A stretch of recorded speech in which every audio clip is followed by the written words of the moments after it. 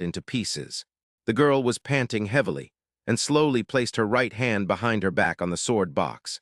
Although she still has many trump cards up her sleeve, the girl has already exhausted half of her physical strength and spiritual energy. Su Feng sneered, "What's wrong, little sister, not going to resist?" Then Su Feng swung her palm leaf fan, which shimmered with light, and delivered a powerful blow. "A toy that can be broken isn't a good product. Please don't disappoint me, little sister." At that very moment, Jiang Ruochen moved. The cloud wood sword box was half open, and a glass longsword trembled slightly. Then, the girl grasped the transparent hilt, and her delicate hand was instantly covered in blood. At the same time, a clear sword cry rang out between heaven and earth. Chapter 54, Entering the Battle. The plains stretched as far as the eye could see, and the eastern horizon was beginning to lighten with the first hint of dawn. The two people present didn't care. They both knew in their hearts that this battle would end before they saw the dawn. The girl drew her sword and thrust it towards Su Feng in midair.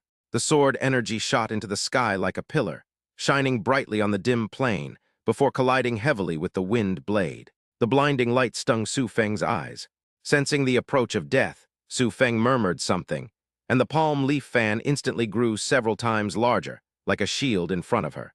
The sword energy collided with the palm leaf fan, unleashing a deafening roar. Instead of dissipating, it shot into the sky like a meteor rising from the ground and disappearing into the horizon. A piercing explosion echoed across the battlefield. The sword energy within the sword originated from Mu Yungui, carrying an unparalleled sword intent. Blood dripped from the wounds on Jiang Ruochen's hands caused by the sword energy, running down the blade and staining her obsession a deep crimson, making her look incredibly alluring and beautiful. Luoyuan, a place once stained with blood, is once again witnessing bloodshed. Jiang Ruochen was panting heavily. The girl didn't look well at the moment. Her face was pale. Swinging that sword had already exhausted too much of her strength. I originally thought that my realm was higher than my master's and that I could be of some help. But after picking up my obsession, I realized the gap between me and my master. Just how strong was my master before he fell from his realm? The girl dared not let her thoughts wander, forcing herself to focus on Su Feng, who had already landed in front of her. However, a hole appeared in the palm leaf fan in Su Feng's hand, and her right shoulder was pierced by sword energy, with blood flowing out incessantly, leaving her entire right shoulder a bloody mess. The extremely domineering sword energy lingered at the wound, like a leech clinging to bone, making it difficult to remove and preventing the wound from healing. The legend of sword and fairy. At this moment, Su Feng had completely lost her previous composure. Her face was twisted and ferocious, and she roared at Jiang Ruochen in a shrill voice. "The immortal sword? How could you have an immortal sword?" Despite her hands being covered in blood, Jiang Ruochen still clenched her fists tightly, saying wearily, "Because I have a sword immortal master." Su Feng clutched her wound and retorted, "If he is the disciple of some powerful being, why haven't his protectors shown themselves? Tell me, where did you get the sword in your hand from?" Jiang Ruochen did not answer Su Feng, but calmly looked at the other party's ferocious face. Su Feng drew the bone whip from her waist, but hesitated at that moment. Why would a chi refining stage cultivator take out a celestial sword? She just couldn't understand it. At this moment, the other party's life or death seemed to have become an unsolvable problem. "Kill it, that immortal sword is like a death warrant. What should we do with it? Perhaps a powerful figure will notice this place soon, so we can't delay any longer." Not kill her. Could they really let go of a girl they'd already sworn to die with? In another 10 years or so, given her potential, she might end up like the head hanging at her husband's waist. At this moment, Su Feng deeply regretted the question she had asked Zhang Tu on the ferry. Just as Su Feng was struggling with her decision, she heard a voice that didn't belong there, and Su Feng was taken aback. That was the sound of a piano. Su Feng turned around abruptly, only to feel a powerful aura rushing towards her. Upon closer inspection, she saw an extremely sharp sonic blade hurtling towards her at an astonishing speed. Su Feng was startled, but her reaction was exceptionally quick. She sidestepped the attack with ease. However, the sonic blade did not disappear. Instead, it slammed into the Luoyuan plain, instantly cutting a deep trench hundreds of meters long. The opponent's attack was clearly not as gentle as Jiang Ruochen's. Immediately afterwards, more sonic blades came whistling in like a storm. Su Feng dared not be negligent in the slightest. The bone whip in her hand danced like a nimble snake, accurately blocking every attack. The girl in the black dress was only at the early stage of the golden core realm. Su Feng observed intently. Before her, a white zither radiating light appeared, emitting powerful energy fluctuations. A semi-divine artifact. Su Feng's face turned ugly. Has the situation reversed? A zither player who has just entered the golden core stage, plus a chi cultivator in the chi refining stage. What's terrifying is that both of them are capable of threatening my mid-stage golden core realm. Seeing that Xai had arrived, Jiang Ruochen's eyes narrowed, and she raised her long sword again. This time, she did not unleash any sword energy, but instead directly charged forward. Su Feng dodged Jiang Ruochen's attack by sidestepping, and at the same time, the bone whip in her hand spun into a spear and thrust towards Jiang Ruochen. I was just hesitating about whether to kill you, but now I don't need to choose anymore. The bone whip in Su Feng's hand suddenly became soft and grew longer segment by segment. At the same time, many tiny barbs grew on the surface of the bone whip. These barbs were as sharp as fish bones and gleamed with a cold light. With Su Feng's swing, the bone whip, accompanied by a sharp whistling sound and barbs, lashed fiercely towards Jiang Ruochen. The girl held the sword in both hands, holding it horizontally in front of her. When the bone whip clashed with the longsword, it produced a crisp sound. The barbs on the bone whip shattered like porcelain the moment they touched the sword, scattering around. But after a few moments, they gathered together again, reforming into a complete bone whip. Su Feng clicked her tongue. Jiang Ruochen was knocked back a few steps, lost her balance, and flew backward. Just then, Su Feng seized the opportunity and swung the bone whip again, this time aiming directly at Jiang Ruochen's head. A shimmering talisman appeared between Jiang Ruochen's two fingers. The talisman shimmered with light in her hand. Jiang Ruochen was about to unleash her power when the music stopped. Enter the formation, Xai's voice rang out softly. Then Jixu sat in mid-air and plucked the strings of his zither. As the increasingly stirring and magnificent piano music began, a chilling sound of battle erupted. Then hundreds of spirits appeared on the plain, transforming into cavalrymen who charged towards Su Feng, wielding weapons. Su Feng gritted his teeth, and after thinking for a moment, he had no choice but to turn around and whip the whip. The bone whip immediately grew to 100 meters long, striking the spirit with a whistling sound. In the blink of an eye, the hundreds of cavalry spirits were transformed into a wisp of white mist and shattered. But as the slender fingers continued to play on the strings, the battle melody became even more urgent, as if a fierce battle had already broken out on the battlefield. The spirit reappeared, transforming into an armored soldier wielding a spear, and charged at Su Feng once more. After catching her breath, Jiang Ruochen once again took the immortal sword and rushed towards Su Feng. Xai smoothed the strings, exhaled a breath of stale air, and then plucked the strings again, and a flower of blood bloomed from her slender, fair fingers. Xai didn't care and even smiled slightly. A female spirit appeared on the battlefield, riding a white horse clad in armor and wielding an extraordinary longsword. Her appearance was exactly the same as Jiang Ruochen's, only much more mature. She wore a bright red robe and looked down on everything with arrogance. Xai is a spirit created based on the Empress of this dynasty, but since she has never met the Empress, she used Jiang Ruochen's appearance instead. Then the spirit rushed towards Su Feng. Su Feng could only fight back with all her might and killed the white horse, which turned into a thick white mist. After the Empress's spirit fell from her horse, she was pierced through by a bone whip before she could even turn around. Su Feng snorted coldly. Unbeknownst to Su Feng, a young girl suddenly emerged from the white mist, leaving him somewhat dazed. It was as if the Empress had materialized, except that the other person seemed to be a little petite. Jiang Ruochen raised her sword and brought it down, sending a severed arm flying. Chapter 55, The Maddest Madman. Su Feng's mind was filled with countless questions at this moment. The other party's coordination is so smooth, have they rehearsed it many times? So am I just a toy? Zhang Tu, where is Zhang Tu?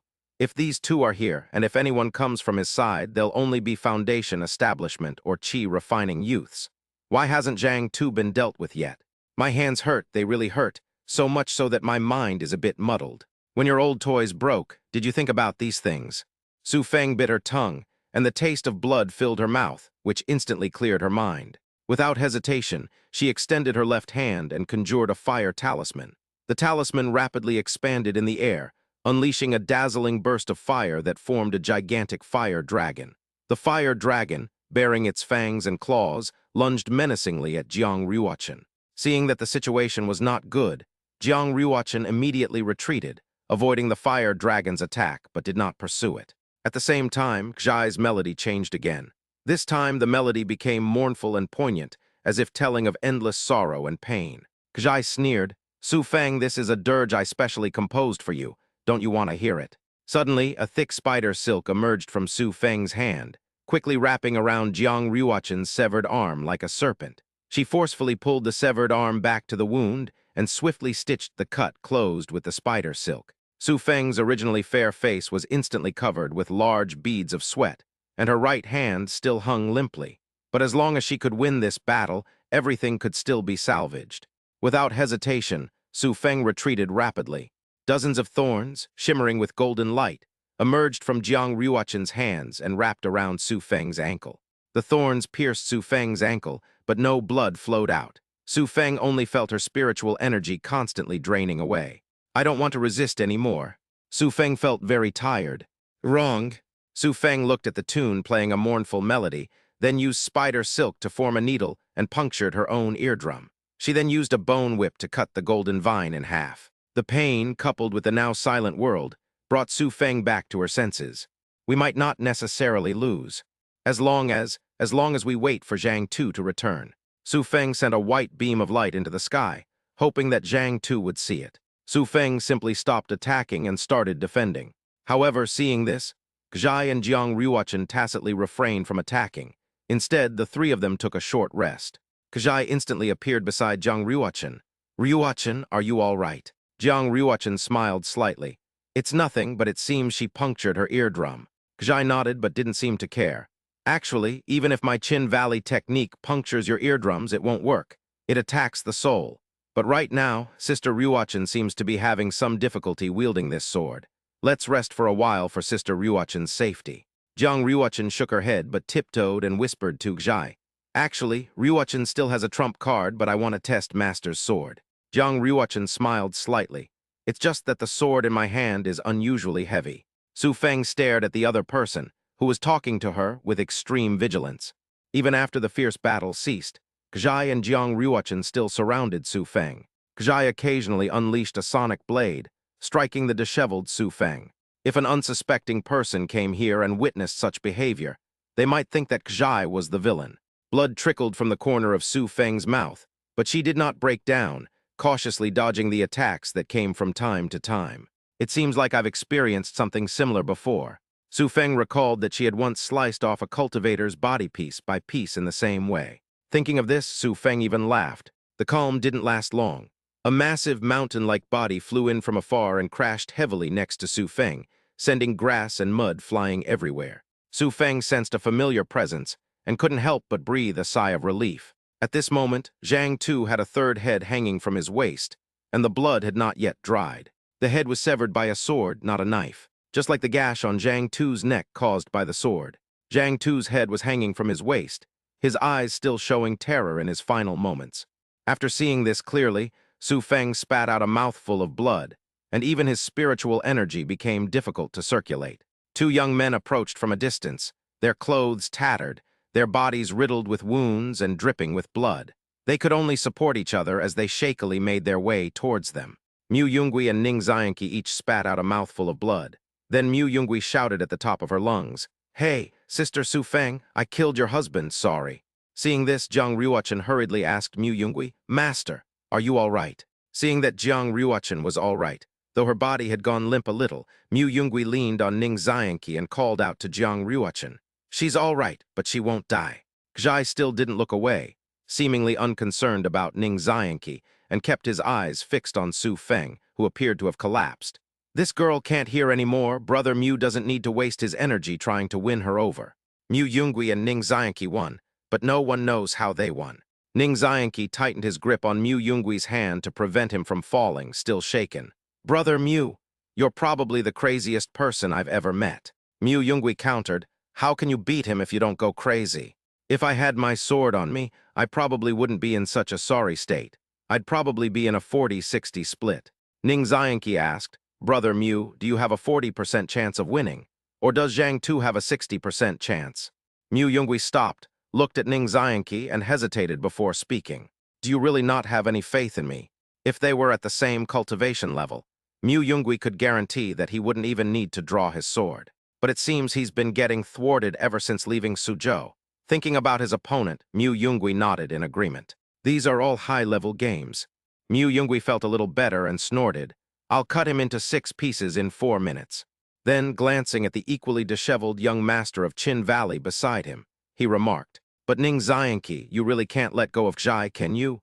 You even gave her your half-immortal artifact. Tusk, it made us win so miserably. To be frank, I've used up all of my 100 or so talismans." After listening, Ning Xianqi let Mu Yungui complain and simply nodded.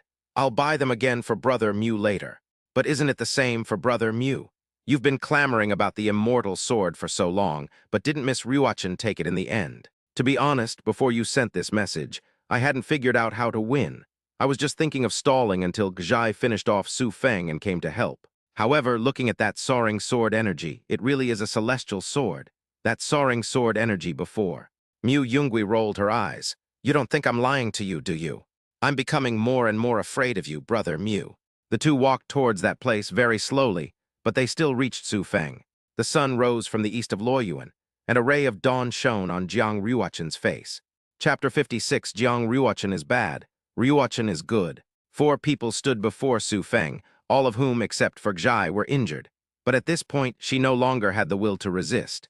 A dagger appeared in Su Feng's hand, trembling as it was held against her neck. But before she could strike, Gzhai plucked the strings again, and a sonic blade slashed directly at Su Feng's legs, followed by the sound of bones shattering. Su Feng screamed in pain, the pain surpassing despair, and for some reason, a will to live arose within her. Su Feng lay sprawled on the ground, clutching a blade of grass with one hand as she slowly crawled forward, looking utterly pitiful. Su Feng's eyes were filled with tears as she begged for mercy. Su Feng desperately wanted the people from the academy to appear. Those she had once disliked the most had now become her only hope, and she desperately wanted them to come and save her. "I just hope." Su Feng looked up at the sky, hoping for the last glimmer of hope. Jiang Ryuachin moved, taking a small step forward with her lingering thought in her hand. Just as they were about to make a move, a majestic aura descended from the sky. Su Feng wiped away her tears with her blood-stained hands, somewhat incredulous. A moment later, the woman used her last ounce of strength to scream, "Saint, save me. They attacked first. I only wanted to see the girl's necklace. Please, Your Majesty, save me and investigate thoroughly." Jiang Ryuachin frowned. At that moment, a cultivator from the academy stood in the clouds, his face unknown. After a brief silence, the cultivator withdrew his aura and turned to leave, as if he had never been there under Su Feng's hopeful gaze. The group did not see the man's face, but they could still sense his indifference. At this point, Su Feng went mad. However, it was all in vain. Jiang Ryuachin put her obsession into the sword box behind her, and drew out the sword that had relieved her sorrow. The girl stood in front of Su Feng, expressionless. The last thing Su Feng saw was her own battered and broken body. "It's really ugly." The body was decapitated. Then the girl felt nauseous, and her hand holding the sorrowful object trembled slightly before she vomited. However, she couldn't afford to be weak, so the girl quickly composed herself and looked at Mu Yungui. Ning Xianqi sighed, patted his slightly disheveled clothes, took a few steps forward, almost lost his strength and was about to fall, but was firmly caught by Gzhai.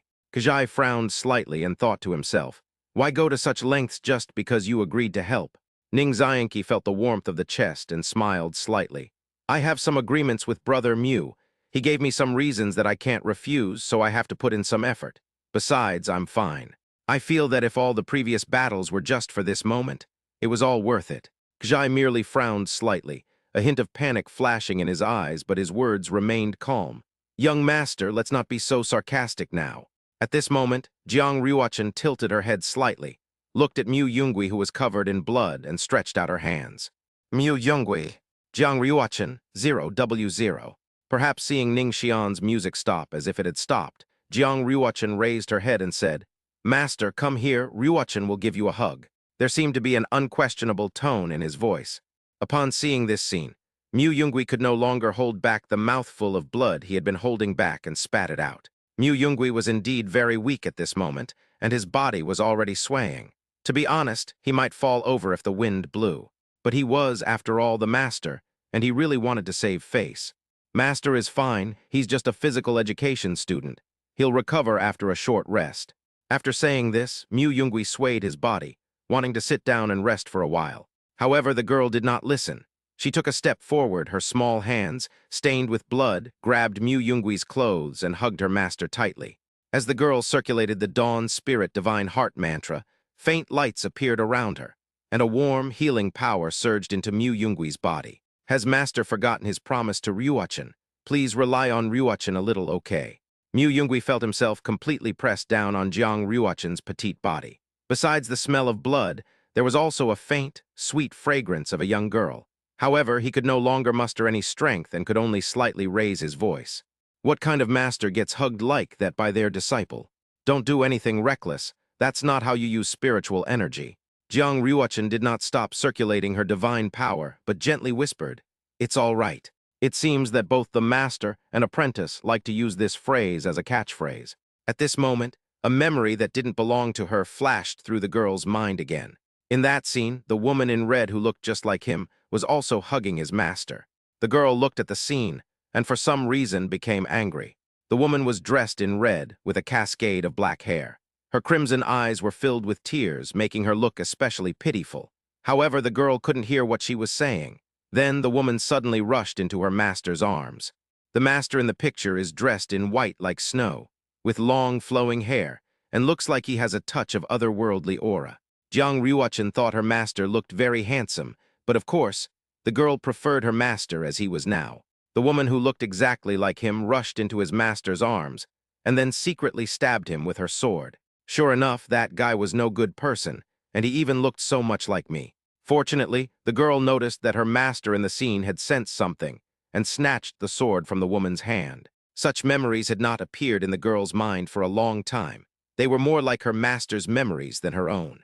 The girl couldn't understand why she looked exactly like the woman in red. The girl was actually very curious about her master's affairs. Shaking her head to dispel the memory, the girl hugged herself even tighter. Having regained some strength, Mu Yungwee was able to walk again, so the girl slowly released him. Mu Yungwee shook his head and looked at Jiang Ryuachin, whose face was pale. He continued talking to himself, probably lamenting that his disciple was disobedient. Feeling a little guilty for disobeying, the girl quietly turned her head away, pretending to look at Kjai and Ning Xianqi. Actually, Mu Yungwee just felt a little awkward being asked to come over and hug her by a girl who was only 10 years old. Just recalling Ryuachin's appearance, Mu Yungwee remembered that he had also been held by her in his past life. In his previous life, during a chase for Jiang Ryuachin was only ordered to be captured by the Tai Xuan sword sect. At that time, Mu Yungwee was just persuading her to surrender. Jiang Ryuachin, with tears in her eyes, had already been moved by Mu Yungwee's words and seemed to repent. She broke down in tears and threw herself into his arms. However, Jiang Ryuachin's actions were merely an illusion. In the end, while she was crying in his arms, she suddenly thrust her sword at him, nearly falling victim to his attack. Ryuachin will no longer look like that. Thinking about this, Mu Yungwee felt less awkward. Jiang Ryuachin is bad, Ryuachin is good. Chapter 57, A Sign of Excitement. The four looked at the two headless corpses with different expressions. Mu Yungwee was indifferent. Kjai was disgusted. Ning Xianqi felt that it was still an exaggeration to kill Zhang Tu together, and only Jiang Ryuachin looked a little ugly. She killed Su Feng. Mu Yungwee looked at his disciple. She was only 15 years old and had only been cultivating for about 2 months. How could she be so calm after killing someone? He still needed to stabilize her Dao heart. So Mu Yungwee picked up Su Feng Zhang Tu's spatial ring and emptied out all the items inside. Besides some ordinary items, there were some bones. Whether it was Zhang Tu's peculiar fetish or not, Mu Yungwee poured out more than a dozen white skulls from his spatial ring, which was quite horrifying. Su Feng's spatial ring was filled with a large number of finger bones, most of which had holes punched in them, and it was unknown what their purpose was. This was pretty much what Mu Yungwee had in mind. Most of the evil cultivators and ghost cultivators he had killed in his previous life had similar behaviors and quirks. Kjai couldn't help but click his tongue. Killing them so easily seems too lenient on them. Faced with this scene, Jiang Ryuachin showed no hesitation or pity whatsoever. The girl leaned gently against Mu Yungwee, reached out and took his hand, tilting her head back with a puzzled expression. Are there many immortals like this? Mu Yungwee slowly shook his head, not wanting to explain clearly. He patted the girl's head and softly replied, "Master doesn't know either." This was the first time Jiang Ryuachin had ever heard Mu Yungwee say, "I don't know," so resolutely. Mu Yungwee raised his finger, and instantly a wisp of spiritual fire emerged from his fingertip, burning everything here to ashes. At this moment, the sun has already risen over the plains, and the morning dew has long since disappeared, leaving only the soft grass. Mu Yungui simply found a spot with relatively lush grass and lay down. "Brother Ning, do you have any wine? Preferably the kind that's popular in the mundane world." Just as Ning Xianqi was about to speak, he saw Jiang Ruochen glare at him fiercely, her eyes filled with an unquestionable meaning. Ning Xianqi obediently shut his mouth, then took out a bottle of immortal wine from his ring and sat down next to Mu Yungui. "Brother Mu, this elixir is harmless to your health. You should drink this instead." Ning Xianqi didn't seem to be speaking to Jiang Ruochen or Mu Yungui, then handed the immortal wine to Mu Yungui. "However, I seem to have heard of that kind of wine you mentioned. It's apparently quite famous in the mortal realm." Jiang Ruochen explained. "Yes, that's right. However, drunken mortal world isn't for drinking. This wine is too strong, and it was mostly used for medical disinfection later on." Mu Yungui thought to himself, "I knew I couldn't drink that stuff, but I think I drank 3 jars. Seeing Mu Yungui's confusion, Jiang Ruochen said softly, "Master forgot, Ruochen's family owns a pharmacy." As she spoke, Jiang Ruochen suddenly remembered her earlier encounter with Mu Yungui and recalled, "Right, I remember at Master's house." But before the girl could finish speaking, Mu Yungui hurriedly covered her mouth and interrupted her. Mu Yungui still felt that this matter was somewhat undignified. It was the first time Jiang Ruochen had seen her master looking somewhat flustered, and a sense of novelty welled up in her heart. She blinked, her lips curving upwards into a bright smile. Seeing that the girl's mood had improved, Mu Yungui felt somewhat relieved. But has she really been a little cunning since she was a child? "Take a short break." Mu Yungui stood up. "Sai, these two made us disembark early. Are we getting ready to leave? We'll miss our chance if we're late." "So, Taixuan Sword Sect. The back mountain of the Law Enforcement Hall is usually the most solemn place in the Sword Sect. But at this moment, there is a place that is not quite right in style.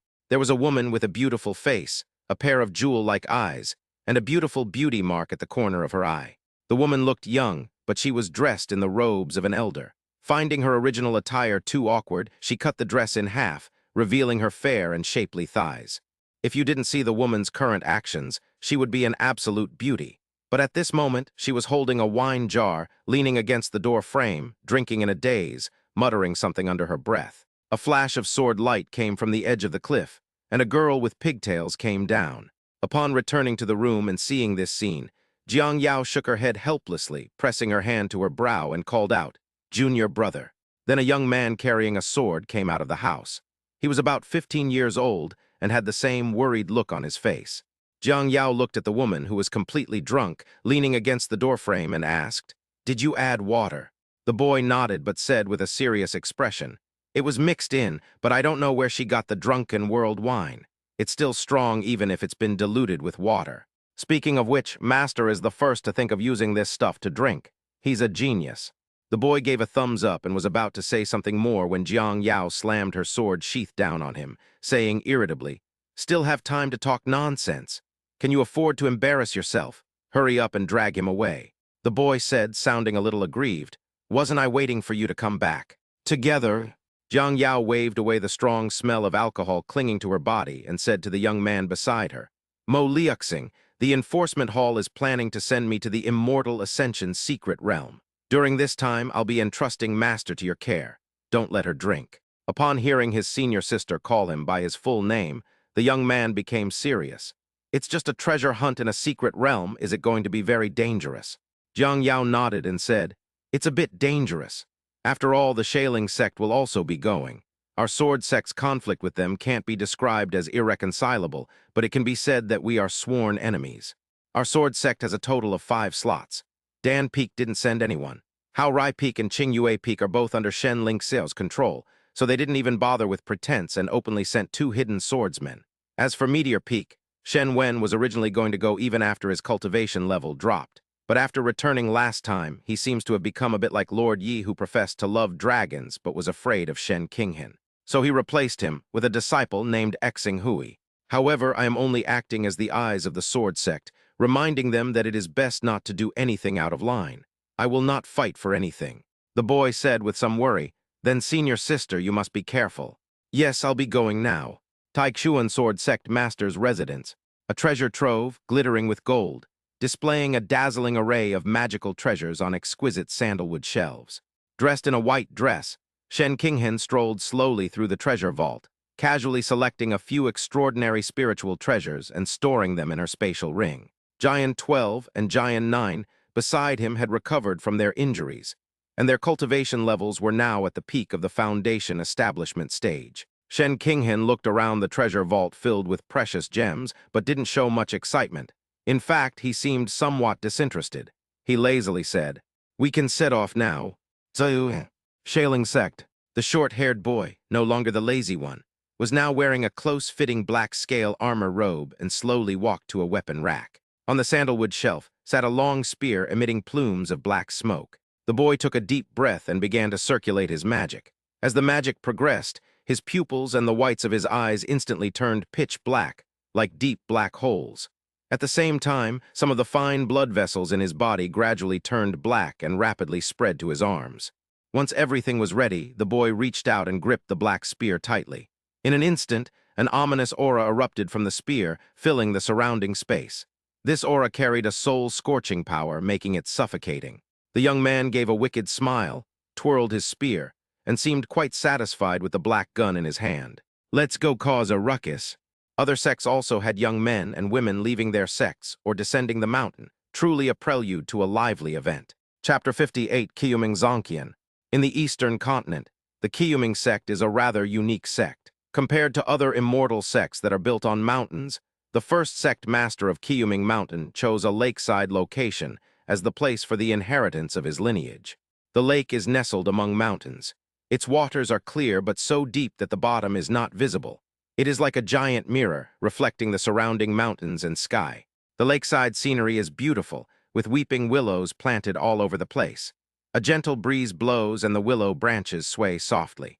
It has been like this for 1,000 years, and it hasn't changed much. Its name is also Qiyuming. It is said that the first sect leader of Qiyuming sect saw Qiyuming Lake for the first time and liked it very much, so he simply named the sect Qiyuming sect. Qiyuming Lake, cultivated by the Qiyuming sect for 600 or 700 years, has gradually disappeared from the records of secular dynasties under the guidance of the Qiyuming sect, and this area has slowly become just an uninhabited wilderness. At this point, few people knew the order of events anymore. Zhang was already in front of the lake. Not far from the Qiyuming sect, in front of the immortal ferry, a mountain peak rises majestically. At the summit, a Taoist priest with black hair and hempen robes stands silently, his gaze intently fixed on the ferry crossing below. From this vantage point, the entire ferry crossing can be clearly seen, including the passing ferries and the cultivators coming and going. A hint of worry flickered in the Taoist's eyes. He frowned slightly. The ferry crossing was much more crowded than usual. A group of about 40 or 50 young men and women, around 17 or 18 years old, had gathered there, all with remarkable bearing. The Taoist in hemp robes was none other than Qiu Shan, the current sect leader of Qiyuming sect. At this moment, dozens of prominent sects from the eastern continent had gathered here. Qiu Shan came here because he was afraid that these young people would get into some disputes. If something happened, he would still be held responsible in this area. A gust of wind blew across the mountaintop, and at that moment, another person appeared beside the Taoist priest. Qiushan looked at the newcomer with some doubt. "Tianwen, why are you here instead of watching over there?" The newcomer appeared to be around 30 or 40 years old, wearing a faded black cloth shirt. After arriving beside Akiyama, he did not answer the question, but instead took a sip of wine. After downing a mouthful of strong liquor, Cheng Tianwen smacked his lips and said, "Sure enough, nothing is more useful than cultivation level. The host fought for so long to get 3 spots. After that, I couldn't even get a word in edgewise. I might as well have left." Qiushan frowned slightly. "That immortal Chengxian was your ancestor. How can they be so shameless?" Cheng Tianwen smiled bitterly. "After all, they gave us the money, so they don't want to show any respect anymore. We can only blame our Qiyuming sect for its decline. Once a top sect 500 years ago, we've managed to turn it into this. Even the ancestral land, where they died in battle, has to be sold off." Akiyama reached for the wine jug, tilted his head back and took a sip, but the more he drank, the more sorrowful he became. "You know the current situation of our Qiyuming sect. Even if we keep that secret after it was discovered, how could our sect, with only 3 nascent soul cultivators, possibly open it? It would be better to spread the news and invite other sects to help us." One entry qualification costs 400,000 spirit stones, and about 52nd realm cultivators would cost 20 million spirit stones, enough for us to cultivate and train a new generation of disciples. Otherwise, if we guard that secret realm, this sect might disappear in our hands within 100 years. At least the sect is still here, the lineage is still here. No matter what we say, the most important thing is still the sect. This is the only option. Cheng Tianwen nodded and said, "It should open in about 4 or 5 days. Should I go back and select 3 of my most talented disciples to go? What if? Maybe they can bring back a few drops of Heavenly Essence liquid and World Origin glaze. Using the Heavenly Essence liquid to improve the disciples' aptitude might be useful in the future." Before Cheng Tianwen could finish speaking, Qiu Shan shook his head and interrupted him. "You should select 3 disciples with above-average aptitude, and let them obtain some spiritual treasures and opportunities left behind by immortal Cheng in the outer area. You underestimate the strength of the Tai Chuan Sword Sect and the Sha Ling Sect, which is why you place your hopes on such vague and unrealistic things. Divine Heart, Holy Eyes, Extreme Fiend Flame Body, do you really think our disciples have any chance of winning? Moreover, there might be casualties in this secret realm, so given our disciples' strength, it's best not to have any designs on those 2 things. Just watch. Although it may seem like just 2 realm cultivators going to that secret realm to seek opportunities and gain experience, who can stop those 2 sects? Even if their disciples are killed, how many sects would dare to speak up? We should just honestly collect the ticket fees. At the ferry crossing, the innkeeper of a certain immortal-themed inn was extremely busy. Looking at the account book, his expression was somewhat solemn. Almost all the rooms were nearly full of people, either the next successor of this sect or the most talented disciple of that sect. If a dispute were to break out, it would be difficult to quell it. Although business is booming right now, the shopkeeper is eager to get rid of these hot potatoes. A boy in blue and a girl carrying a zither settled down in a tea house, watching their peers from Dongzhu with great interest. A commotion arose in the distance, indicating that a prodigy of considerable status had arrived. Ning Xianqi took a sip of tea. A young man in light black armor approached from afar, accompanied by 4 other distinguished-looking youths, drawing whispers from those around him. When Ning Xian began playing and when the music ended, he would only listen and remain silent. A cultivator nearby recognized the person in the commotion and whispered, "Isn't that Zhang Quang, the young sect leader of the Ling Sha sect? He seems to be an unpredictable, extremely violent spear cultivator who likes to fight. His personality is like that of a demonic cultivator." Someone else chimed in, "Now that you mention it, I'm reminded of something I've heard before. They say that the cultivation method of the Shaling sect is actually modified from the demonic cultivation method, and that there's a strange rule. After joining the sect, one must engage in a life or death battle with fellow cultivators after a period of time. Only when half of the recruited disciples survive can one be considered a formal member of the sect. Moreover, even after entering the Shaling sect, one must continue to kill each other. Almost every member of the Shaling sect has the lives of 5 or 6 senior and junior brothers on their hands. In this way, before reaching the 3rd realm, the cultivators of the Shaling sect are all the best in their respective realms, with practical combat experience, and their realms advance much faster. This madman truly lives up to his name. I heard that he didn't use his status to escape the sect's rules of fighting, and he's actually the strongest among his peers." A moment later, another cultivator asked, "Isn't this a bit too cruel?" The person who spoke shook his head. "I dare not make a hasty conclusion. For example, the Tai Chuan Sword Sect, which is nearby, has labeled the Sha Ling Sect as a demonic sect, while the Sha Ling Sect believes that trash is not worthy of cultivating immortality. This is just to set the threshold for selecting disciples." In the distance, the arrogant man carrying a long spear swept his eyes, filled with extreme aggression, across the crowd at the ferry. Perhaps there are beautiful young girls, but when they are arrogant, they have a lewd look in their eyes that makes the other person feel uncomfortable. However, Zhang Quang wasn't very interested. In fact, the maids of the Shaling sect were already top-notch, and these were all pretty much the same. Zhang Quang had originally intended to meet the so-called aloof fairy Shen Qinghan, but he didn't see her, which left him somewhat disappointed. "I didn't see that so-called holy maiden. I did see one from the Tai Chuan Sword Sect, but she didn't have a big chest and her cultivation level seemed barely above average. She's practically useless." Jiang Yao sneezed in front of a dessert shop. Jiang Yao sensed that someone was talking about her, so she turned around to look and saw only 2 boys and girls wearing exquisite masks. It seems like the two of them are looking at me. That mask looked fierce and menacing. It belonged to a monstrous demon. The masked woman had a captivating and alluring look. She was a bewitching fox spirit. Chapter 59, Sword Technique, Fireworks. The definition of liveliness requires the contrast of solitude. Compared to other shops, this pastry and candy shop by the ferry crossing seems rather lonely. After all, they have already cultivated the Tao, and many cultivators have very little desire to eat. Apart from a few cultivators who still crave some rare delicacies, most can be satisfied with just a tasteless fasting pill. However, Jiang Yao was clearly the former. The joy of breaking through to a higher realm couldn't compare to a delicious pastry. At this moment, no matter how nervous she was, it was useless. She might as well treat herself to some dessert. Jiang Yao looked at the two people behind her without saying a word, and the atmosphere was a little strange. Jiang Yao accepted the dessert from the shopkeeper. The young man among the two stepped forward and said in a gentle voice, "Shopkeeper, please bring me your signature dessert." It turns out I wasn't looking at myself. Jiang Yao realized she had misunderstood something, so she turned and left. Jiang Yao noticed that after the other person took the dessert, he handed it to the girl next to him and followed her upstairs. Jiang Yao was startled. She then secretly put two fingers together and activated her magic, ready to draw her sword at any moment. "Are you suggesting we do something shady at the ferry crossing? Or what?" Before Jiang Yao could think much about it, she noticed that all the sounds around her had disappeared, as if she had gone deaf. Jiang Yao stopped, her magic already poised to be unleashed.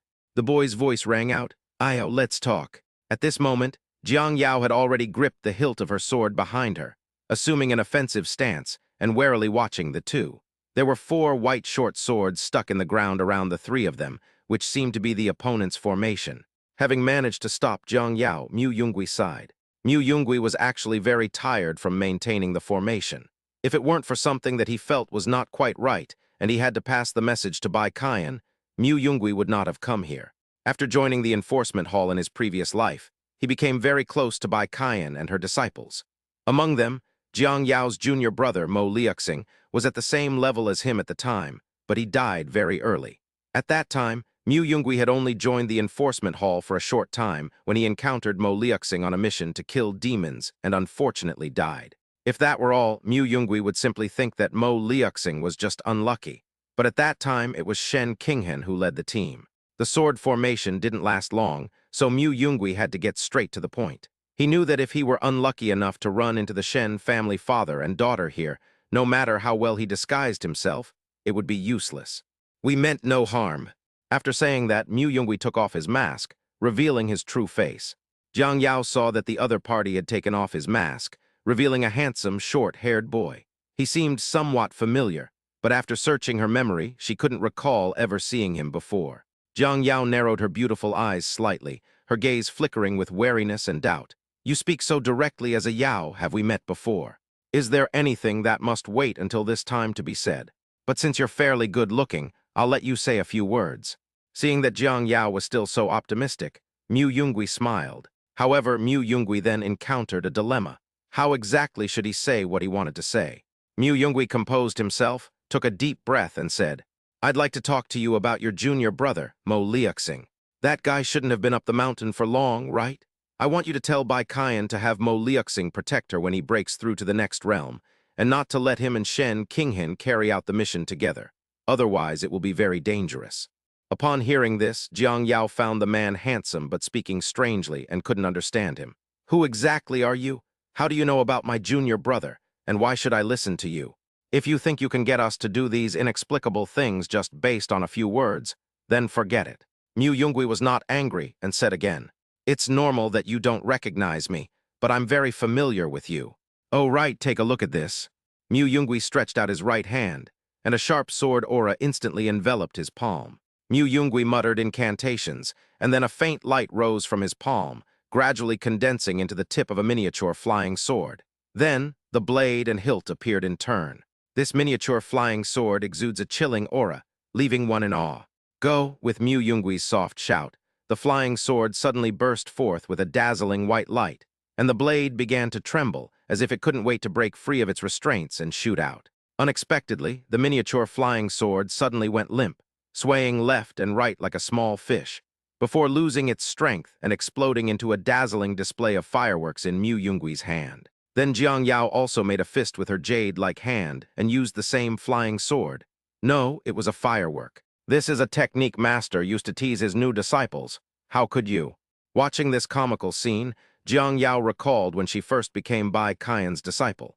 Bai Qian pretended to have a unique and extremely powerful sword technique. After Jiang Yao had diligently practiced it for more than half a month, eagerly anticipating being able to use it, she realized she had been deceived. Jiang Yao felt that her master seemed a bit frivolous, while Bai Qian just laughed and wiped away her tears, saying that cultivation shouldn't be so rigid and that it's good to stop or slow down sometimes. And even though these fireworks are useless, aren't they still quite beautiful? It wasn't until Mo Liuxing also became Bai Qian's disciple, and Jiang Yao developed her own views on cultivation, that she began to understand some of Bai Qian's intentions.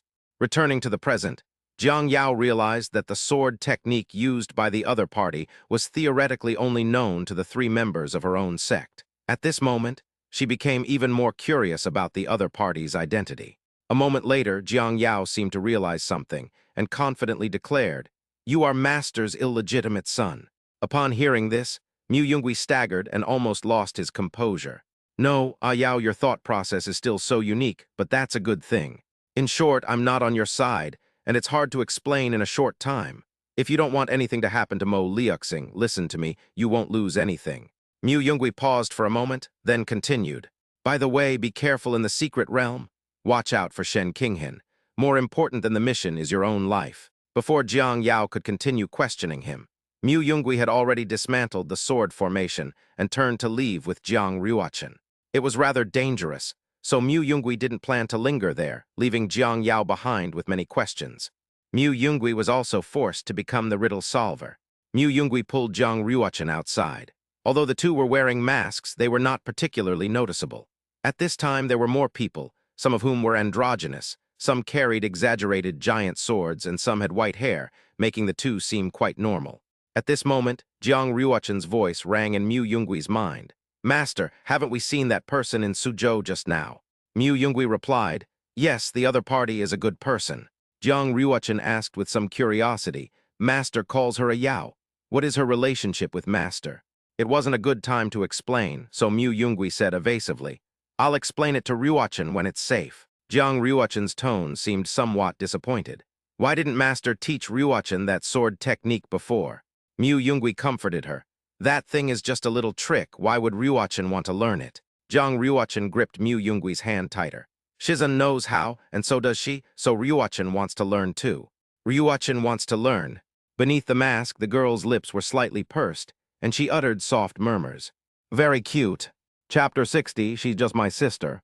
Even with Mu Yungui's thick skin, he could tell that the girl's tone was a little off. It seems that what she just said to Jiang Yao must have made Jiang Ruochen, who was unaware of her own identity, feel somewhat uneasy. However, to be fair, Mu Yungui and Jiang Ruochen actually spent a longer time together, not just in this moment, but also in their past lives.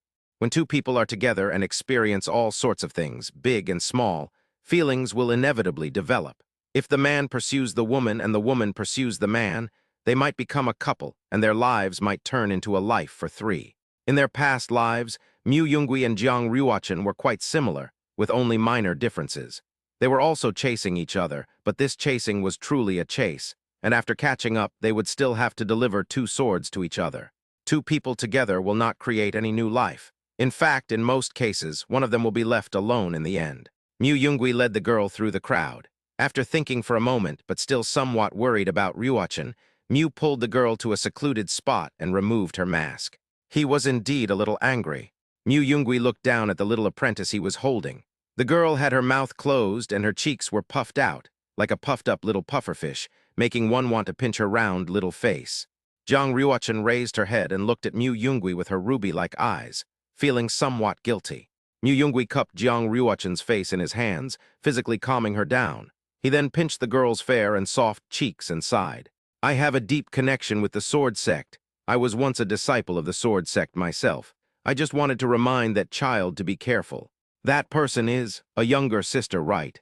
She's just my sister." "Younger sister?" "Yes, junior sister. We were both disciples of the enforcement hall before, well, just a junior sister. The girl, who was still lost in thought, seemed less awkward after hearing what Mu Yungui said. Sort of that's. But what was the reason that Master left the sword sect? There were still many things she didn't understand, but the girl believed that her master would explain them. At this moment, the girl sensed a divine sense probing her, so she used the power of light to build a fortress of divine sense to block the other party's detection. Upon noticing this, Mu Yungui frowned slightly and put the seductive mask back on the girl. Let's go first. Tilda. Meanwhile, the arrogant man clad in light armor was unleashing his divine sense with unbridled abandon, scrutinizing everyone present. Many female cultivators frowned, some of whom were about to step forward to argue, but after being informed of the other party's identity by those around them, they felt helpless. Bored and restless, Zhang Kuang was observing the cultivators around him when he suddenly felt his divine sense being blocked by someone, unable to penetrate any further. A moment later, Zhang Kuang felt a sharp pain in his head. Zhang Kuang's face was ugly. He looked in that direction and saw two people standing there, both wearing masks so that their faces could not be seen. The masked youth waved his hand, dispelling his divine sense. The other party appeared to be only a cultivator at the first level, and he arrogantly sneered. Just a piece of trash at the chi refining stage. HMPH, I'd like to see. Zhang Kuang threw the long spear behind him, aiming it at Mu Yungui. The jet-black spear, its surface ablaze with black flames, streaked through the air, leaving a black line as it pierced towards Mu Yungui. Even though Mu Yungui has a good temper, he was a little annoyed at this moment. The rule against fighting at the ferry crossing seems to have little effect on this fool. Getting entangled with him might attract other high-level cultivators. Mu Yungui's sword energy surged, and then he grasped the long spear that was attacking him.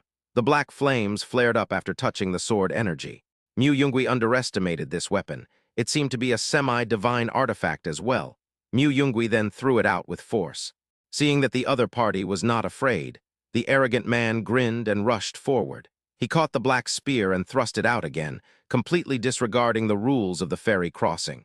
People around had already noticed this, and Mu Yungui's face turned extremely ugly. The Shaling sect is basically composed of madmen driven only by violence and lust, something Mu Yungui knew long ago in his previous life. Engaging in meaningless killings, Shaling sect cultivators stagnate once they reach a high level. However, in his previous life, he had never met the young sect leader Zhang Kuang Mayungui.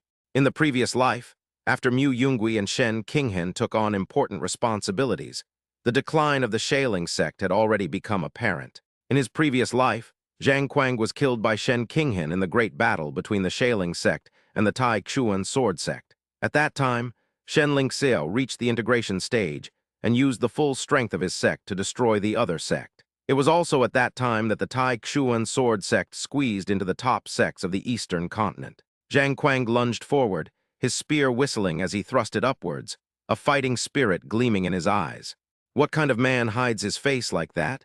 Today I'm going to see what your Taoist partner looks like. What can you do about it? At this moment, the other 4 cultivators from the Shaling sect slowly surrounded him. Seeing this, Mu Yungui had no choice but to take it seriously. Mu Yungui flashed backward, narrowly avoiding Zhang Kuang's incredibly sharp spear. However, he didn't pause at all. He suddenly raised his foot and swept it fiercely towards Zhang Kuang. This kick didn't use any spiritual power, but it contained the power of his entire body. Zhang Kuang clearly hadn't anticipated Mu Yungui's swift counterattack, and he hurriedly tried to use his spear to block the attack. However, Mu Yungui was too fast, and Zhang Kuang's reaction was a beat too slow. With a muffled bang, Mu Yungui's foot had already struck Zhang Kuang's ribs heavily. The black soft armor was of a very high grade, and ordinary damage was indeed ineffective against Zhang Kuang. However, the impact was not mitigated much, and Zhang Kuang lost his balance and fell to the side, almost falling over. Zhang Kuang's face was filled with disbelief. He had been kicked out by a chi refining cultivator. The black flames on the spear burned even brighter. Just as Zhang Kuang was about to get serious, a zither melody that seemed to disturb one's mind rang out from his right rear. Zhang Kuang was stunned for a moment. When they turned back, the 2 people had already disappeared. The young man playing the zither was dressed in a blue robe. He was tall and handsome, with striking features and a heroic air about him. He sat down on the spot and gently plucked the strings of his zither, the melodious music echoing in the air. His elegant demeanor naturally attracted the attention of many female cultivators, who gazed at the blue-clad youth with eyes full of admiration. Beside the boy in blue stood a short-haired girl. She was pretty, but her expression was remarkably calm, as if she were indifferent to everything around her. However, when Zhang Kuang looked at her, he sensed a hint of murderous intent hidden in her gaze. Few people actually noticed the humiliation that had just occurred, but Zhang Kuang still couldn't let it go. Just as Zhang Kuang was about to attack the owner of the zither music, another sword boat arrived at the ferry. It wasn't very big, but it was exquisitely crafted and gleamed with a cold light. When the sword boat docked at the ferry, the people who disembarked immediately attracted the attention of many male cultivators, their eyes filled with fervor and longing. Shen Qinghan finally arrived. Her appearance silenced the entire scene, as if time itself had stood still.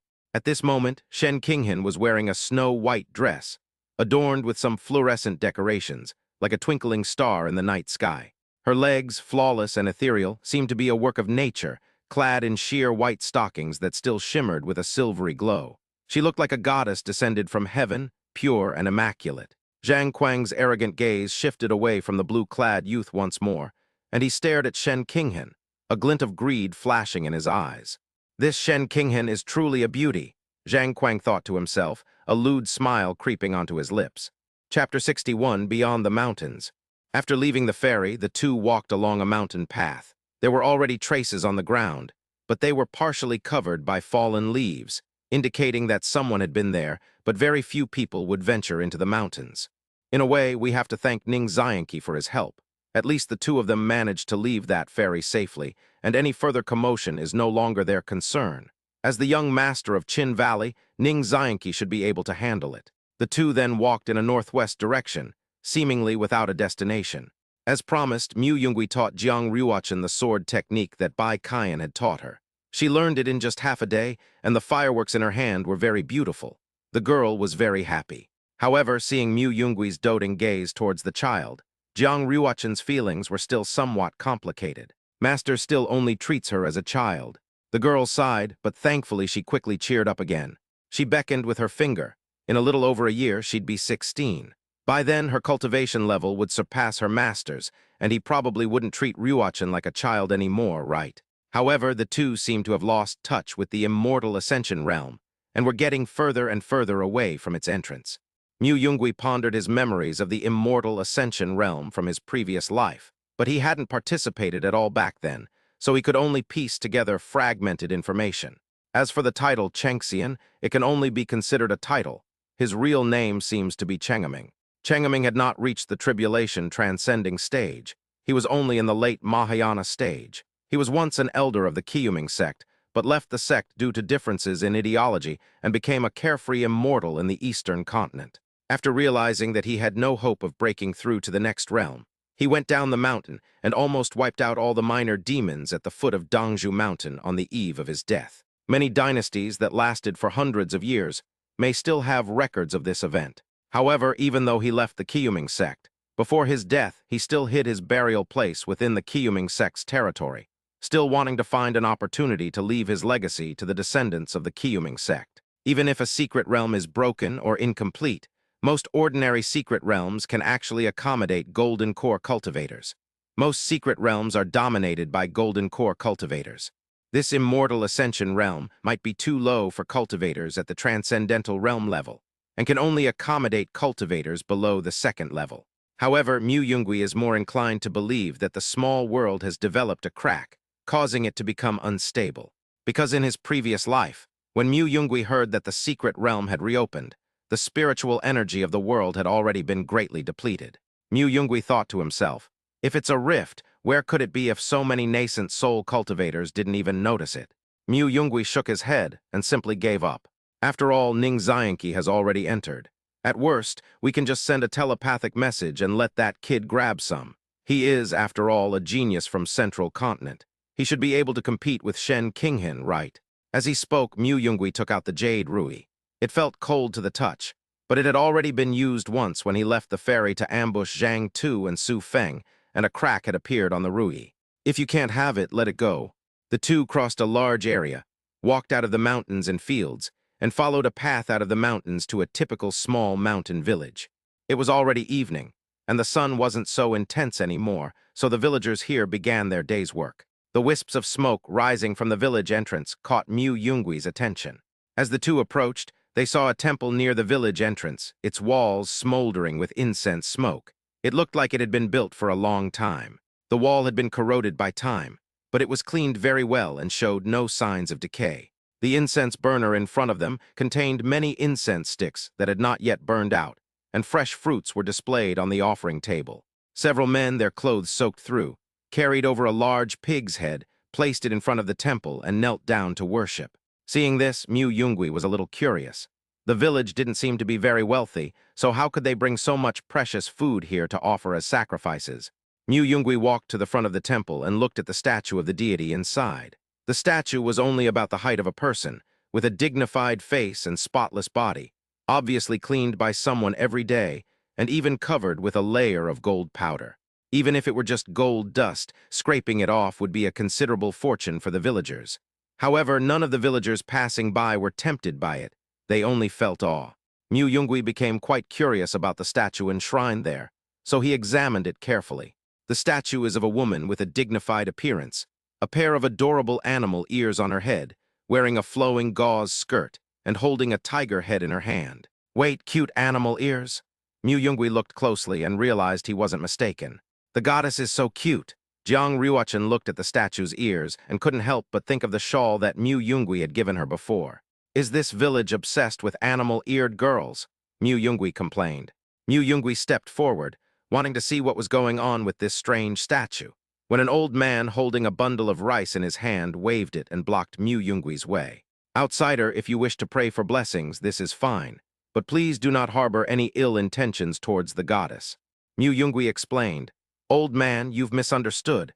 I just don't know why the woman in this statue has animal ears. That's not a demon. Before Mu Yungwe could finish speaking, the old man interrupted her with a snort. Are you trying to say that the goddess is a monster? 200 years ago, this place was still a wasteland. The first people who came here to reclaim the wasteland encountered tigers, and many of them died in the tiger's mouth. However, the place was remote, and the government could not manage it at that time. Until the goddess descended, she would kill those tigers with her divine power every time she appeared, taking only some of their flesh and distributing the rest of their bodies to the villagers.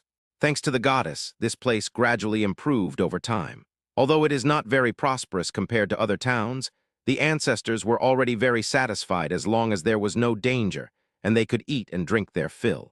In the 100 years that followed, the goddess would occasionally appear in the world. Some people heard that if a temple is built to enshrine the gods, the incense offerings will increase the gods' power, so this temple came into being. As life got better, the goddess gradually disappeared.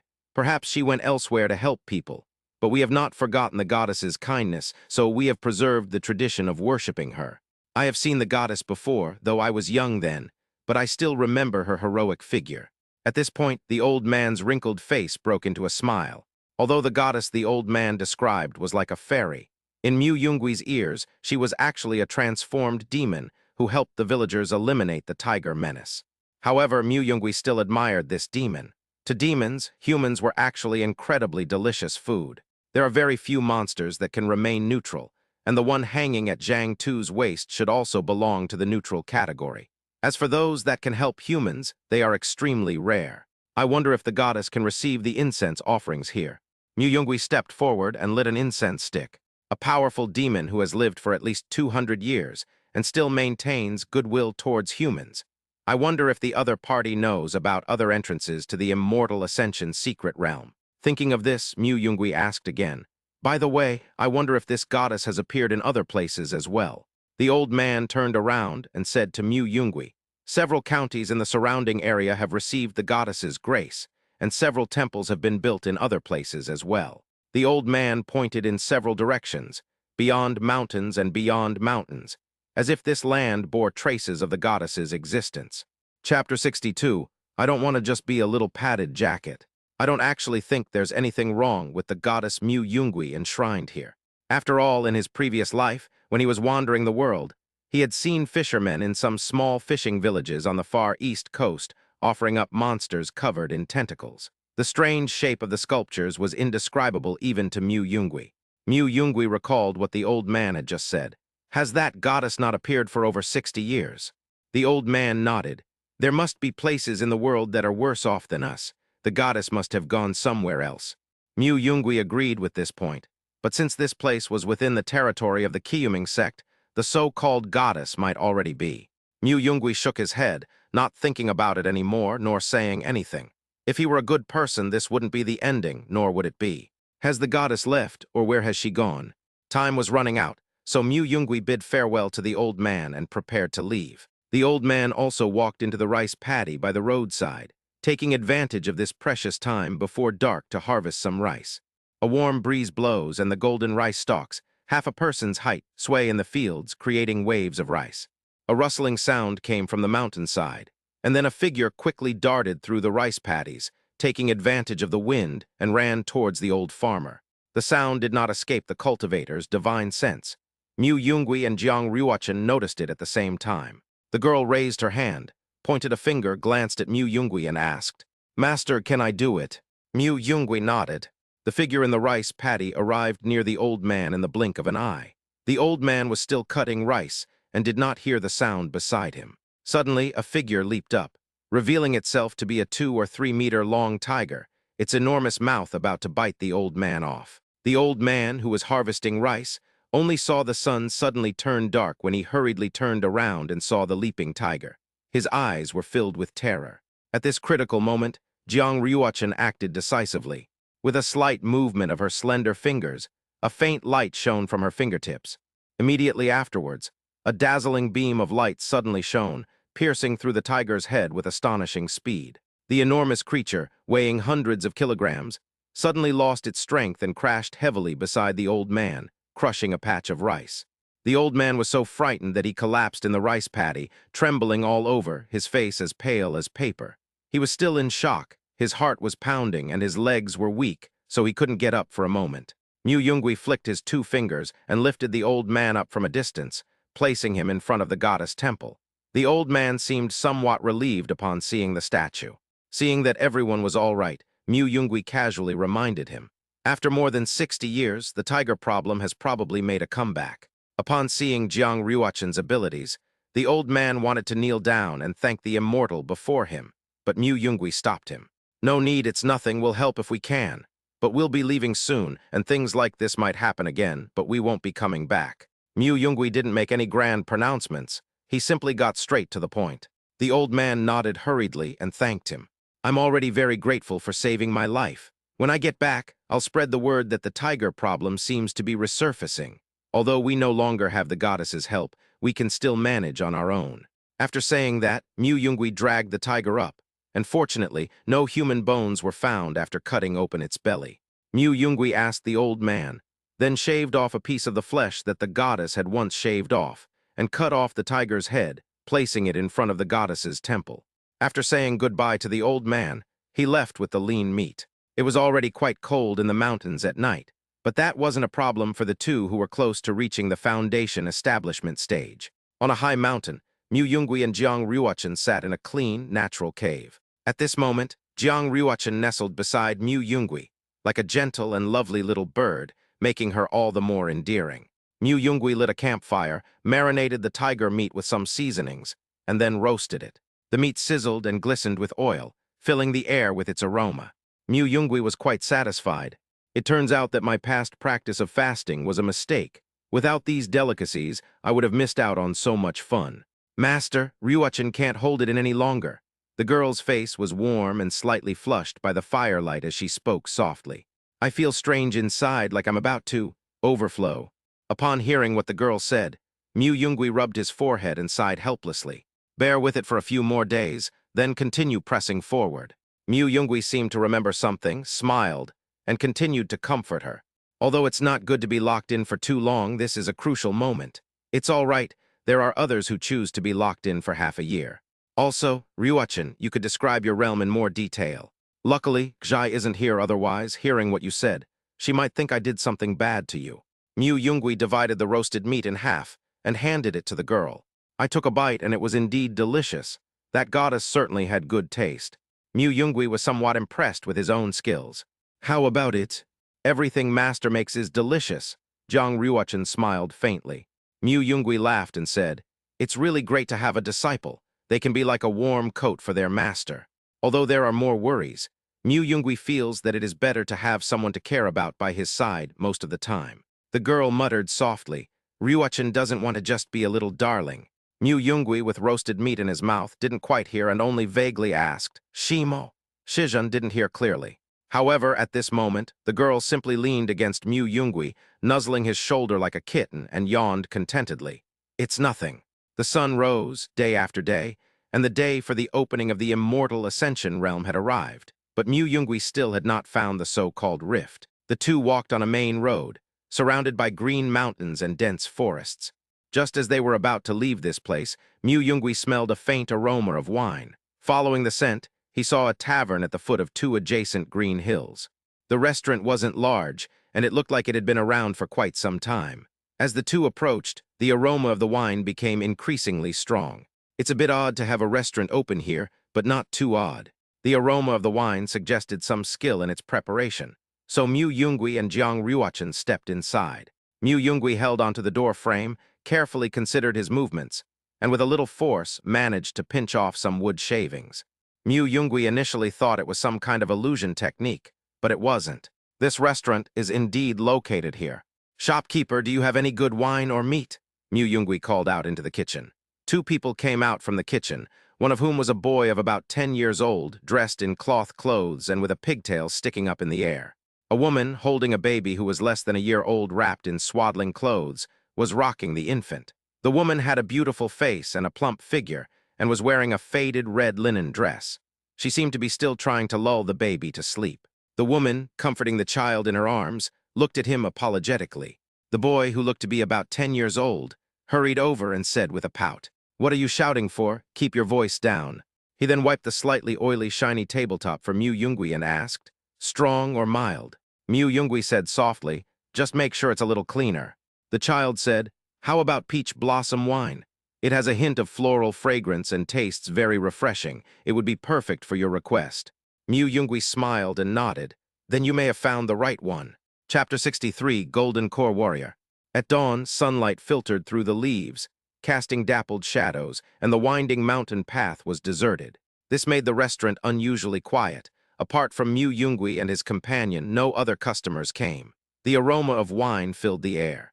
Although the child was somewhat displeased with Mu Yungui's loud shouting, he didn't stop running around. He immediately brought a jar of wine and a dish of salted peanuts from the kitchen, so Mu Yungui didn't have to wait too long. Serve the guests some wine first, and let them have a sip before talking about anything else.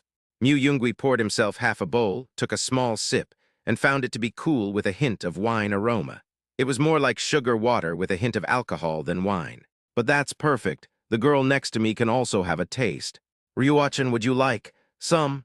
Mu Yungui asked the girl beside him, who was picking up peanuts with chopsticks. The girl felt inexplicably nervous, worried that getting drunk wouldn't be good, so she timidly said, "Ruochen has never drunk alcohol before." Upon seeing this, Mu Yungui picked up his chopsticks and dipped them in the wine. The girl then slightly extended her tongue, and Mu Yungui gently touched the tip of her tongue with his chopsticks. At this moment, Mu Yungui looked at Jiang Ruochen and chuckled softly. "It feels like feeding a cat." Upon hearing this, Jiang Ruochen tilted her head curiously, then cautiously tried to speak, "Meow." Mu Yungui gazed at Jiang Ruochen, who seemed to be acting cute, and silently recited the heart-cleansing mantra. "They are so cute." Mu Yungui calmed down. This wasn't a suitable place to completely relax. Curious, she asked, "How are you?" Jiang Ruochen smacked her lips. "It tastes a bit bitter, but it has a peach blossom fragrance." Mu Yungui took another sip. Actually, even Master didn't think the wine tasted very good. It's just that after completely letting go of his divine sense, the slightly tipsy feeling was quite wonderful. However, it's not possible to fully unleash my divine sense right now. I'll have to wait until things settle down later. But having wine with you at this moment adds a touch of Chinese letter, Jianghu, a term referring to the world of martial arts and chivalry, spirit. After Mu Yungui finished speaking, he called out to the woman, "Boss lady, do you have any main dishes?" The woman rocked the baby in her arms, her tone softening as she said, "We have all the usual snacks to go with the drinks, but I wonder what you would like to eat, sir." Mu Yungui asked. This place is practically deserted. Has the innkeeper ever eaten any wild game? Can you hunt snakes, foxes, or wolves? If you've never eaten this before, or can't eat it, you're not so particular about it here in the mountains, are you? The woman listened, then simply shook her head and said, I'm sorry, sir. My family isn't interested in those things, and we just eat ordinary food. We're quite conservative. Mu Yungui glanced at the back door of the restaurant, which was covered by a curtain, and casually asked, Can I see the kitchen?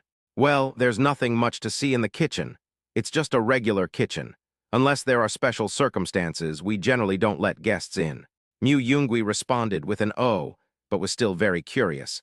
I wonder if the male head of the household is in the kitchen. The woman nodded. Yes, whatever you need, sir, can be cooked in no time. Mu Yungui then said, I saw water flowing down the mountain earlier at the entrance. I imagine that spring must be sweet and cool. Shall I go and get some? After saying this, Mu Yungui was about to get up when the baby in the woman's arms suddenly started crying loudly. The woman had no choice but to rock and soothe the baby. At this moment, there were only two guests in the hall, Mu Yungui and Jiang Ruochen. The woman did not avoid them and directly lifted her clothes to feed the baby. The baby calmed down once it had food in its mouth. Out of respect, Mu Yungui turned his face away, seemingly lost in thought. The atmosphere was somewhat quiet. The silence didn't last long. Footsteps sounded outside the door, followed by a stench of blood that even the rich aroma of wine, which could be carried for miles, couldn't mask. Another guest has arrived. A black boot strode into the restaurant, crushing the threshold with its foot. Boss, bring the drinks, a rough, hoarse male voice rang out. A middle-aged man dressed in black, with an unsheathed straight sword at his waist, was seen.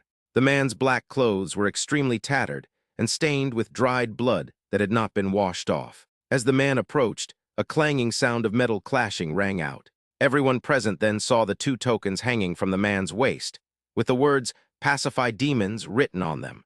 Mu Yungui turned her gaze to the man, and saw that the man was exuding a powerful aura. Qi and blood flow like a mighty river, and the body's vital energy flows slowly like a gentle stream. A martial artist at the Golden Core stage, looking closely at the burly, unshaven man in front of him. This was the first time he had seen a martial artist of the Third Realm since leaving Suzhou. Looking at the token in the man's hand, it was made of ordinary brass and had nothing special about it. It should have come from a secular dynasty, not from someone from the mountains. Unlike the world of cultivation, secular dynasties also have cultivators, but the martial arts lineage is more common than the cultivation system and tradition.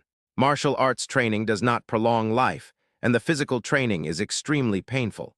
Only those with great perseverance can reach this level.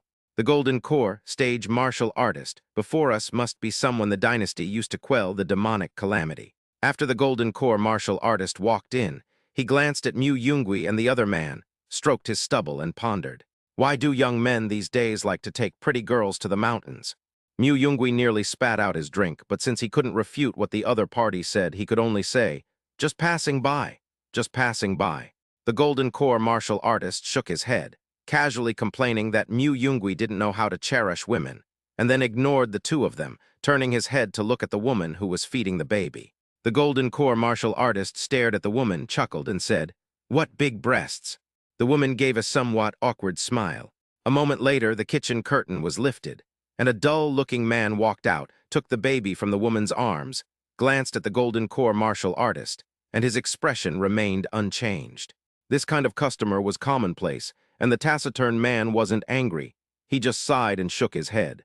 The child, carrying a jar of wine of unknown origin, hurriedly ran over and poured it for the Golden Core martial artist without saying a word. The Golden Core warrior picked up the bowl of wine, still frothy with foam, and drank it all in one gulp, exclaiming, Good wine. Indeed, such fine wine can only be produced through years of meticulous brewing. The Golden Core martial artist then sighed with some regret, saying, It's just that opening a restaurant here isn't a good idea. Those flying things in the sky, we can't tell anything about them because they've never come down from the mountain, and they wouldn't know that the restaurant is located here, which is very strange. But me, hee, although I might not look very unkempt, my intuition is surprisingly accurate, Tilda. Who would run a restaurant in this remote place with an infant in their arms? Don't you think so, ma'am? What a waste of genuine brewing skills, Tilda, because I mainly came here to kill demons. After saying that, the man stood up and wiped the straight knife with his already tattered clothes. The man exuded a martial aura that surged forth like a surging river, dispersing the surrounding aroma of wine. At this moment, as the aroma of wine dissipated from the tavern, a wisp of demonic energy appeared. The unshaven man gripped the knife in both hands, his aura becoming extremely dangerous. As if he had become a completely different person, his eyes filled with murderous intent. Duanhua Dynasty, Demon Suppression Division, Hu Fan, Slay the Demon. Chapter 64, The Stubborn Fox. After the man named Hu Fan spoke, an aura filled the surrounding air, the aura of demonic blood emanating from his tattered clothes. It was impossible to know how many demons this man had killed, but it certainly wasn't few. The woman placed her hands in front of her body, bowed deeply, and said, "I only run a restaurant here and have never hurt anyone. Please, sir, spare my life." Hu Fan, puzzled, asked, "So?" The woman took a step forward, and the 10-year-old boy beside her transformed into a streak of light and flew toward her. Two streaks of light, one strong and one weak, also flew from the kitchen and entered the woman's body. Immediately afterwards, a strange, refreshing fragrance wafted out from all directions and quickly spread. The fragrance was exceptionally strong, even overpowering Hu Fan's powerful aura of blood. As the fragrance wafted, the woman's body gradually transformed into countless points of light. These points of light flickered in the air for a moment before beginning to converge again. In their place stood a young and beautiful woman. She appeared to be in her early 20s, dressed in a gorgeous flowing silk dress, her figure graceful and captivating. Compared to before, the woman's face no longer bore the marks of time, but rather resembled a flower in full bloom, delicate and beautiful. 4 huge, soft tails grew from behind her. 3 of its tails are pure white, covered with a layer of white down, radiating a dazzling light, as if they were formed from pure white snow. The 4th tail, however, was unlike any other. It was enormous, covered in golden down that shimmered with a dazzling golden light, so much so that the entire restaurant could not contain its full length. It stretched straight through the kitchen and into the green hills behind it. Jiang Ryuachin had felt a sense of familiarity before, and now, looking at this woman, she suddenly realized who she was. Before she could speak, Mu Yungui quietly tugged at the girl's hand, signaling her to observe first. The woman opened her eyes, which had vertical pupils, but she didn't appear seductive. Her fox ears twitched, making her look quite adorable. "Since I took human form and gained intelligence, I have never harmed anyone. Please, sir, spare me." After saying this, the woman lay prostrate on the ground, her 4 tails drooping, motionless. Mu Yungui looked at it. One of the strands was just a blur, not fully grown yet. If it were fully grown, the other party might not be so easy to talk to. Fox demons grow a tail with each cultivation level. At this moment, the woman in the tavern has already transformed into human form and grown a 4th tail, and is almost at the nascent soul stage. The demon race is inherently stronger than human cultivators at the same level. Even though they are in the process of breaking through to the next level, they should not give up the fight like this. Hu Fan was somewhat surprised to see the woman give up resistance, so he held the knife directly to her neck. The woman, seeing this, neither moved nor spoke. Hu Fan reached into his pocket, pulled out a small booklet, and began to flip through it. Changshan County has been free from demonic scourges for over 200 years, from the previous dynasty to the present, with only 40 or 50 recorded incidents of vicious tigers injuring people. It's really strange that a powerful demon who has attained enlightenment doesn't eat people. It's amazing that someone with the combat power of a nascent soul cultivator doesn't eat people. Hu Fan touched his nose, but then changed the subject. "Unfortunately, in my eyes, you are all demons. I don't know when you might change your minds. If you have even a single thought, your corpses will float for miles. Wouldn't that make me a sinner? Although it's somewhat immoral, I can't very well let you off the hook." Having said that, Hu Fan moved his knife, preparing to strike. However, upon seeing this, the fox demon woman's giant tail swept out, sending Hu Fan flying. She slowly stood up, her 2 long white tails twitching behind her. A hint of melancholy and regret flickered in the woman's eyes, as she turned to Mu Yungui and the other woman and softly spoke. "If a fight breaks out later, innocent people may get hurt. Please go to a safer place." Mu Yungui nodded. The woman then smiled and said, "I might die soon, but the other person is a good person and shouldn't hurt you."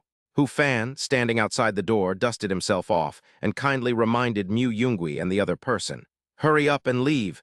This is not a place for children." Even as they fought, both of them were worried that Mu Yungui and Jiang Ryuachin might get hurt. Mu Yungui, on the other hand, leisurely sipped his wine. Seeing this, Hu Fan gritted his teeth. It was no use trying to persuade the damned man with kind words. Anyway, he had already reminded him enough that the people on the mountain were not considered ordinary citizens of Duanhua. Having said that, Hu Fan rushed in again from outside the door, his straight blade flashing coldly. That's how it is when you resist. My guilt lessens a lot. One of its two large tails intertwined and swung forward, meeting Hu Fan's straight blade. The seemingly soft white fur was not injured upon contact with the demon-slaying blade. Instead, it sparked a burst of sparks. The impact made Hu Fan's wrist go numb. The fox demon lowered her eyes and spoke again. "Only here. Please, I won't do anything, I'll just stay here." Hu Fan then said, "Demonic plagues once ravaged the Duanhua dynasty, and the common people were reduced to being eaten. It has only been about 100 years since then. After Duanhua was established, His Majesty ordered that no demons were allowed within its territory. This is what our demon suppression division does. You think I'd let you go? A fox demon nearing the nascent soul stage, whose methods might be capable of slaughtering an entire city." The fox demon wanted to say something, but didn't know how to begin. The two began fighting again. Although the fox demon woman was of a high level, she was currently in the process of breaking through to a higher realm and could not use her full strength. Moreover, she seemed to be unable to use magic and only used her tail, which contained demonic energy, to attack. You can tell at a glance if a demon doesn't eat people. Even if it's close to the nascent soul stage, its demonic aura is so weak. The fight between the two did not resemble a battle between cultivators at all. Rather, it looked like two martial artists clashing. The surrounding demonic energy and martial arts' true energy mingled together, intertwining and dissipating. Mu Yungui simply sat at the original small table, took a small sip, and slowly drank the peach blossom wine that he had not yet finished. Jiang Ryuachin had already woven countless fine golden threads, but she only protected the two of them in front of her, frowning as she looked at the battlefield. "Let's wait a little longer." That's what Mu Yungui said to the girl beside him after the two started fighting. Hu Fan swung his sword, but the fox demon woman, who was attacking with her two tails, was already showing signs of weakness, yet she still did not use her giant golden tail. After a moment of thought, Hu Fan found an opening in the battle and unleashed a flash of sword light at the golden tail. A hint of panic flashed in the fox demon woman's eyes, and she could only use her still unformed phantom tail to defend herself. The blade was blocked and deflected to the side, slashing towards a room behind the tavern. Wooden pieces shattered all over the floor, the room was pierced through, and many of the wine jars stored inside were broken. The aroma of wine spread once again. A trickle of blood spilled from the fox demon woman's mouth. Her face paled considerably, and her illusory tail faded even further, almost losing its shape. Hu Fan was filled with regret, lamenting the wasted wine. Having already guessed what was going on, he continued to swing his sword at the golden tail. The fox demon woman was somewhat helpless, as she couldn't use her strongest techniques for some reason and had no choice but to reveal her true form. Boom! After a loud bang, the tavern was forced open by a huge object. Mu Yungui put the peach blossom wine into his ring and fled outside with Jiang Ryuachin. The tavern was teetering on the verge of collapse, but it did not fall. The enormous body darted forward and arrived in front of the tavern. A pure white fox, apart from its unusual tail, had nothing strange about it and looked like an ordinary fox. However, she is tens of meters long. The fox demon's golden tail remained still, and its attack range hadn't increased much, but it still managed to send Hu Fan flying unexpectedly. However, the martial artist's physique was no different from that of the demon race's true form, both being extremely resilient, so Hu Fan didn't suffer any injuries. After regaining his footing, Hu Fan saw that the other party was not pursuing him and shouted to the fox demon, "You should know you can't beat me like this." The fox demon said, "I know. You should be afraid of me. I am a demon slayer." "I know. Then you should run away now." "I won't run away." Hu Fan shook his head after hearing this and said with a touch of affectation, "I've heard that foxes can run very fast. Alas, it's a pity that I only obey Duanhua. If I go to Qing Shuang or Lin Yue dynasty or anything like that, I won't be able to control them." "I won't run," Hu Fan said impatiently. "I've encountered dozens of monsters that don't eat people, and they usually understand things quickly. How come I've run into a stubborn fox like you?" Then Hu Fan simply gave up and said frankly, "You won't leave even if I let you go." Upon hearing this, Mu Yungui and Jiang Ryuachin, who were watching from the sidelines, both thought to themselves, "Now I understand. Chapter 65, the cleaner a person's clothes are, the worse they are." After Hu Fan revealed his purpose, the fox demon remained unmoved. "You can't escape. What's behind that tail?" The fox demon shook her head, still remaining silent. Then, feeling it was impolite, she added, "In short, it won't harm the people." After realizing he couldn't persuade the fox demon, Hu Fan simply sat down and rested at a distance after figuring out the fox demon's attack range. However, Hu Fan had no intention of letting the fox demon go and issued an ultimatum. "I'll give you one last half-day to consider. No matter what, I will kill you later." Hu Fan sat cross-legged to recover from his injuries, while the fox demon did not retract his demon form and lay prostrate in front of the tavern. The battle paused briefly, seemingly reaching a temporary stalemate. Mu Yungui and Jiang Ruochen watched from the side. Mu Yungui narrowed his eyes and analyzed.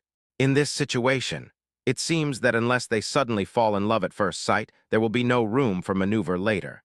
Jiang Ruochen asked curiously, why would Master say that? Could it be that the two of them?" Mu Yungui sighed and explained, "No, what I mean is that in a little while, only one of them will be left." Jiang Ruochen couldn't understand why, even though they were all good people, they had to face each other to the death. She murmured, "Why is this happening? Isn't the fox demon's sister a good demon? The problem lies with that golden tail." Mu Yungui patted the girl's head, then nodded and said, "It's our turn." Jiang Ruochen nodded thoughtfully, and then the two parted ways and walked towards each other. Mu Yungui braced his hand against the sword box and walked towards the fox demon. Jiang Ruochen, meanwhile, suddenly unleashed the power of light in her hand and walked toward Hu Fan, who was still recovering from his injuries. Hu Fan slightly raised his eyelids, still somewhat shocked. He hadn't expected this girl to be so unassuming. The vibrant power in her hand looked pure and holy. "Uncle!" Jiang Ruochen walked towards Hu Fan, her hands imbued with healing power. Seeing this, Hu Fan was about to refuse the girl's kindness and was about to get up. Jiang Ruochen clenched her fair hand into a fist, then swung her arm and punched the unsuspecting Hu Fan in the chest. A flash of light appeared, followed by a loud bang. Hu Fan was knocked unconscious by the girl's punch. After doing all this, the girl wiped the sweat from her forehead, let out a long sigh, and then dragged the unconscious Hu Fan toward Mu Yungui. "Master, it's all done."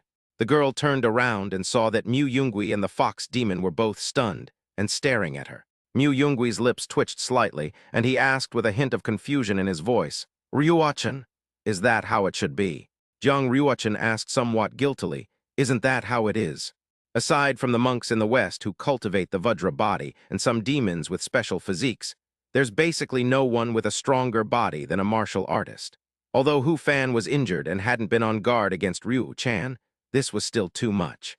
Looking at Hu Fan, who had been knocked unconscious by the girl's punch, Mu Yungui felt a pang of pity, but since things had come to this, he could only silently apologize.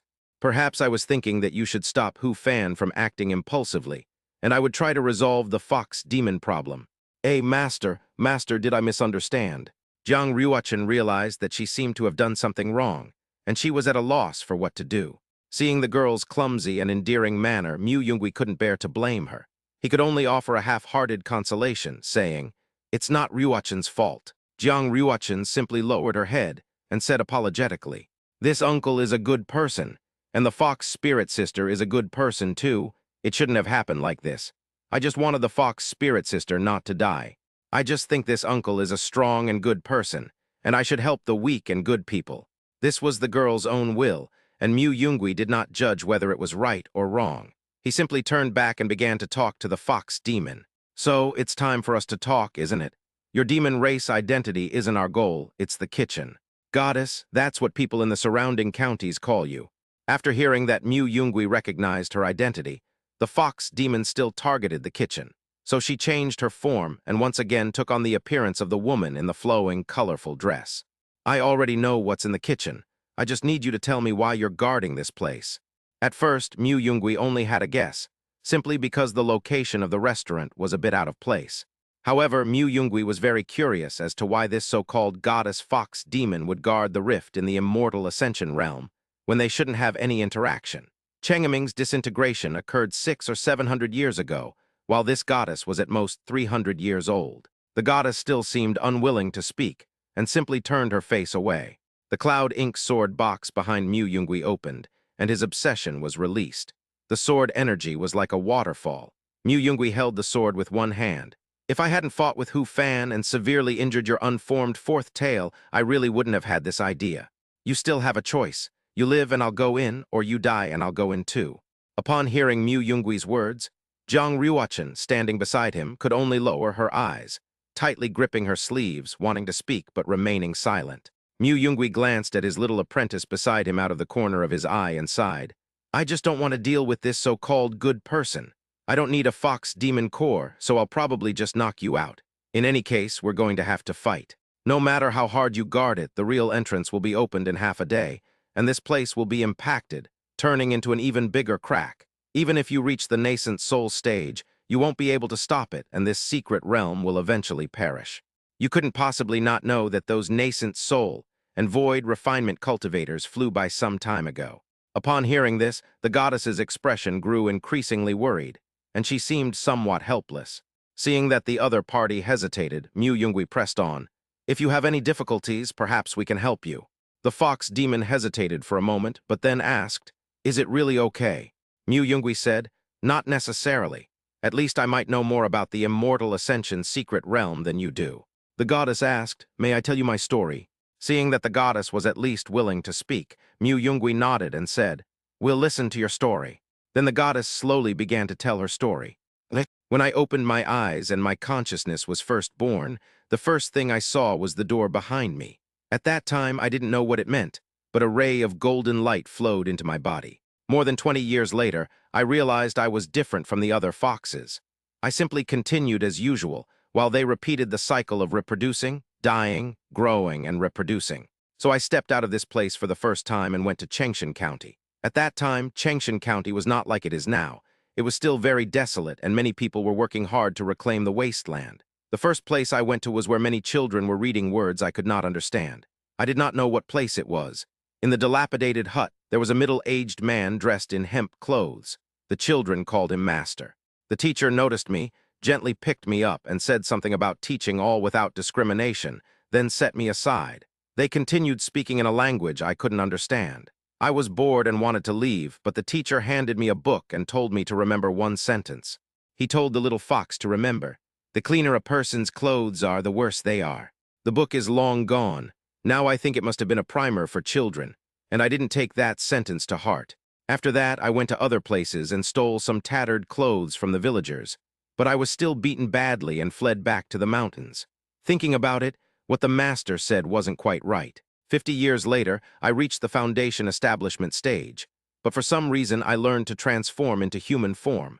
However, I was not very skilled at it, and I could not change my animal ears and tail. The birds and beasts that went up the mountain were afraid of me and all came down the mountain. Having run out of food, I went down the mountain a second time. When I descended again, everything had changed. The town was bigger and the dilapidated house and the teacher were gone. I was just wandering around when I saw a few tigers. I killed them, and the villagers, seeing my condition, no longer chased me away. Instead, they roasted the tiger meat and gave it to me. That was the first time I had ever eaten food made by humans. It was delicious.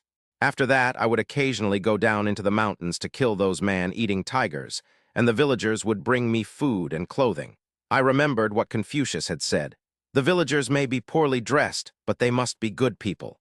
3 more years passed, and I had killed far fewer tigers down the mountain. The villagers' clothes were gradually becoming cleaner.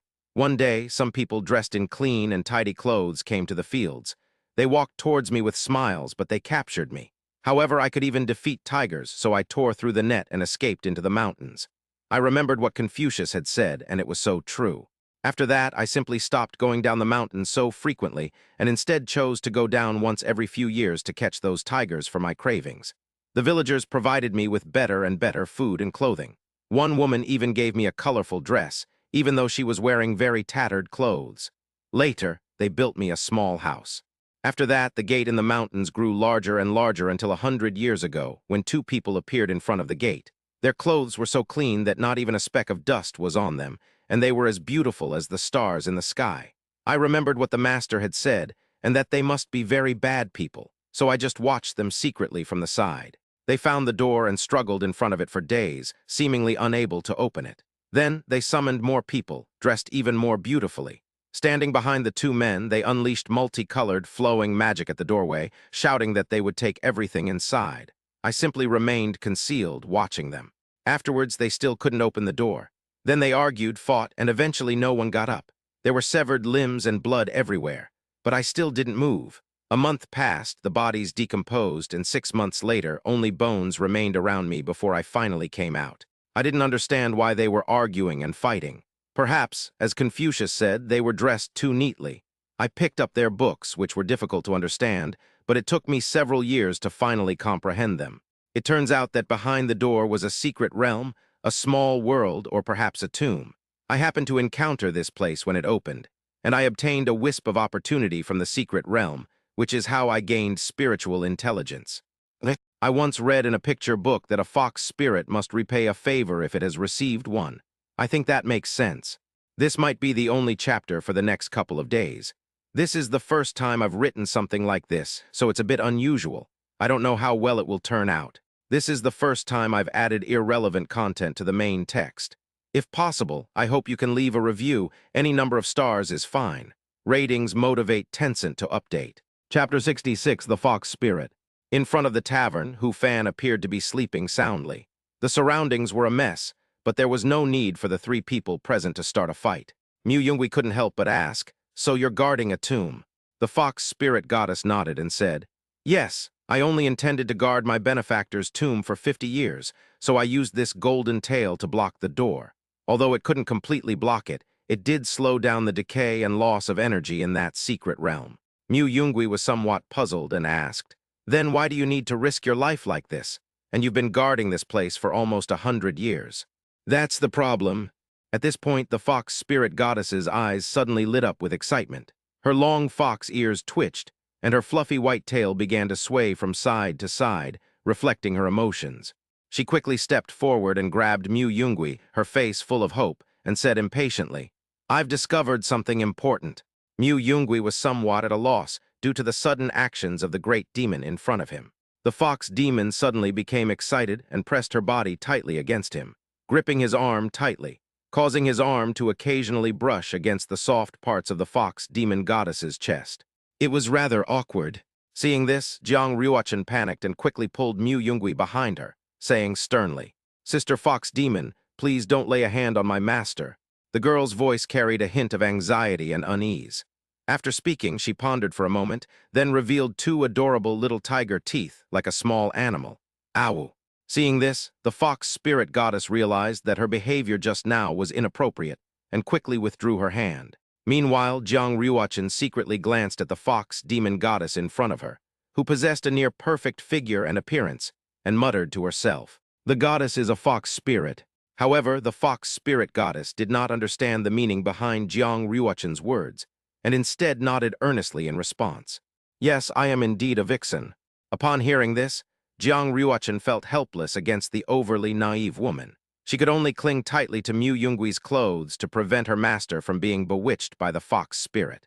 Mu Yungui smiled awkwardly and explained to the girl beside him, "Although this guy is over 200 years old, he is indeed considered young for a demon." Then Mu Yungui brought the conversation back to the topic. "By the way, what was the important thing you mentioned earlier? Something that would make you willing to risk your life to protect this place." The fox spirit goddess hesitated for a moment before asking, "Can I trust you?" Mu Yungui said calmly, "You should trust us. After all, if we wanted to force our way in, we would have a way. You'd just be a dead fox." After a moment of silence, the fox spirit goddess seemed to have made up her mind and said in a solemn voice, "What I discovered. 50 years ago, my tail seemed to sense that there was something alive in that place. My benefactor, he's still alive." Upon hearing this, Mu Yungui frowned, his mind racing. The first life has already been born in that world? Only a few hundred years? That seems unlikely. Could someone with only the late-stage Mahayana cultivation level achieve such a feat? Mu Yungui was deep in thought, and the fox demon goddess didn't stop either, instead uttering some abstract and vague words. "That benefactor, he hasn't grown up yet, he's still alive. I'll wait another 10 years or so, he'll come out, the living benefactor."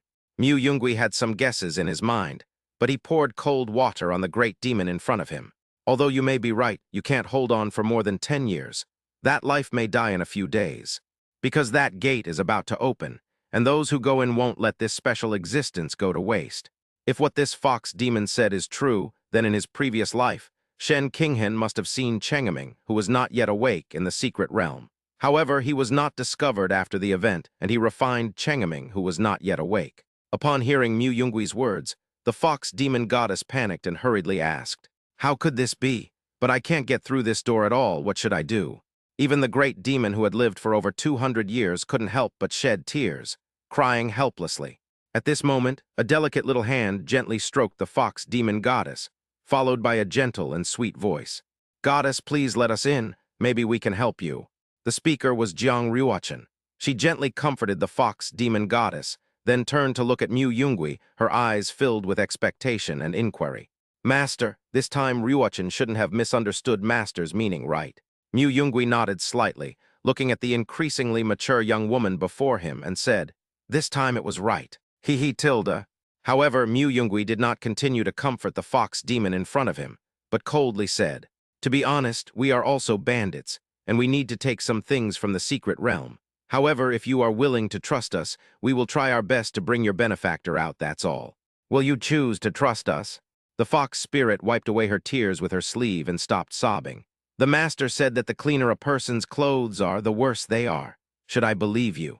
Mu Yungui smiled and said, "Who knows? Perhaps what that teacher said isn't entirely correct." The fox spirit goddess gripped her sleeve tightly, and after much deliberation whispered, "Don't lie to me." Mu Yungui replied. Then the fox spirit goddess led the two to the green mountain behind the tavern. It was here that Mu Yungui finally saw the crack in the immortal Ascension secret realm. The fox demon's golden tail pressed against various spots, its golden tail, which resembled incense, continuously releasing demonic power to resist the overflowing aura. If one looked closely, one could see that much of the tail's downy hair had fallen off. As the giant golden tail began to move, the fox demon revealed this spatial rift for the first time in nearly 100 years. A golden crack appeared out of nowhere, resembling a deep and mysterious black eye, exuding endless pressure and a mysterious aura. It hovered silently in the air. A faint golden light shimmered around the crack, making the whole scene appear exceptionally eerie and dangerous.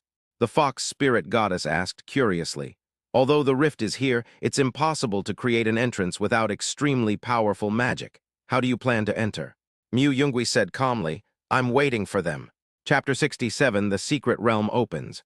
A valley, Qiu Shan, the sect leader of Qiu Ming sect, was standing in mid-air, looking down at the group of people who were most likely to become the strongest cultivators in the eastern continent. The young talents below gathered in small groups, each with a different expression, and chatted amongst themselves. Wearing a snow-white long dress and with a light veil covering her face, Shen Qinghen had already quietly arrived at this place. Apart from a few people from the sword sect, there seemed to be an invisible barrier around her, and the other cultivators tacitly kept their distance. Shen Qinghen simply closed her beautiful eyes gently, as if she were resting. Unlike those young prodigies who only stole a glance and dared not look again, the arrogant Sha Lingzong made no attempt to hide his attention to Shen Qinghen, his gaze constantly wandering over Shen Qinghen. Although Zhang Kuang had seen countless stunning beauties, he was still amazed when he saw Shen Qinghen. Her temperament and appearance transcended ordinary beauty, leaving an unforgettable impression. In mid-air, dozens of peerless experts stood tall. Qiu Shan, the sect leader of Qiu Ming sect, stood in the very center and slowly spoke. "Fellow futures of the eastern continent, please be quiet." As soon as Akiyama finished speaking, the boys and girls below immediately stopped talking. It seems the portal is about to open. However, the eyes of the many prodigies below did not focus on Qiu Shan, but instead on the two people beside him. Standing to Qiu Shan's left was a man of about 30 years old. His hair was black and white, and he wore white clothes with a long sword carrying an extremely strong sword aura on his back. The powerful aura emanating from him was much stronger than that of Qiu Shan.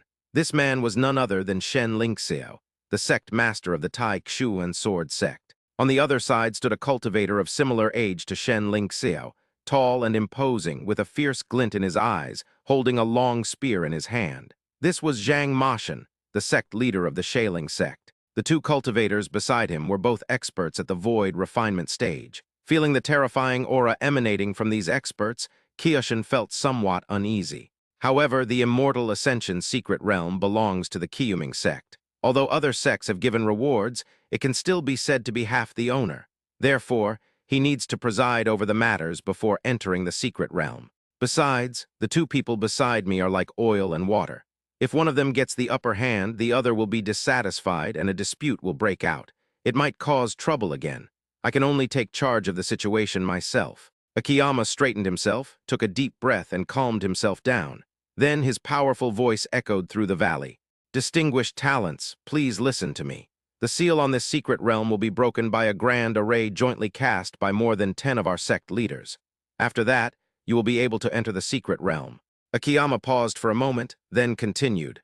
Before this, the two sect leaders had already speculated that no living beings had yet been born in the secret realm. However, since the spiritual artifacts and immortal treasures of the immortal ascension have been nurtured in the secret realm for many years, they may have already developed sentience. Therefore, you must be extra careful when exploring, act according to your own strength, and never be reckless. At this point, Akiyama emphasized his words, reminding everyone again, we cannot interfere with the situation during this trip to the secret realm. Therefore, some unexpected situations may arise. After a moment of silence, Akiyama said sternly, this time life or death is irrelevant. Upon hearing this, the expressions on the faces of the prodigies who had never experienced this were varied. This included a young boy dressed in traditional Chinese clothing. There are differences between people, and geniuses are no exception. The young man in fine clothes, who was full of vigor before coming, couldn't help but feel a little disappointed after seeing the other cultivators who came here. Everyone here was of similar strength to him, only stronger. The most terrifying thing was that cultivator named Shen Qinghan, who made his Dao heart somewhat unstable. After speaking, Kyoshin looked at the two sect leaders beside him. Then, more than 10 sect leaders arrived at a valley floor. After Kyoshin stood in a spot, he waved his hand, and a very strange drop of liquid fell directly to the ground. After the drop of liquid fell to the ground, it merged into the ground. Then, a burst of light spread out like ripples along the strange patterns, forming a large circular array with a diameter of 100 meters. More than 10 sect leaders, all of whom were at least at the nascent soul stage, stood inside. As the grand formation activated, a golden dot, only the size of a grain of rice, appeared above it. As soon as the golden dot appeared, a rumbling sound began to echo around them, as if the space itself was about to be torn apart. Another place, behind the tavern, in front of that crack, Mu Yungui and the fox demon goddess discussed the specific plan. After this is all over, those powerful cultivators will definitely detect the spatial fluctuations here, so please leave this place afterward. Go to the east. Pinglai is not actually that hostile to demons. If you want to live peacefully in the world, you should also repair your fourth tail. The fox spirit goddess nodded obediently. After Mu Yungui finished speaking, he looked at the fox demon goddess's golden tail and pondered. Are the tails of fox demons used in cultivation considered half demons, and capable of separating from their main body? Mu Yungui used an analogy.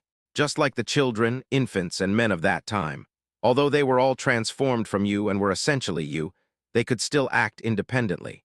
The fox spirit goddess nodded and said, okay, but I will be much weaker after my tail leaves me. Mu Yungui stroked his chin and asked curiously, would a golden tail be acceptable?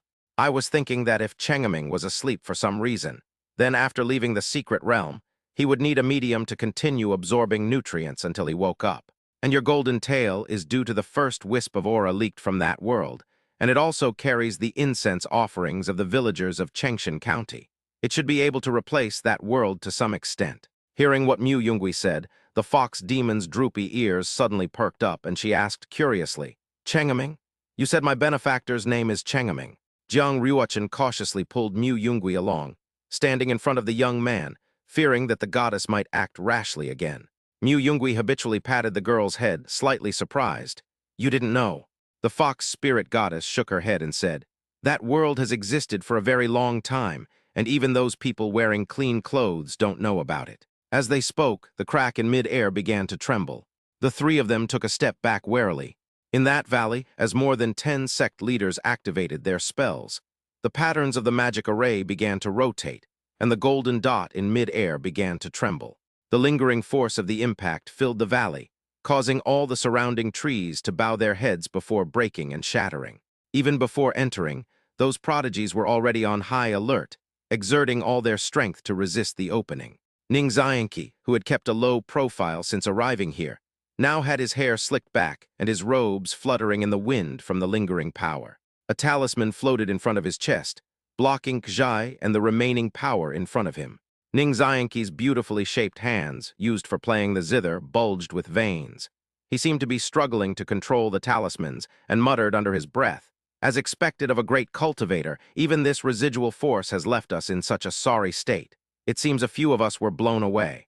After Ning Xian stood up, Kjai elegantly held her black dress with one hand and gently placed the other hand beside her ear to keep her short hair from being messed up by the hurricane. The girl in the black dress bent down slightly and peeked half her head out from behind Ning Xian to look at the situation at the entrance.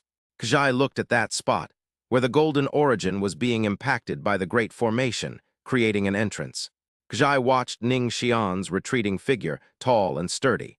After a moment's hesitation, the young woman said with a hint of gentleness, "Thank you, young master."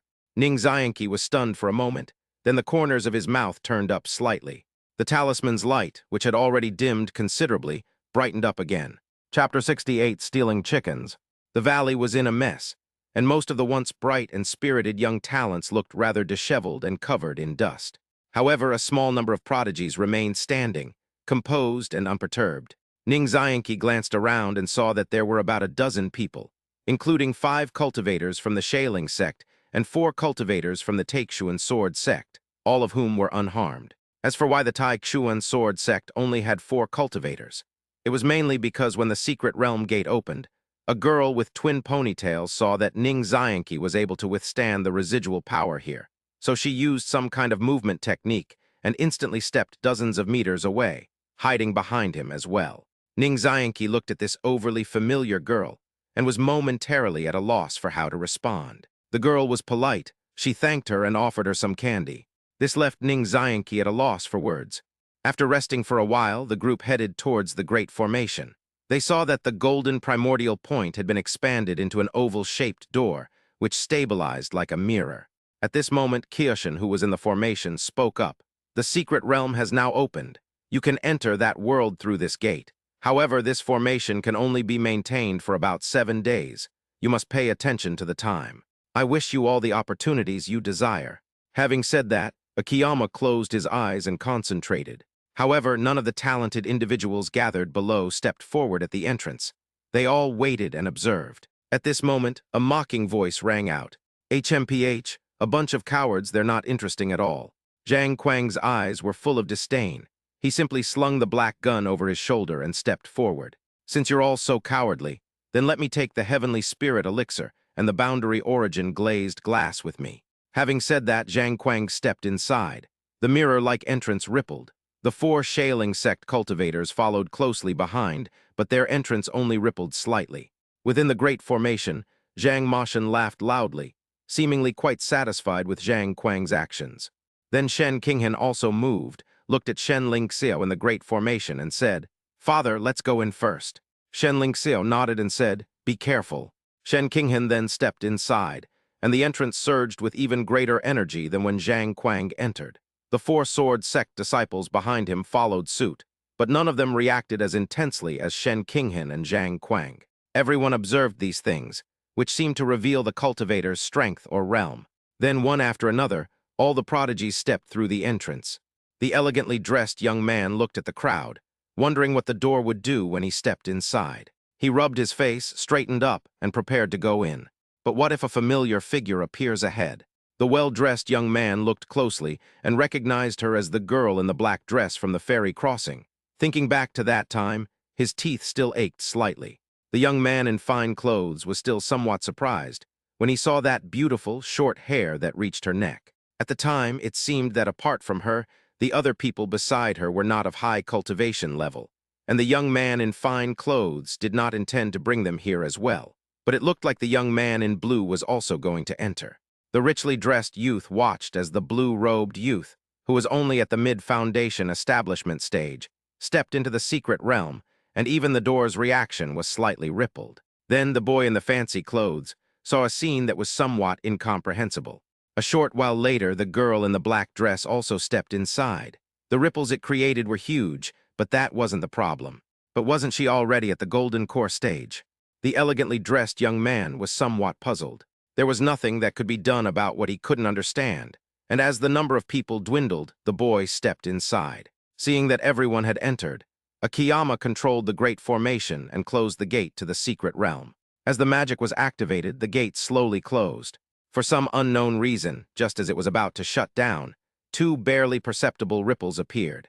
However, Kyoshin only saw the fluctuations of the formation and did not pay attention to them. Afterwards, the gate of the secret realm returned to its golden origin.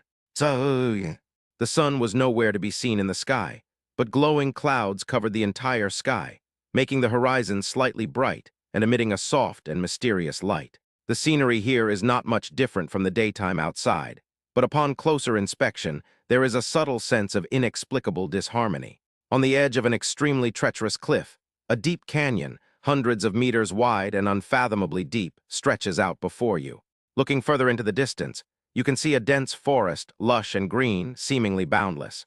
As the gaze gradually extends into the distance, at the edge of the field of vision, stands a colossal beam of light that reaches the heavens and the earth. Even now, standing on the edge of the cliff, it appears as small as a thin thread in the field of vision, but one can imagine that when one gets close to that beam of light, its width would probably reach several thousand meters. At the edge of the steep cliff, the wind howled past. A boy and a girl stand here, with a golden fox perched on the girl's shoulder. "Goddess sister, Ryuachin will definitely protect you well," the girl said softly, then gently pulled the fox on her shoulder into her arms. The girl felt the soft and warm touch in her arms, and the fluffy texture made her involuntarily press her cheek against it, as if the little golden fox was washing her face. However, the little fox in the girl's arms seemed a little uncomfortable with such intimate behavior. Its little legs with soft paw pads began to kick and thrash at the girl, trying to break free. "No need, I'm really not feeling unwell," the little fox refused, sounding slightly annoyed. But to Jiang Ryuachin, that coquettish voice was no different from flirting. He who can blame me when the goddess sister is so adorable. She really is a vixen." Beside him, Mu Yungui looked into the distance, surveying everything within the secret realm. From here, most of the secret realm can be seen, and there are no other cultivators in sight, so the gate to the secret realm must be located elsewhere, or even on the other side. Mu Yungui touched the jade artifact in his arms, which already had a slight crack. It was icy cold. The exact location of the two was uncertain. Mu Yungui glanced behind him, his eyes narrowed, and in an instant, a sword aura flashing with cold light appeared out of thin air beside him, flying towards the area behind him like lightning. Before it had flown very far, it crashed into an invisible, solid wall with a loud bang. Immediately afterward, the originally sharp sword energy shattered and dissipated into starlight in the air. An invisible wall, Mu Yungui thought to himself. Although most of the secret realm can be observed, this is already the boundary of the secret realm, so it will definitely take a long time to get to the Pillar of Light. "Ryuachin, let's go." The weapon behind Mu Yungui unsheathed itself and came to a steady stop at Mu Yungui's feet. "It looks like we don't have time for sightseeing. We need to get there as soon as possible." Mu Yungui gently picked up the girl. Since leaving Suzhou under Mu Yungui's care, the girl's originally frail body has gradually recovered, and she has regained her health. Even her figure has become more and more well-proportioned. Despite this, the girl's body still appeared light and petite. This made traveling much faster. Before the girl could react, Mu Yungui, along with the girl and the fox, had already stepped onto the longsword. Then, with a burst of sword light, they broke through the air, crossed the abyss, and flew towards the dense forest. In the secret realm, Mu Yungui had no intention of hiding his strength. If anyone stood in his way, he would simply kill them. The urgency at this moment mainly comes to mind because a certain word came to mind. Stealing chickens. Chapter 69, 2 flowers bloom, each telling a different story. Inside the secret realm, there is also a valley, but the spiritual energy here is dozens of times more concentrated than outside. At this moment, everyone gathered together. A few hundred meters ahead was the exit of the valley, where they could see the vast land in the distance and the towering pillar of light in the central area. However, no one had left this place. "Zhang Kuang, do you want to make enemies of everyone?" A young man couldn't help but ask Zhang Kuang, who was blocking the entrance to the valley. Zhang Kuang, who was the first to enter the secret realm, now stood with his spear blocking the exit in the valley. If we disregard the ability to fly, the only way out is the path behind Zhang Kuang. The cultivator who had been flying earlier was also brought down by the spells of the other 4 disciples of the Shaling sect, dressed in black and red. "Oh, so what?" Zhang Kuang chuckled casually, completely unconcerned. "I'll say it again, I'll take care of that central area. If you swear you'll only stay on the outer perimeter, I'll let you pass." You're utterly unreasonable. I'm going there today, what are you going to do about it?" The young man was furious that the sect had been looking forward to seeing him, but now he was being blocked at the entrance as if it were a joke. The boy walked out and prepared to walk past. As soon as he took a step forward, Zhang Kuang made his move. With a flick of his wrist, Zhang Kuang threw the black spear, which pierced straight towards the youth. The speed was unimaginable. No one could react in time, not even the young man who had just walked out. The boy gritted his teeth and held the sword in front of him. However, he underestimated Zhang Kuang's madness and the power of the black gun. The longsword shattered, but the black spear remained unimpeded, piercing the boy's skull mercilessly like a black streak of light. In an instant, blood splattered everywhere, brains burst open, and red and white matter spilled all over the ground. The boy's body trembled slightly, and then he fell straight backward like a puppet that had lost its support, crashing heavily to the ground. The people in the valley who witnessed this scene fell silent, their eyes filled with disbelief. The other party wasn't joking. Outside, more than 10 sect leaders were still waiting in the Great Formation. But Zhang Kuang didn't care at all and started killing people directly.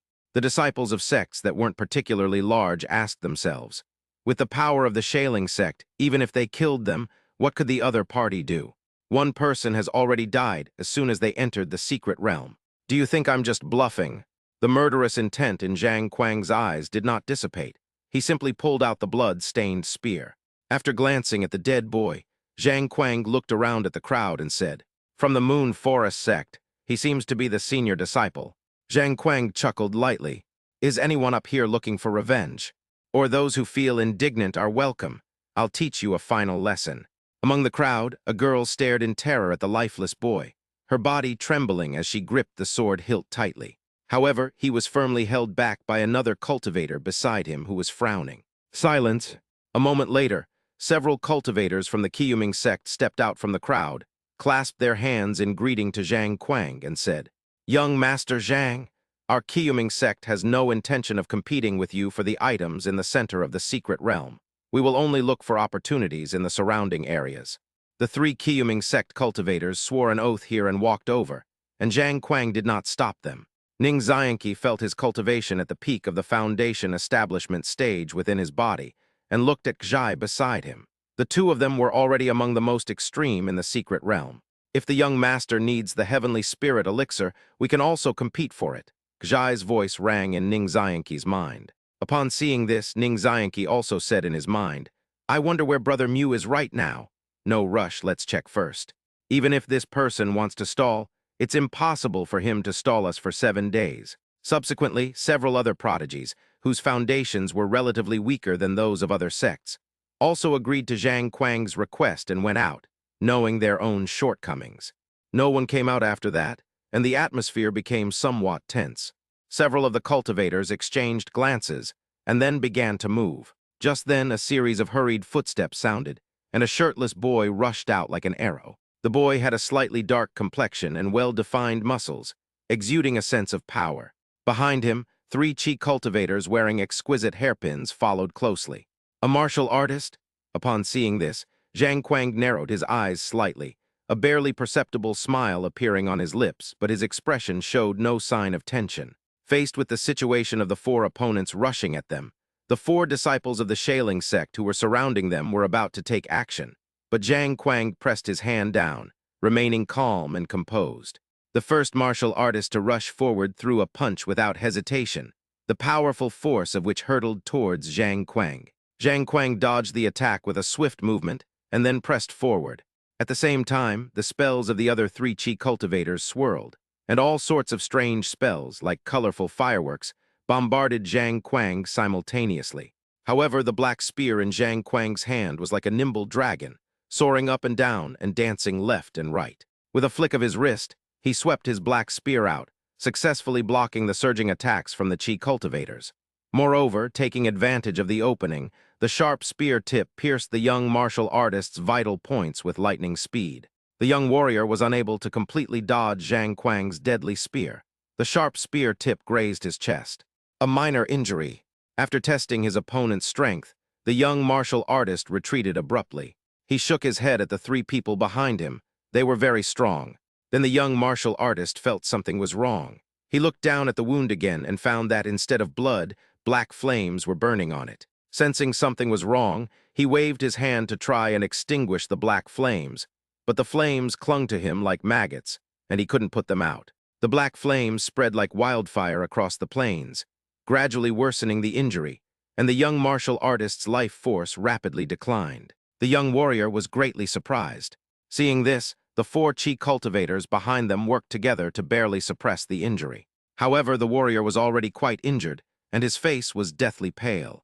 Many cultivators who still hoped to get a share of the heavenly essence liquid were reluctant to leave, and the situation remained deadlocked, with many eyes turning to Shen Qinghan, who had not yet made a move. But staying here indefinitely isn't a good idea. We only have 7 days. We can't keep wasting our time here with Zhang Kuang, can we? As everyone's gaze fell upon him, Shen Qinghan moved. However, things didn't go as expected. Shen Qinghan would join forces with everyone to kill Zhang Kuang. Then Shen Qinghan's calm, still voice rang out. The Tai Xuan sword sect is determined to obtain the heavenly essence liquid this time. Qinghan hereby advises everyone, it's best not to go to the central region. Otherwise, I'm afraid we'll have to resort to swords and spears. After saying that, a crimson gold eye appeared in mid-air, radiating an aura that seemed unlike that of a Foundation establishment cultivator, making people unable to help but submit. At this moment, the Tai Xuan sword sect has actually joined forces with the Shaoling sect. After a moment, Shen Qinghan said again, as for the young sect master of the Shaoling sect, I don't mind if you come along since it seems like a battle is inevitable. After saying that, Shen Qinghan ignored Zhang Kuang and walked out with the 3 people behind him. Jiang Yao followed. Zhang Kuang did not stop them. He laughed loudly and along with 4 fellow cultivators, followed Shen Qinghan away not far away. However, Zhang Kuang did not forget his warning to those cultivators. If you follow me, I will kill you. So, elsewhere, a dazzling sword light streaked forward like lightning. Its momentum was overwhelming. Beside the sword light, there was another flying sword. This flying sword was completely transparent, as if it were carved from crystal. The sword light sped along, making no attempt to conceal its powerful aura. Shortly afterward, a violent commotion suddenly arose below and in front of us. Immediately afterwards, an enormous statue slowly emerged. This statue was a rhinoceros clad in heavy armor with long horns on its head. Its body was as large as a mountain, radiating a terrifying aura. The rhinoceros raised its head to the sky and let out a deafening roar. Then, it strode forward with its strong limbs, charging towards the sword light with immense force. The sword light showed no sign of pausing. The glass flying sword that had been flying alongside the sword light suddenly shot out, like an arrow released from a bow, and pierced straight towards the giant statue. In an instant, the two collided violently, producing a loud bang. With a deafening roar, the colossus instantly crumbled into countless fragments that scattered in all directions. Where the colossus had once stood, a strangely shaped, curved magical artifact was revealed. However, some cracks and gaps appeared on the magical artifact. Mu Yongui glanced at him intently. A low-grade Xuan-level magic artifact. Its grade has been reduced due to the strange phenomenon that was pierced by obsession. Mu Yongui did not stop and continued flying towards the central area. Mu Yongui asked the girl in his arms for no apparent reason. Ryuachin, aren't you about to lose control of your cultivation level? The girl in his arms had her arms wrapped around Mu Yonggui's neck and leaned against his chest, seemingly very happy. What's wrong, master? Mu Yongui said. To be honest, this secret realm isn't really for the heavenly essence liquid or the treasures in the middle area. It's actually best for chi refining stage cultivators to enter. Because this place has existed for so long, the original and purest gifts of the heavenly Tao have not changed hands. Chapter 70, Playing the Qin and Dancing with the Sword. With Shen Qinghan and Zhang Kuang gone, and including those who had already lost their will to live, there were still about 30 people left. At this moment, the few people who had previously tested the arrogant group discussed the matter and decided not to give up the opportunity in the central region. They decided to follow behind them and adapt to the situation. After all, those two will definitely have a showdown in the end, and the outcome is still uncertain. At this time, unaware of Mu Yongui and Jiang Ryuachin's whereabouts, Ning Xianqi and Kzhai also had the same plan. Before he had taken more than a few steps, Ning Xian heard the sound of jade shattering in his arms. Ning Xian subconsciously touched the jade ruyi in his arms, which now had a slight crack, and then smiled to himself. As expected of Brother Mu, there's really nothing he can't do. Kajai asked with some curiosity, fellow Taoist Mu. Yes, our plan has changed.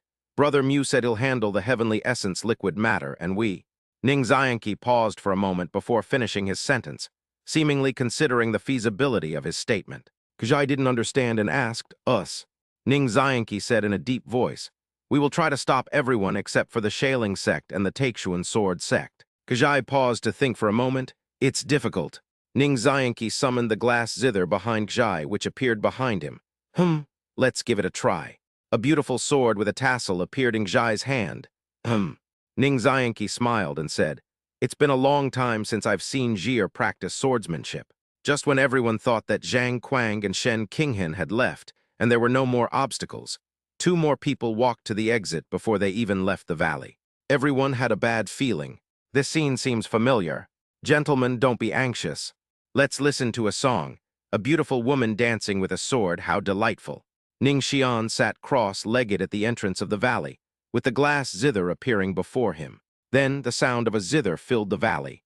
Kajai moved to the music, her figure flowing gracefully as she wielded her exquisitely beautiful longsword in a dance. It was a truly captivating sight, graceful as a startled swan, lithe as a swimming dragon. However, the audience didn't seem to be paying attention to this. The martial artist took another step forward, and saw Kajai, who was wielding a sword, swing his sword and leave a sword mark in the air. The sword mark did not dissipate. It remained in the space, blocking anyone who tried to approach. The martial artist, having recovered from his injuries, snorted coldly, smashed the sword mark with a punch, and prepared to deliver a punch to Kajai. As the sound of the zither filled the space, a sonic blade appeared out of thin air and struck the martial artist. And when the music stops, the dance continues. The surrounding objects were rushing past in his field of vision, and even the girl in his arms was getting tired of looking at them.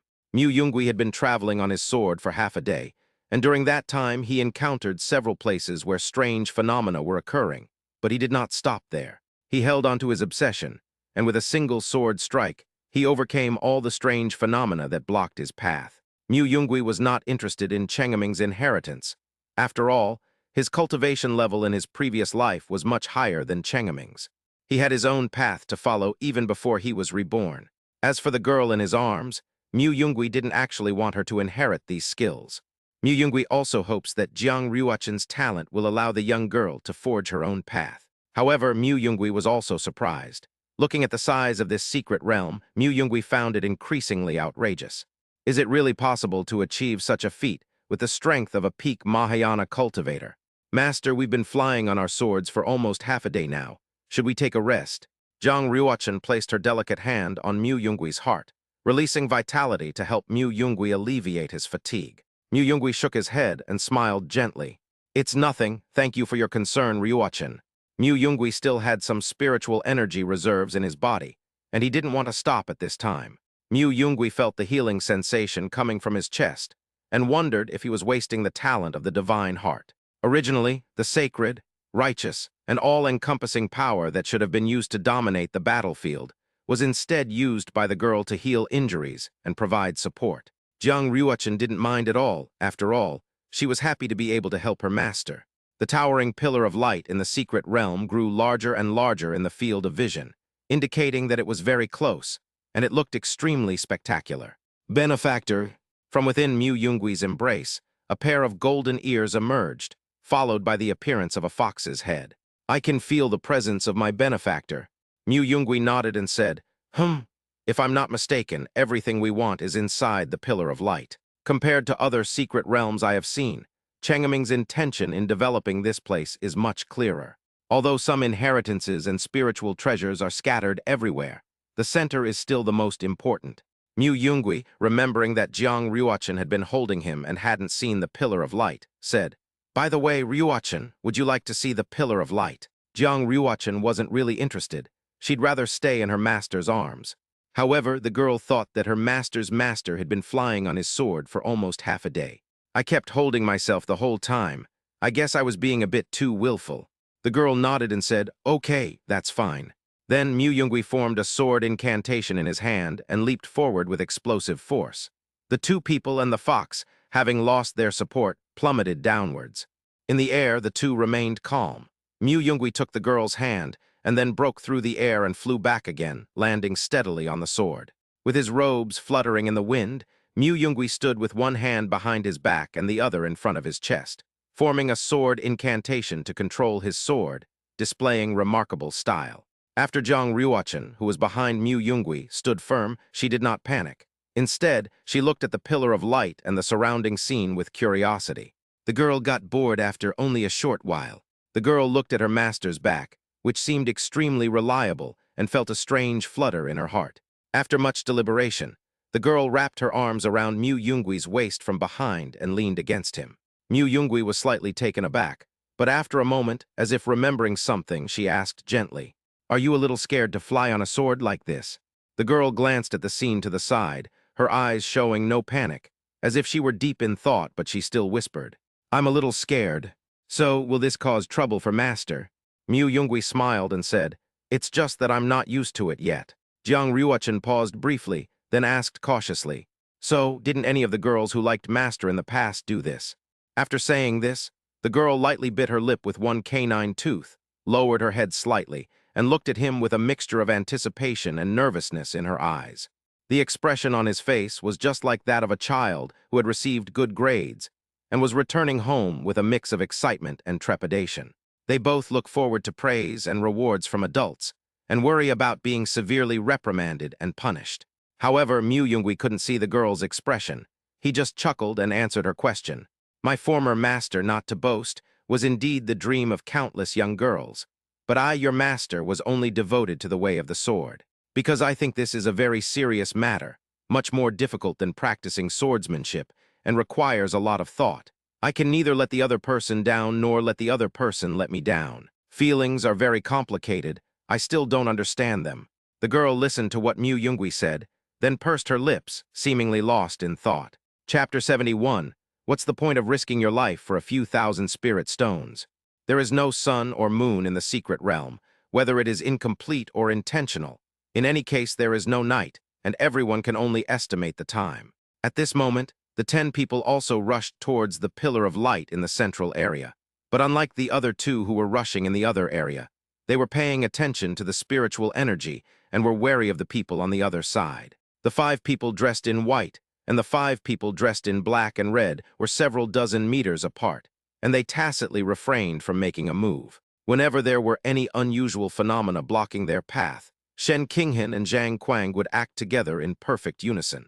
However, no one was interested in the priceless magical treasures or the magical herbs that could be found everywhere by the roadside. Except for one girl. After Shen Qinghan and Zhang Kuang shattered the giant serpent's image, the 10 charging group lost one member. Not long after, another sword light flashed from behind and caught up. Jiang Yao held a black rope with an extraordinary aura in her hand and chuckled. Jiang Yao flashed and appeared beside a young man. The young man carried an ancient longsword on his back and had a piece of unpolished jade tied at his waist, looking spirited and full of vigor. "Senior sister, Jiang Yao, aren't you afraid of being in danger when you fight against the Shaling sect by expending so much spiritual energy?" The boy was Xing Hui, the boy who had taken Shen Wen's place. "If you can't beat them, just run away till I'm good at escaping. But you, Xing Hui, must be careful." Xing Hui smiled and looked at the ancient longsword he carried. I will keep my composure and am not the kind of person who acts recklessly. Besides, my sect also has expectations of me." Jiang Yao was somewhat surprised and asked, "Elder Chenliu's sword is Yaoji." Xing Hui nodded and said, "Yes, it's a level elemental spirit sword. My master was a little worried about me, so he asked me to bring it out. In that case, the killing power will increase by more than 30%. Jiang Yao gave it a thumbs up. "Pretty good, unlike my unreliable master, who was still drunk when he arrived, Tilda." Xing Hui gave an awkward smile. "Well, Elder Bai Kaiyan is indeed extraordinary." Shen Qinghan, who was at the front, heard Jiang Yao and Xing Hui talking at the back of the group and gave her a reminder. The girl from this enforcement hall might be in the way. Even if it would result in a 4-on-5 situation in front of the Pillar of Light, Shen Qinghan did not want Jiang Yao to be present. However, it wasn't that she felt Jiang Yao was hindering her. She couldn't explain why, but it was just an intuition that she found the girl's appearance utterly repulsive. Shen Qinghan didn't like the sword sect members staring at him. Or rather, people from the enforcement hall. They're all the same, stubborn and rigid. On the contrary, Xing Hui could be used. With a thought, Shen Qinghan slowed down and came to Jiang Yao's side, interrupting their conversation. Zhang Quang, who was standing to the side, also noticed that something was wrong with the other person, so he slowed down and followed closely behind Shen Qinghan. Jiang Yao was a little confused, but before she could speak, Shen Qinghan spoke first. Junior sister Jiang Yao, we'll rely on your secret technique when we reach that pillar of light. Shen Qinghan's voice was soft, but she wasn't paying attention. Jiang Yao seemed not to have heard clearly. Whether intentional or not, I vaguely heard Zhang Quang. Zhang Quang turned his head and gestured to the only girl among the other 4 members of the Shailing sect who was carrying a sword. Then the girl drew her sword. Jiang Yao looked puzzled and hadn't yet understood what Shen Qinghan was saying when a long sword gleaming with cold light came slashing down from her side. Bang! Jiang Yao swung her sword to defend herself. A metallic clang of swords clashing rang out. The immense force sent the 2 girls flying sideways, crashing them into a grove of trees in the distance. Several trees, each several meters tall, collapsed with a deafening roar, followed by the clash of swords. The other 7 people did not stop, but continued on their way. Xing Hui was taken aback by the sudden start of the battle. Senior sister Jiang Yao. Xing then placed his hand on the long sword behind him, preparing to stop and support Jiang Yao. Shen Qinghan came to the boy's side and shook his head, saying, "That person isn't too strong. In a one-on-one fight, junior sister Jiang Yao will be fine. If you go to provide support now, we will be 1 person short." Xing Hui's anxious expression did not disappear. After gritting his teeth and pondering for a moment, he still did not turn around to provide support, but withdrew the hand that was holding the long sword behind him. However, Xing Hui also became even more wary of the 4 members of the Shailing sect standing nearby. "All right, I'll listen to the Holy Maiden." The group continued their run until they could no longer hear the fighting behind them. Zhang Quang, standing nearby, leaned closer to Shen Qinghan and let out a soft snort. Did Fairy Shen deliberately say those things so that I could hear them? HMPH, if you want to exchange for something, maybe Fairy Shen will just have to beg me and I'll agree, ha ha ha. Shen Qinghan ignored Zhang Quang's provocation and simply said softly, "But now that I've said those things, do you dare not be on guard?" Zhang Quang sneered, "I'll accept this open conspiracy, because, no matter what, in the end it'll just be a showdown between the 2 of us." The glint of swords flashed in the woods where they had stopped, and trees occasionally crashed down. The spot where they stopped became the battlefield for the 2 girls. Jiang Yao had no idea what was happening when the other party was about to fight to the death. Dozens of flying swords appeared beside Jiang Yao and shot towards the opponent, while the girl opposite her leaned backward. The fighting only temporarily stopped at this point. Jiang Yao finally had the chance to take a good look at the person confronting her. Although the other side consisted of a group of 4 men and 1 woman, it was hard not to notice this lone girl, but unlike now, they were face to face. The girl opposite had 2 cute high ponytails, and her hair swayed gently in the breeze. Dressed in a black and red outfit, with the cuffs tightly bound at the wrists and ankles, she looked both capable and well-proportioned. The girl's face was exquisitely beautiful. Her eyebrows were curved, like 2 crescent moons hanging on her face, but at this moment they were furrowed, revealing a hint of seriousness and focus as she stared intently at Jiang Yao. The opponent took a deep breath, adjusted his breathing, and then slightly lowered his body, assuming a posture as if he was about to launch an attack. At that moment, Jiang Yao made a move. The mouth moved. Jiang Yao hurriedly interrupted the other person's actions and shouted, "Wait a moment." The girl from the Shailing sect frowned. Something about the other party was strange, so she temporarily abandoned her attack and asked warily, "What are you waiting for?" Jiang Yao said irritably, "You started fighting without saying a word, and I don't even know your name." The girl scoffed, "Is it necessary? I'll kill you anyway in the end." Jiang Yao shook her head and said seriously, "I don't think so. Didn't I defend against all your attacks? Your attacks lack any bloodshed. You've never killed anyone before, have you?" The girl opposite seemed to have been touched on a sore spot and said sternly, "What's it to you?" Jiang Yao's eyes lit up, and she returned to her usual demeanor. "Sigh, did I actually guess right?" The girl, realizing she had been seen through, grew even more murderous. Glib-tongued, "Remember this, the person who killed you was named Liu Ji." Then Liu Ji held a long sword, its blade shimmering with crimson light, as if stained with blood. His eyes were firm and resolute, preparing to launch another attack. At this moment, Jiang Yao saw this scene, and a solemn expression appeared in her eyes. But she didn't back down. Then she moved. Its mouth moved again. Wait a minute. What are you going to do now? Kill me? What reward will your shattering spirit sect give you? I want to know. Spirit stone? How many? Thousands? No way, why risk your life for thousands of spirit stones? Chapter 72, Exchange of Cards Invalid. The sword light descended from mid-air, stopping before the blinding glare, stirring up a cloud of dust. Mu Yungui and Jiang Ruochen had stopped in front of the pillar of light. Looking at the pillar of light, which was now as smooth as a wall, Mu Yungui did not rush to touch it. Instead, he stopped and ate a pill to restore his spiritual power. The beam of light was somewhat dazzling. Jiang Ruochen threw a spell into it, but after it entered, a sound rang out. Wasn't it meant to prevent cultivators from entering? Mu Yungui was somewhat curious. Then its body swayed, and an identical puppet separated from it. This is the third time Mu Yungui has used the spirit puppet technique. Jiang Ruochen, who was standing beside her, had seen him before. Remembering how her master had abandoned her to go on an adventure alone, she hurriedly came to Mu Yungui's side, hugged him, and held his arm. Mu Yungui noticed the girl's worry, but smiled slightly and said in a serious tone, "This time I swear I will never abandon Ruochen." Having been thoroughly deceived once, the girl asked with some disbelief, "You mean we have to stay together forever?" Mu Yungui pretended to be deep in thought and asked in return, "Always. Cultivators can live for over 1,000 years, you know." Jiang Ruochen asked curiously, "Is that not allowed?" Mu Yungui's mind was elsewhere, and he simply replied casually, Maybe."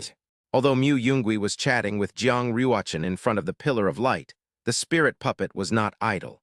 Under the pure, flawless white light, the puppet walked slowly, each step so cautious. After walking for several dozen meters, they finally emerged from the pillar of light. Before them stood a magnificent and imposing palace, standing silently. However, the doll only saw the back of the palace, and there was no entrance. Based on this calculation, Mu Yungui has determined that the location of the rift is opposite to the location where those cultivators entered. At this speed, no one should arrive before him. The spirit puppet then dissipated as spiritual energy. Mu Yungui took the girl's hand, slowly raised it, touched the pillar of light, and walked inside. Nothing happened after entering, but for a moment Mu Yungui seemed to catch the gaze of what seemed to be the heavenly Tao. But it vanished in just a moment. The two emerged from the pillar of light and headed towards the front of the hall. Outside the magnificent hall, there is a spacious square meticulously paved with white jade bricks. In front of the hall, a mysterious and unique building, resembling a magic array, attracts people's attention. In the center of the building stood a colossal glass pillar, tens of meters high. The pillar was crystal clear, as if it were carved from the purest crystal, and its base, shaped like a funnel, emitted a mesmerizing, shimmering light. This seemingly incredibly heavy pillar was not firmly planted on the ground, but was magically suspended in mid-air, surrounded by golden symbols of unknown meaning. Around it, several smaller pillars were arranged in a way that complemented each other, forming an exquisite array. Upon closer inspection, one can see that a layer of pale golden liquid, almost imperceptible, is condensing on the tip of the glass. This liquid, like dew in the morning mist, slowly gathered but never dripped down. It simply condensed into a blurry outline. Below the glass pillar lies a small but dazzling cluster of crystals. This cluster, resembling a naturally formed gemstone bowl, radiates a myriad of colors, creating a dreamlike and enchanting scene. The dazzling lights intertwined to create a magnificent picture, and the crystal cluster caught the spiritual liquid falling from the tip of the glass at just the right moment. Mu Yungui glanced at the heavenly essence liquid within the boundary origin glaze. There were about 10 drops. Without encountering any obstacles or trials, the coveted heavenly essence liquid and the boundary origin glazed glass that Ning Xianqi needed were right before their eyes. At this moment, the little fox perched on Jiang Ruochen's shoulder also sensed something, so it turned its head to look into the depths of the main hall, unable to contain itself any longer. I felt it, my benefactor was inside. Your life is worth thousands of spirit stones. Liu Ji roared, his aura suddenly exploding. His figure shot forward like an arrow released from a bow, kicking up a cloud of dust. The battlefield did not calm down for long because of Jiang Yao's previous words. On the contrary, Jiang Yao's words only fueled Liu Ji's anger. In an instant, a dazzling blade of light ripped through the void, hurtling straight toward Jiang Yao with lightning speed. The sharp blade sliced through the air with a crimson line of blood, sending chills down one's spine. However, in just a few breaths, Liu Ji's long sword slashed out continuously like a storm, each strike containing boundless power and killing intent. And in the blink of an eye, he had already slashed hundreds of times. Faced with such a fierce offensive, Jiang Yao lost her temper. She was speechless at this stubborn swordsman. She did not choose to back down or dodge. Instead, she gripped her longsword tightly, leaned forward slightly, and focused all her attention on dealing with Liu Ji's attacks. As Jiang Yao swung her longsword, streaks of sword energy shot out, colliding fiercely with Liu Ji's blade light, producing a series of crisp metallic clangs. The surrounding air was stirred up into a chaotic mess. Although Liu Ji's swordsmanship was as fast as lightning, Jiang Yao did her best to block all of his attacks and was not at a disadvantage at all. They defended against everything. Jiang Yao took a few steps back, panting heavily, and used her sword to support herself on the ground. "I advise you, Taoist Liu, to take care of yourself." Jiang Yao tilted her head slightly, looking at Liu Ji. A hint of confidence flickered in her bright eyes, as if she were saying silently, "See, you can't kill me at all." Liu Ji was panting heavily, large beads of sweat rolling down her forehead and soaking her hair. Her clothes were completely drenched in sweat. Liu Ji held the long sword, but his arm trembled slightly. His swordsmanship was originally a technique that could unleash powerful destructive force in a short time and quickly kill the enemy. However, this seemingly unorthodox swordsman in front of her managed to block all of her fierce attacks. Liu Ji was a little angry. Jiang Yao looked helpless and waved her hand, saying, "I told you you can't kill me. Even if you did, you wouldn't be able to do anything to the battle, and the most likely outcome would be mutual destruction. Is it worth risking your life for something like this?" Liu Ji angrily said, "Don't talk nonsense. You want to disrupt my Tao heart. Once I recover some of my spiritual power, I will kill you. After that, I will go and help the young sect leader kill Shen Qinghan as well." Jiang Yao chuckled lightly. "Are you worried about Zhang Kuang's life? Even if you die 10 times, Zhang Kuang and Shen Qinghan will still not have a life or death battle." Liu Ji frowned. "Why?" Jiang Yao didn't beat around the bush and went straight to the point. "Because all the sect leaders are waiting at the entrance of the secret realm. Do you really think they would kill someone inside the secret realm? Once they get out, those 2 void refinement stage cultivators will see that they've lost a daughter and a son. If they start fighting, won't they raise the Qiu Ming sect to the ground?" Jiang Yao shook her head and said, "It's meaningless whether we exchange cards or not." Liu Ji listened to what Jiang Yao said and found it made some sense, so the girl began to waver. Jiang Yao caught that hint of hesitation in his expression, so she focused her mind and continued. "It would be such a pity to die in this secret realm, a meaningless death, a death no one cares about. Are there people outside who are waiting for you to come back?" After speaking, Jiang Yao glanced at the other person without leaving a trace. After Jiang Yao finished speaking, Liu Ji lowered her face, but a barely perceptible smile appeared on Jiang Yao's lips. Stop. Since we are checking and balancing each other, it doesn't matter much whether they live or die. We can just watch them fight from the sidelines." "Is this right?" Yes, absolutely right." Then Jiang Yao tied the longsword back to her waist, conjured an exquisite box out of thin air in her hand, and took a few steps forward. Liu Ji became wary, but seeing Jiang Yao confidently sheath her sword, she didn't back down, wanting to see what this guy was plotting. Jiang Yao walked up to Liu Ji, opened the box, and found a variety of fancy and exquisite pastries inside. "Since things have come to this, let's eat first." Jiang Yao took a piece of pale yellow pastry, took a bite, and felt the molten filling overflow. The girl breathed a long sigh of relief as she savored the soft, sweet taste in her mouth, feeling extremely satisfied. Jiang Yao glanced at Liu Ji, who remained unmoved, and urged, "What are you standing there for? Eat something, or you won't have any energy." Liu Ji looked at the pastries in the box that she had never eaten before and swallowed hard. "I just didn't want the other person to see what I looked like, so I turned my head away and didn't look." Unable to bear seeing her treasured pastries treated with such disdain, Jiang Yao frowned and said somewhat irritably, "What's wrong? They're delicious." Liu Ji retorted sharply, "I'm afraid you've poisoned me." Although she spoke sternly, Liu Ji also sheathed her long sword. Unable to bear seeing the other person like this, Jiang Yao patted her thin chest and assured Liu Ji, "How could that be? What kind of person do you take me for? I, Jiang Yao, would never have malicious intentions when it comes to food. Seeing the serious look in the other person's eyes, Liu Ji said earnestly, "Then, I want the other half that you haven't finished eating." Jiang Yao looked at the pastry she had bitten into. "There's still my saliva on this piece. I'll get you a different one, I promise I won't poison it, otherwise I'll." Before Jiang Yao could finish speaking, Liu Ji snorted. "No, I want this half." Chapter 73, Ungrateful. The initial point that created this small world is right in front of Mu Yungui, simply and unadorned at the very center of this secret realm. The heavenly essence liquid and the boundary origin glaze were not hidden by Cheng Ming, nor did they require him to go through various difficult trials before finally obtaining them at the end. I feel a bit dazed, looking at the heavenly essence liquid that could repair his own Tao foundation. Even Mu Yungui had no reason to refuse.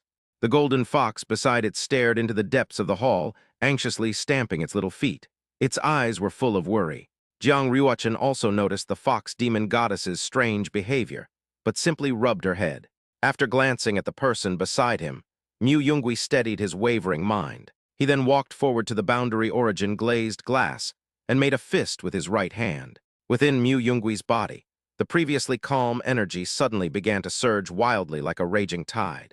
Under the influence of this violent energy, the world origin glazed glass containing half a cup of heavenly essence liquid began to tremble slightly. Immediately afterwards, as if drawn by some mysterious force, a drop of the heavenly essence liquid was gradually separated out. This drop of liquid was crystal clear, radiating an alluring light, and slowly rose into the air. Mu Yungui's face was pale, and beads of sweat dripped from his forehead. Even picking up just a single drop requires giving it your all. Mu Yungui had actually expected this, but he was still somewhat surprised. In fact, the heavenly essence liquid has no substantial weight, but it contains essential power. If you want to take it away, you must bear the weight of the world. Mu Yungui gritted his teeth and drew upon all his spiritual power. The drop of heavenly essence liquid was slowly drawn from the half cup of crystal, rippled in the crystal, and finally completely left the surface. Mu Yungui only recovered at this time. The spiritual liquid lost its weight the instant it left the boundary source glaze, and was easily grasped by Mu Yungui. The little golden fox's eyes were filled with anxiety, yet it dared not speak. Mu Yungui glanced at the water droplets swirling with Taoist energy in his palm, then stopped drawing out the remaining spiritual liquid. Instead, he said to the goddess, who seemed afraid Mu Yungui would change her mind. "Walk." Mu Yungui uttered only one word, and it was only this one word that stopped the tears welling up in the golden fox's eyes. And so, Mu Yungui and Jiang Ruochen walked past the heavenly essence liquid that Su Cheng had been talking about all along. Neither of them seemed particularly anxious in the face of the priceless treasure. The two people and the fox walked into the depths of the main hall. The layout of this main hall is actually quite strange. It seems that the person who built this place just thought that these things should be covered up, so they simply built them to make them look nicer. The hall was extremely empty, lacking all the features one would expect in a typical palace. As the two walked to the innermost part, a coffin lay there quietly. A faint glow emanated from the surrounding area and converged towards that spot. Seeing this, the little golden fox jumped off Jiang Ruochen's shoulder and hopped onto the coffin. Mu Yungui and Jiang Ruochen followed. There were no precious secret manuals, no extremely valuable spiritual treasures, and no great wealth. There was only a skeleton, as white as jade, lying quietly in the coffin with a yellowed bamboo scroll beside it. Or rather, it should have been this way. Looking at the simple coffin, Mu Yungui said to the girl beside him, "If you entered the secret realm to seize treasures, you would definitely be surprised when you arrived here. It seems that Cheng Ming has scattered all the spiritual treasures and herbs throughout the secret realm. 1,000 years have passed, and the flesh and blood of the body in the coffin have long since dissolved, leaving only a skeleton as white as jade. A bright yellow light hovered in mid-air in front of the skull, attracting attention. Jiang Ruochen looked over and said to Mu Yungui, "Master, I can sense that there seems to be something very precious in that golden light." Mu Yungui nodded. This is probably what all these geniuses dream of most after entering. This is the legacy of Na Chengaming, the lifelong insights of a late-stage Mahayana cultivator, recognized by Chengaming, who is the inheritor of his Tao, can perhaps reach that realm if he refines it step by step. After listening, Jiang Ruochen seemed to understand something, then shook her head and said, "It's useless to us, isn't it?" Mu Yungui asked, "Doesn't Ruochen care about this kind of opportunity?" The girl shook her head and said, I have a master, I don't need one. Mu Yungui laughed and said, if anyone heard this, they would definitely think we are really ungrateful. Chapter 74, Even Heaven and Earth Weep. Within the secret realm, there are those who rejoice upon finding magical techniques and spiritual treasures. Those who engage in battles of wits and courage with supreme treasures that have developed sentience. Those who rush towards the central area with the aim of inheriting the legacy and obtaining the supreme treasures. And girls who are simply eating. Everyone here has something to do. Meanwhile, the inner part of the main hall was not so lively. The little fox lingered by the coffin, trying to sense Chengaming's living presence once more. Mu Yungui picked up the bamboo slips from the coffin. The bamboo slips were slightly yellowed, but Mu Yungui could deduce that they were made of extremely precious bamboo, given that 1,000 years had passed, and they were still so well preserved. This was also related to the energy gathered from the Surrounding Chinese letter, heaven and earth. Mu Yungui unfolded the bamboo slips and began to read their contents. My name is Chengaming. I began to draw qi into my body at the age of 10, transformed into a spirit at the age of 100, and reached the great vehicle stage at the age of 800. This place was opened up by my path to heaven before my self-destruction. If future generations explore this place, the point of light in front of my body is the enlightenment I gained throughout my life of cultivation. Take it. The girl next to her tiptoed over and peeked over. Mu Yungui leaned forward slightly and continued reading. I have been cultivating for thousands of years, sitting in my cave, never getting involved in karma. In the blink of an eye, the world has changed. Although I have entered the Mahayana stage, the higher my realm, the less I can grasp the Tao of heaven. It was only when my lifespan was about to end that I left Qiyuming sect for the first time. I went into the secular world and saw many things I had never seen before. But unfortunately, these things could not help me break through the tribulation and live for another 1,000 years. Until one day, having forgotten why I intervened, I saved a mortal ant that had been injured by a demon. I saw him weeping bitterly and kneeling before me repeatedly. At that moment, something indescribable surged into my body. My lifespan has run out, but I have actually found a sliver of enlightenment.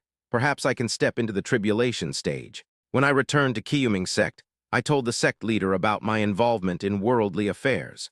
However, Qiyuming sect's philosophy was already otherworldly, and such unorthodox practices made the sect leader think that I had no hope of transcending the tribulation and had lost my mind. So I left Qiyuming sect. Later on, I killed many demons, and even wiped out all the demons in the mortal world, but I still couldn't seize that opportunity.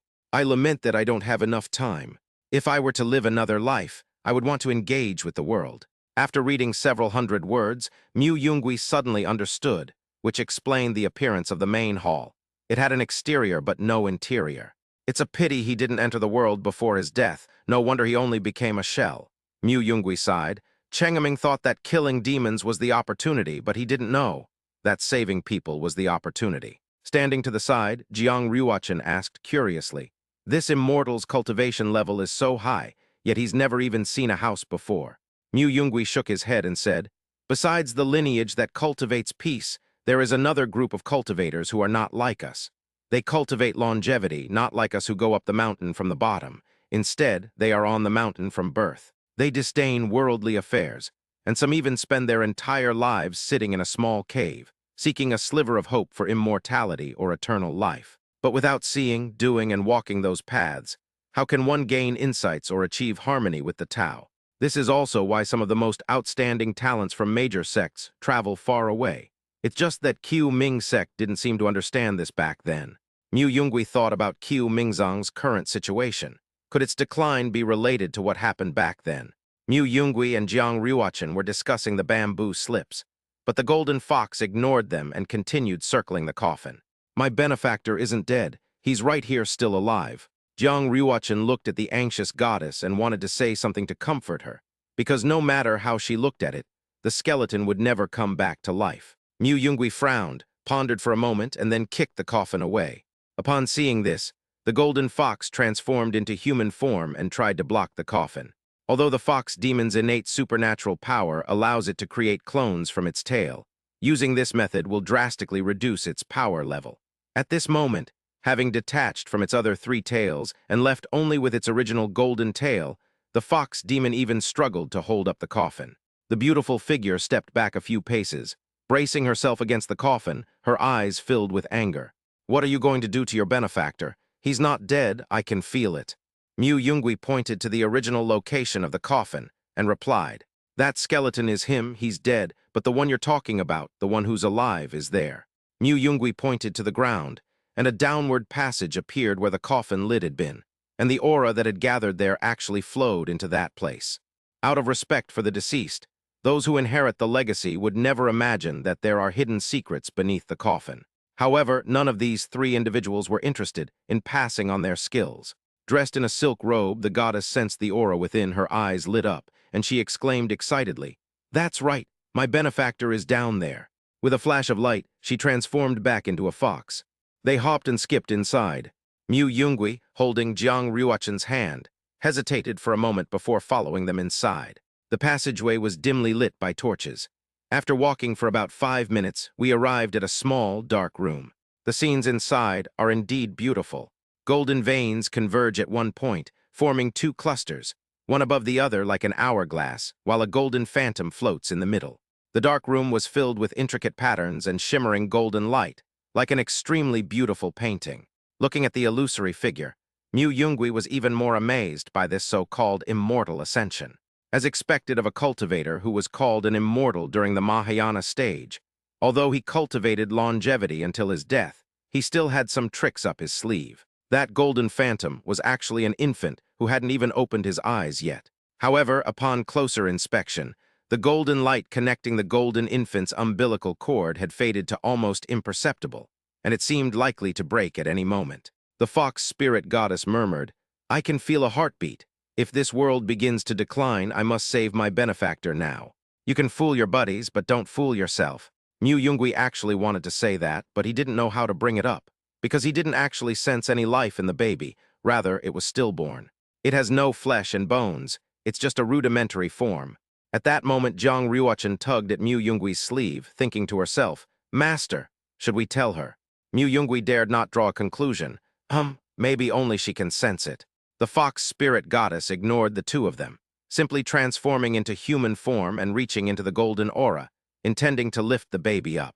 Upon touching the golden light, the delicate hand seemed to encounter an extremely terrifying heat, instantly melting away a layer of flesh to reveal bright red muscle and stark white bone. Blood gushed out, making it look extremely miserable and horrifying. The fox spirit goddess couldn't help but let out a muffled groan, but instead she gritted her teeth, enduring the excruciating pain, and continued to reach towards the baby within the golden light. The flesh and blood were continuously melted and rushed towards the location of the baby.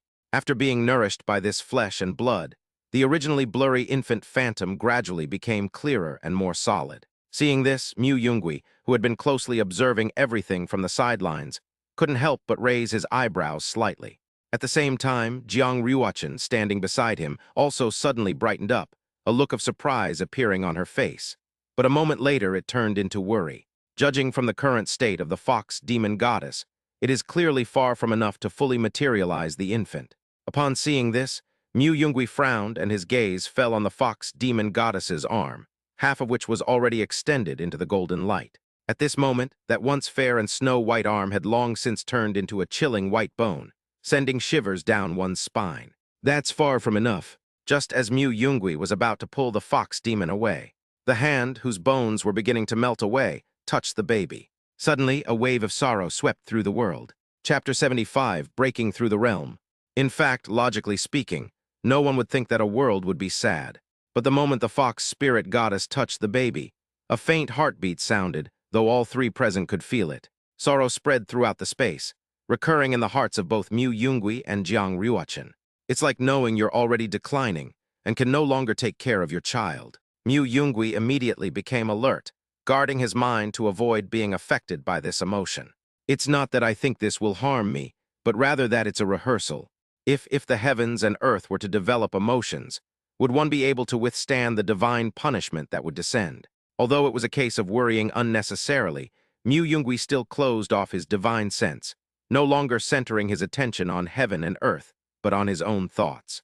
After a moment, I resisted the emotions that were affecting me. Outside the main hall, a spiritual rain began to fall. Raindrops formed from genuine spiritual energy were falling. Then the golden pillar of light began to slowly collapse from the sky. Coming to his senses, Mu Yungui said with a touch of wicked humor, Chengaming probably never imagined that after killing so many demons in his past life, he would end up becoming half a demon himself. Is that fate?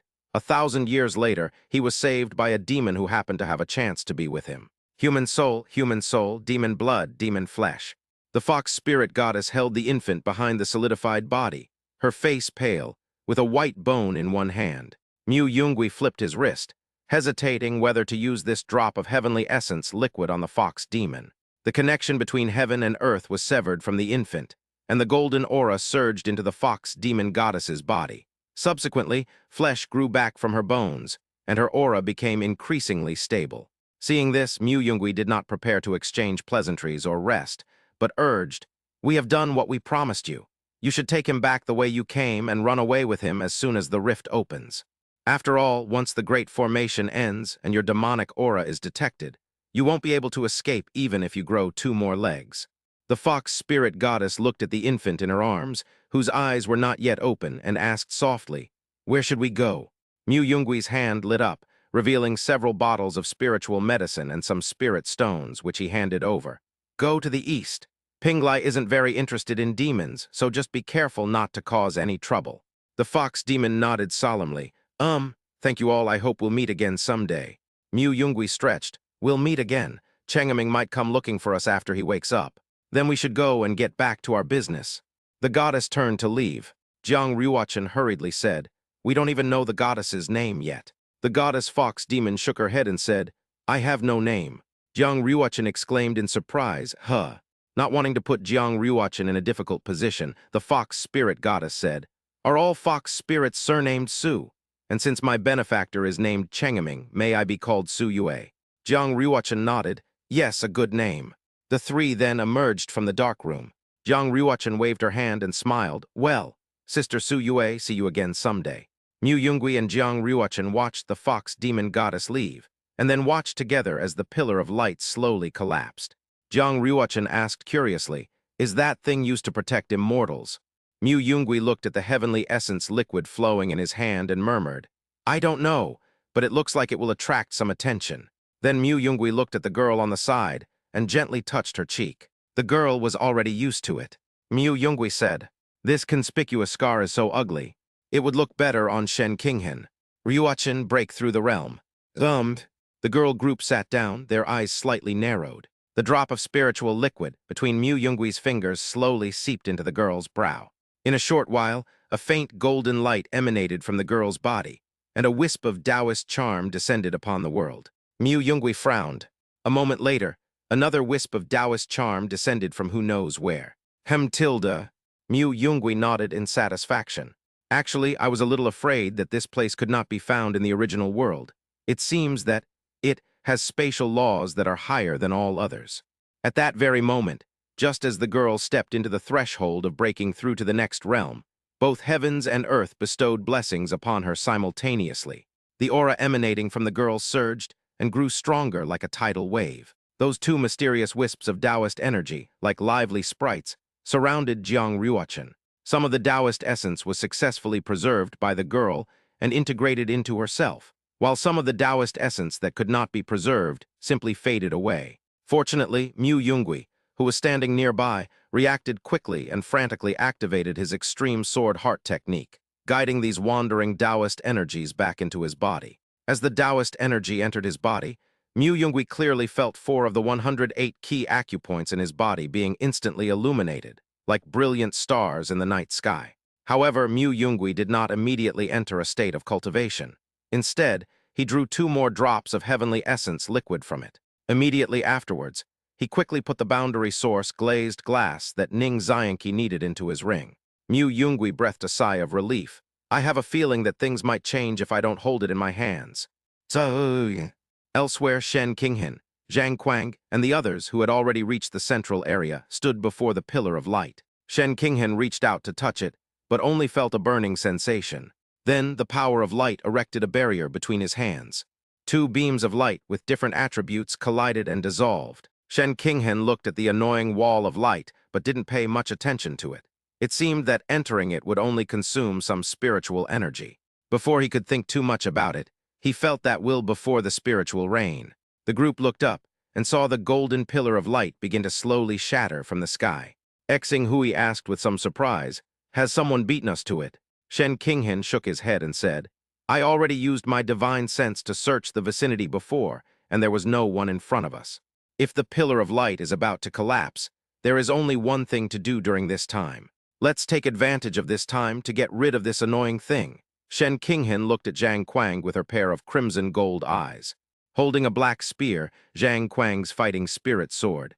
"I want to see what this so-called Holy Maiden of the Sword Sect is all about." Having said that, the three members of the Shaling sect drew their swords and rushed forward in perfect unison, each taking Xing Hui, Jian Jiu, and Jian Shir as their opponents.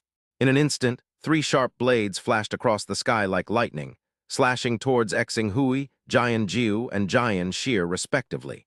With a clang of metal clashing and sparks flying, three battlefields were instantly created. "It seems you're quite confident," Shen Qinghen's calm voice rang out. "I will widen the gap between you and an arrogant genius like yourself." Having said that, Shen Qinghen lightly gripped the exquisite sword Frost and Snow at his waist and slowly raised the tip of the sword towards a seemingly ordinary sword strike. The sword energy, like a waterfall, carrying a trace of light, surged towards Zhang Kuang. The light surrounding the sword was unlike that emitted by Jiang Ruochen. Although it was dazzling, it was only cold. Zhang Kuang sensed the sword technique heading towards him and realized he was in trouble, so he used his spear to block it. The surging sword energy, carrying immense force, slammed heavily onto the arrogant spear. A deafening roar erupted, sending plumes of dust billowing into the sky, obscuring the sun. Centered on the spot where Zhang Kuang stood, the ground seemed to have been ripped open by an invisible giant hand, forming a spiderweb-like crack. The crack spread outwards, reaching a width of 100 meters. In the sky, a golden eye appeared open.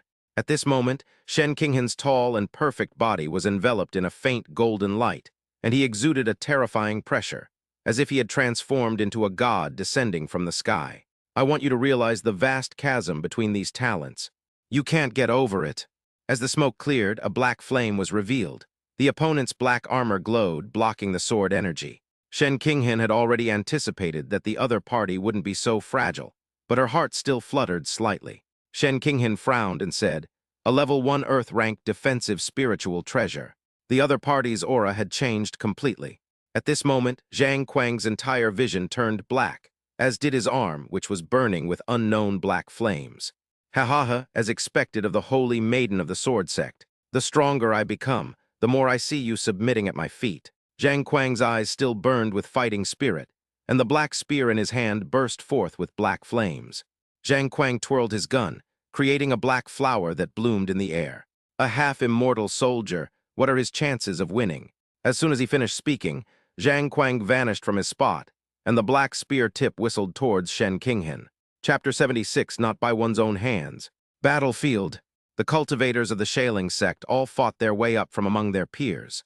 Their moves were all about killing, and they were fearless of death, exchanging injury for injury. Sword 9 and Sword 12, being diehards, did not back down either, but soon after the fight they were covered in wounds just like their opponents.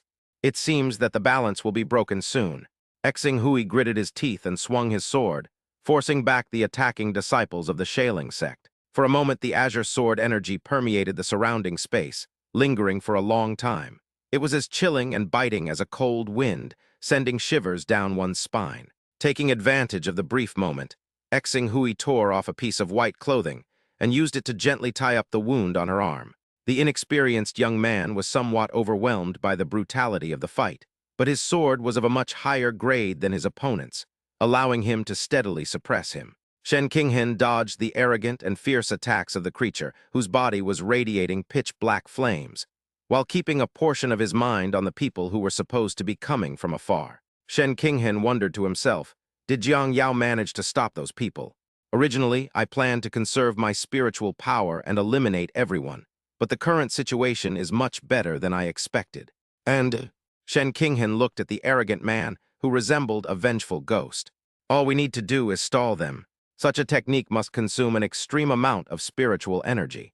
Zhang Kuang was somewhat annoyed, but he also understood Shen Qinghen's plan. So, as expected, he missed again after swinging his gun and did not pursue. The holy maiden is indeed wary tilde unwilling to fight me. After Zhang Kuang stopped, he slightly bent his right leg, pointed the spear tip backward, and gathered the pitch-black flames. Then, a dragon formed from black flames appeared at the spear tip. Shen Qinghan took a closer look and saw that the other party's aura suddenly surged, becoming extremely dangerous. Without the slightest hesitation, Shen Qinghan activated his magic, and his two holy eyes appeared in mid-air, staring at Zhang Kuang. Immediately, a combination of oppressive force and mental attacks followed. Tusk. However, it did not disturb Zhang Kuang's mind. Instead, Shen Qinghan felt a sharp pain, and then 2 drops of bloody tears fell from the corner of her eyes. Shen Qinghan narrowed his eyes slightly, realizing that his aura had already been locked onto by the other party, and he could no longer avoid it. Your Holiness! Sword 12 and Sword 9 sensed the aura of destruction and wanted to help, but they couldn't break free. At this moment, Xing Hui found an opportunity, forced his opponent back, and flashed to Shen Qinghan's side, saying sternly, "Holy Maiden, that black flame is extremely dangerous. Please unleash your full power with your swords." Shen Qinghan turned her head and looked at Xing Hui properly for the first time. Xing Hui stared at Shen Qinghan for a moment, then paused, stunned. Her pair of crimson gold eyes, like 2 dazzling gems, were set on her stunningly beautiful face. At this critical moment of life and death, one should not pay attention to other things, but Xing Hui seemed unable to take his eyes off Shen Qinghan. Those golden pupils shone with a dazzling light, as intense and bright as the sun, shining directly into Xing Hui's eyes. Even Xing Hui's own eyes seemed to reflect a hint of golden light. "I need you to take this hit." Shen Qinghan's voice rang in Xing Hui's ears or in his heart. He couldn't tell. This voice did not seem to come from ordinary requests between companions, but rather from a command filled with supreme authority, brooking no questioning whatsoever. It was like the irresistible will of a high and mighty deity, carrying an irresistible power. I'll block it." Shen Qinghan took a small step back. Xing Hui took a small step forward. Xing Hui held his sword horizontally in front of him. The arrogant spear, which had been brewing for so long, suddenly thrust out, carrying an irresistible and undeniable aura of death that swept over everything. Xing Hui swung his sword with all his might, and a dazzling azure sword aura instantly shot out from the tip of the blade. That sword aura was like a nimble azure dragon, roaring as it rushed towards the black dragon. However, when the Cyan sword energy collided with the black dragon, a loud bang was heard, and the Cyan sword energy shattered instantly like fragile glass, turning into countless tiny fragments that flew everywhere. Immediately afterwards, the black dragon charged straight towards them with unstoppable force. Seeing this, Xing Hui gripped the sword hilt tightly with both hands and used the longsword to defend himself. In an instant, the black dragon slammed into the longsword. The powerful impact caused the sword to bend sharply, with an arc that was beyond imagination and even reached an extremely exaggerated degree. Earth-grade spiritual treasures are exceptionally sturdy and cannot be easily destroyed by Foundation establishment cultivators. But the boy's arms were far less resilient than the longsword. Under the relentless assault of the black dragon, Xing Hui's arms gradually gave way. Finally, with a crisp crack, Xing Hui's arm bones broke, and blood gushed from the wound, splattering into the air and forming a crimson mist. Then his arm was completely shattered, a bloody mess, a gruesome sight. After the black dragon pierced through the boy's body, it did not continue flying away. Instead, it circled around the boy and turned into black flames that burned. Xing Hui lay exhausted on the battlefield, the bowl-sized wound on his abdomen no longer bleeding, all of it burned away by the black flames. Shen Qinghan stepped forward, bending slightly to observe the black flames burning Xing Hui. Xing Hui looked at that stunningly beautiful face, wanting to say something, but even his voice was swallowed up by the black flames. After losing control, it fell from the sky and landed beside the boy. Xing Hui caught sight of the long sword and tried to touch it, but seemed unaware that he had lost his arm. He just swung it wildly, unable to grasp it. Is it the soul, the spirit, or the flesh that is being burned? Shen Qinghan watched Xing Hui, whose life force was gradually fading, with great interest. His eyes filled with curiosity as he analyzed the situation. The holy maiden of the sword sect, ha. Zhang Kuang, who was in the distance, was now pale and looked even more terrifying. Not daring to touch the black flames, Shen Qinghan couldn't analyze Zhang Kuang's combat techniques. Shen Qinghan shook his head and sighed. then unleashed a wisp of sword energy from his fingertips, piercing through Xing Hui's head, who was already unable to move. As Xing Hui died, the black flames vanished instantly. Only the gruesome corpse of a boy remained. Shen Qinghan looked at Zhang Kuang, who was supporting himself with his gun, and said coldly, "So, how many more thrusts can you deliver?" Having found a clean spot, the two girls began to recover their spiritual energy. Jiang Yao asked curiously, "Aren't cultivators from your Shaling sect allowed to go down the mountain?" Liu Ji picked up another piece of pastry and put it in her mouth, then shook her head, her eyes lowered, and said, "Only those who have killed at least 3 people and reached the golden core stage are qualified to descend the mountain. But there are far too few women in the sect. If I can reach the golden core stage, I'll have a chance to go back and see my mother." At this point, Liu Ji's left arm hung down, her right arm slightly crossed, a wave of longing washing over her. "It's been 3 years since I last saw you. I wonder how mother is doing." Seeing Liu Ji's appearance, Jiang Yao asked curiously, "A spirit stone is worth countless silver coins. Even after becoming a cultivator, you still make your family suffer. Our sword sect doesn't have that kind of rule. You can go down the mountain whenever you want. I don't think you're cut out to be a bloodthirsty person. Why don't you sneak into our sword sect when you get back this time?"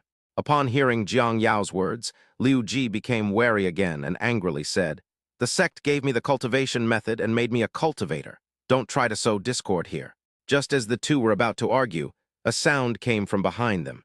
Jiang Yao narrowed her eyes slightly, feeling that the person coming from behind looked somewhat familiar. At this moment, Ning Xianqi and Zhai were slightly pale as they rushed towards Jiang Yao, followed by dozens of people. Ning Xianqi looked at the girl in white with pigtails in the distance and said, "That girl? I've seen her before." Zhai swallowed a pill and coldly remarked, "Young master, you remember this very well." Just as Ning Xianqi was about to explain, a streak of light rushed towards them from behind. Ning Xianqi dodged to the side, then helplessly called out to those behind him, "You invited me to listen to music and watch a dance, and this is how you repay me." The dozens of people behind him never expected that the person chasing them would be so shameless, and they couldn't help but curse him. Ning Xianqi felt a little guilty. That's true, but it does involve some forced consumption. The dozen or so people behind them looked at the two who had suddenly appeared out of nowhere, and they actually looked no weaker than Zhang Kuang and Shen Qinghan. The area that the two of them had created was now completely inaccessible. Ning Xianqi shook his head as he listened to the praise from behind, and stopped in front of Liu Ji and Jiang Yao. Jiang Yao said, "Fellow Taoist, we meet again. What brings you here?"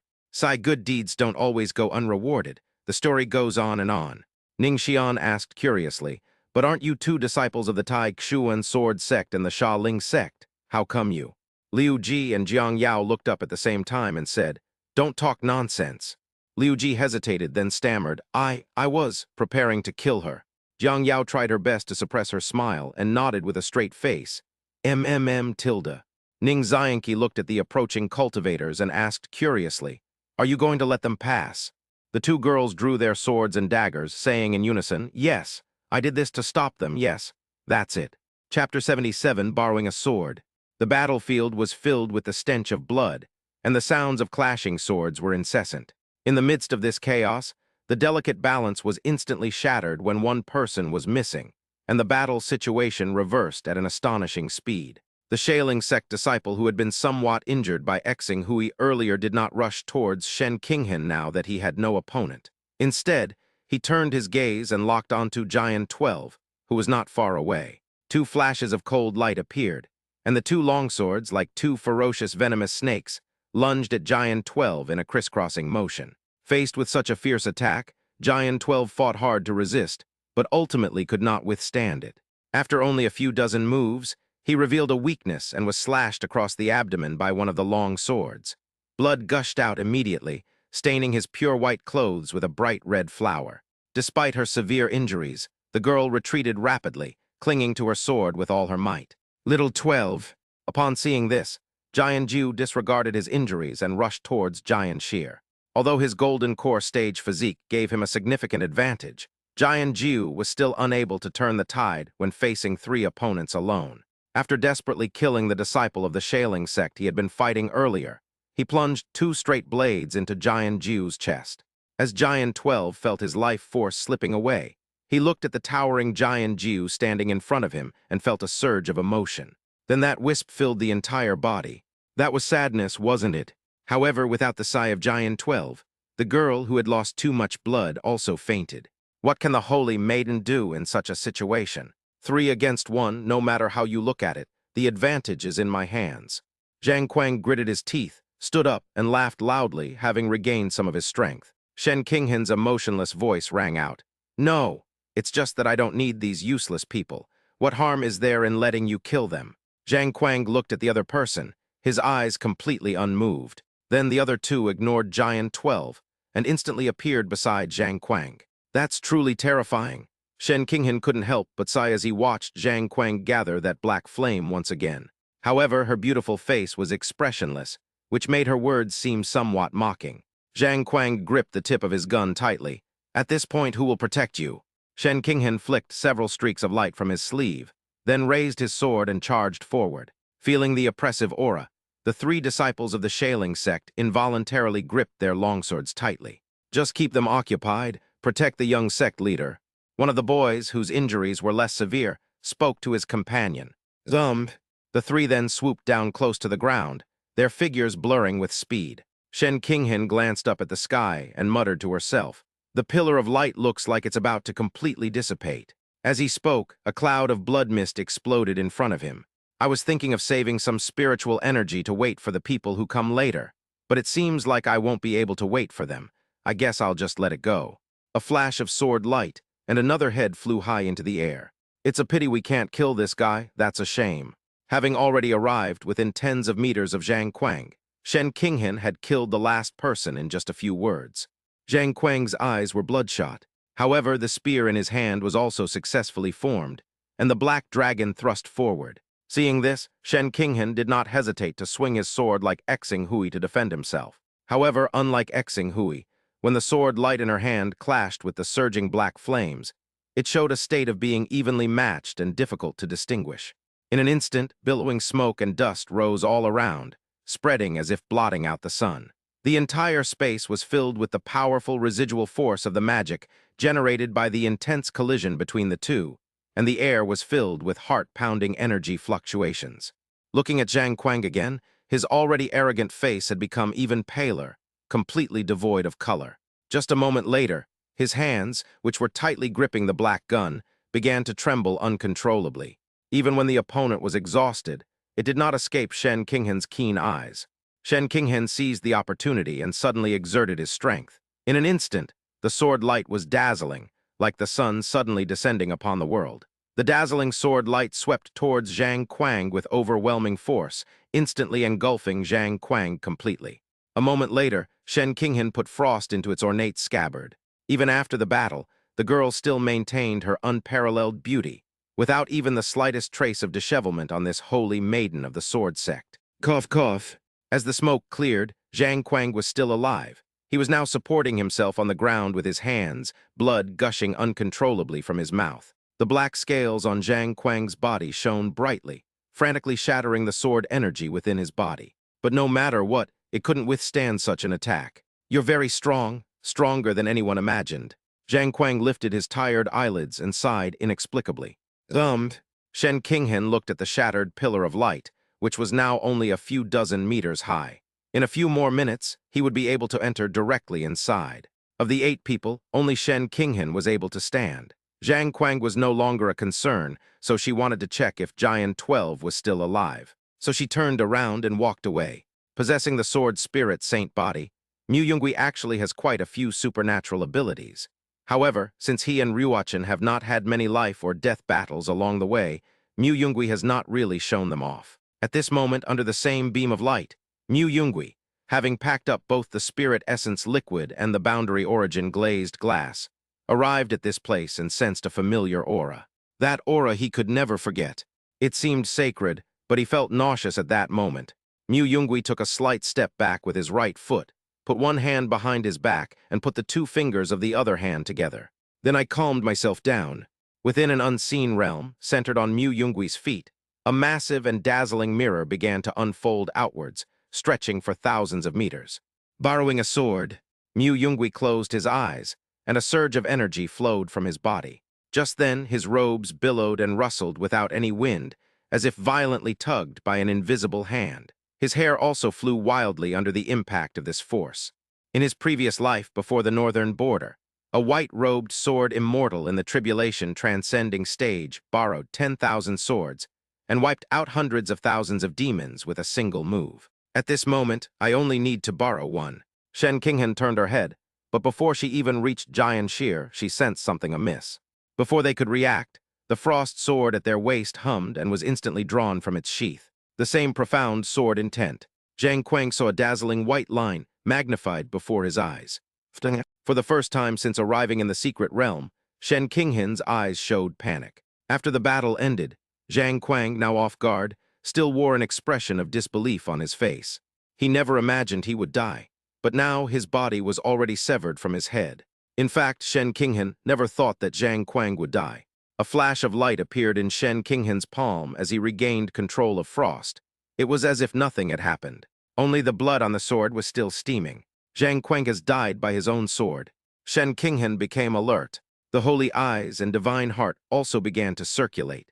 In fact, once Shen Qinghan gets serious, with the range covered by his holy eye, cultivators of the same level have almost nowhere to hide. However, there are always some people who have some strange methods. A piercing sword cry rang in Shen Qinghan's ears. The sound was so loud that Shen Qinghan couldn't even tell the direction for a moment. There was nothing unusual around. Nothing had moved, except for the collapsing pillar of light. As the pillar of light collapsed from 20 meters, 10 meters, 5 meters, until it was only 2 or 3 meters high, Shen Qinghan saw the plaza, the main hall, and many other things behind the pillar of light. But the most striking thing was the sword light that came from there. The sword light lifted the jade bricks on the square, cutting a trench more than 10 meters wide in its path, heading straight for Shen Qinghan. Behind the sword light stood a black-clad youth wearing a demon mask. It wasn't just the mask that was terrifying. The boy's aura seemed to be there to claim lives as well. Chapter 78, Phoenix Fire. Besides first-rate sects like Pinglai Pavilion, the Shaling sect and Taixuan sword sect are the largest forces in the eastern continent. Although both sects have cultivators at the void refinement stage, they are fundamentally worlds apart. The Taixuan sword sect has stood in the eastern continent for thousands of years. Shen Lingxiao only joined the sect 100 years ago, and after his cultivation level rose to the void refinement stage, he became the sect leader. Furthermore, with the other sword peaks acting as checks and balances, the sword sect cannot be considered a one-man show. Compared to the Taixuan sword sect, the Shaling sect has only existed for about 100 years to reach such a position. It was Zhang Moshan who, based on his own cultivation level, recruited some bloodthirsty people to establish the sect, which served as the foundation for his existence. As for disciples, they aren't recruited one by one like the sword sect does, who simply grab anyone they see has the potential to become an immortal. They are just ordinary people. If they encounter someone who knows what's good for them, they will give them some silver and that will be the end of it. But if they encounter someone who doesn't know what's good for them, they might just kill them. They called it helping their disciples to resolve their worldly ties. The resources obtained by the sect are mainly used to serve Zhang Moshan, so the Shaling sect can actually be called the Zhang sect. As Zhang Moshan's eldest son, Zhang Quang's importance in the Shaling sect is self-evident. Even if Shen Qinghan wanted to tear this guy to pieces in the secret realm, she wouldn't actually kill him. It would be troublesome if Zhang Quang died, even though his father's cultivation level was slightly higher than Zhang Moshan's. However, in this situation, Zhang Quang actually died by his own sword. How can we explain the fact that someone has taken control of the frost? The head rolled off the body, and blood flowed like a river. It's already happened, there's no going back. The person is already dead. At worst, the body can be destroyed so that the method used cannot be detected.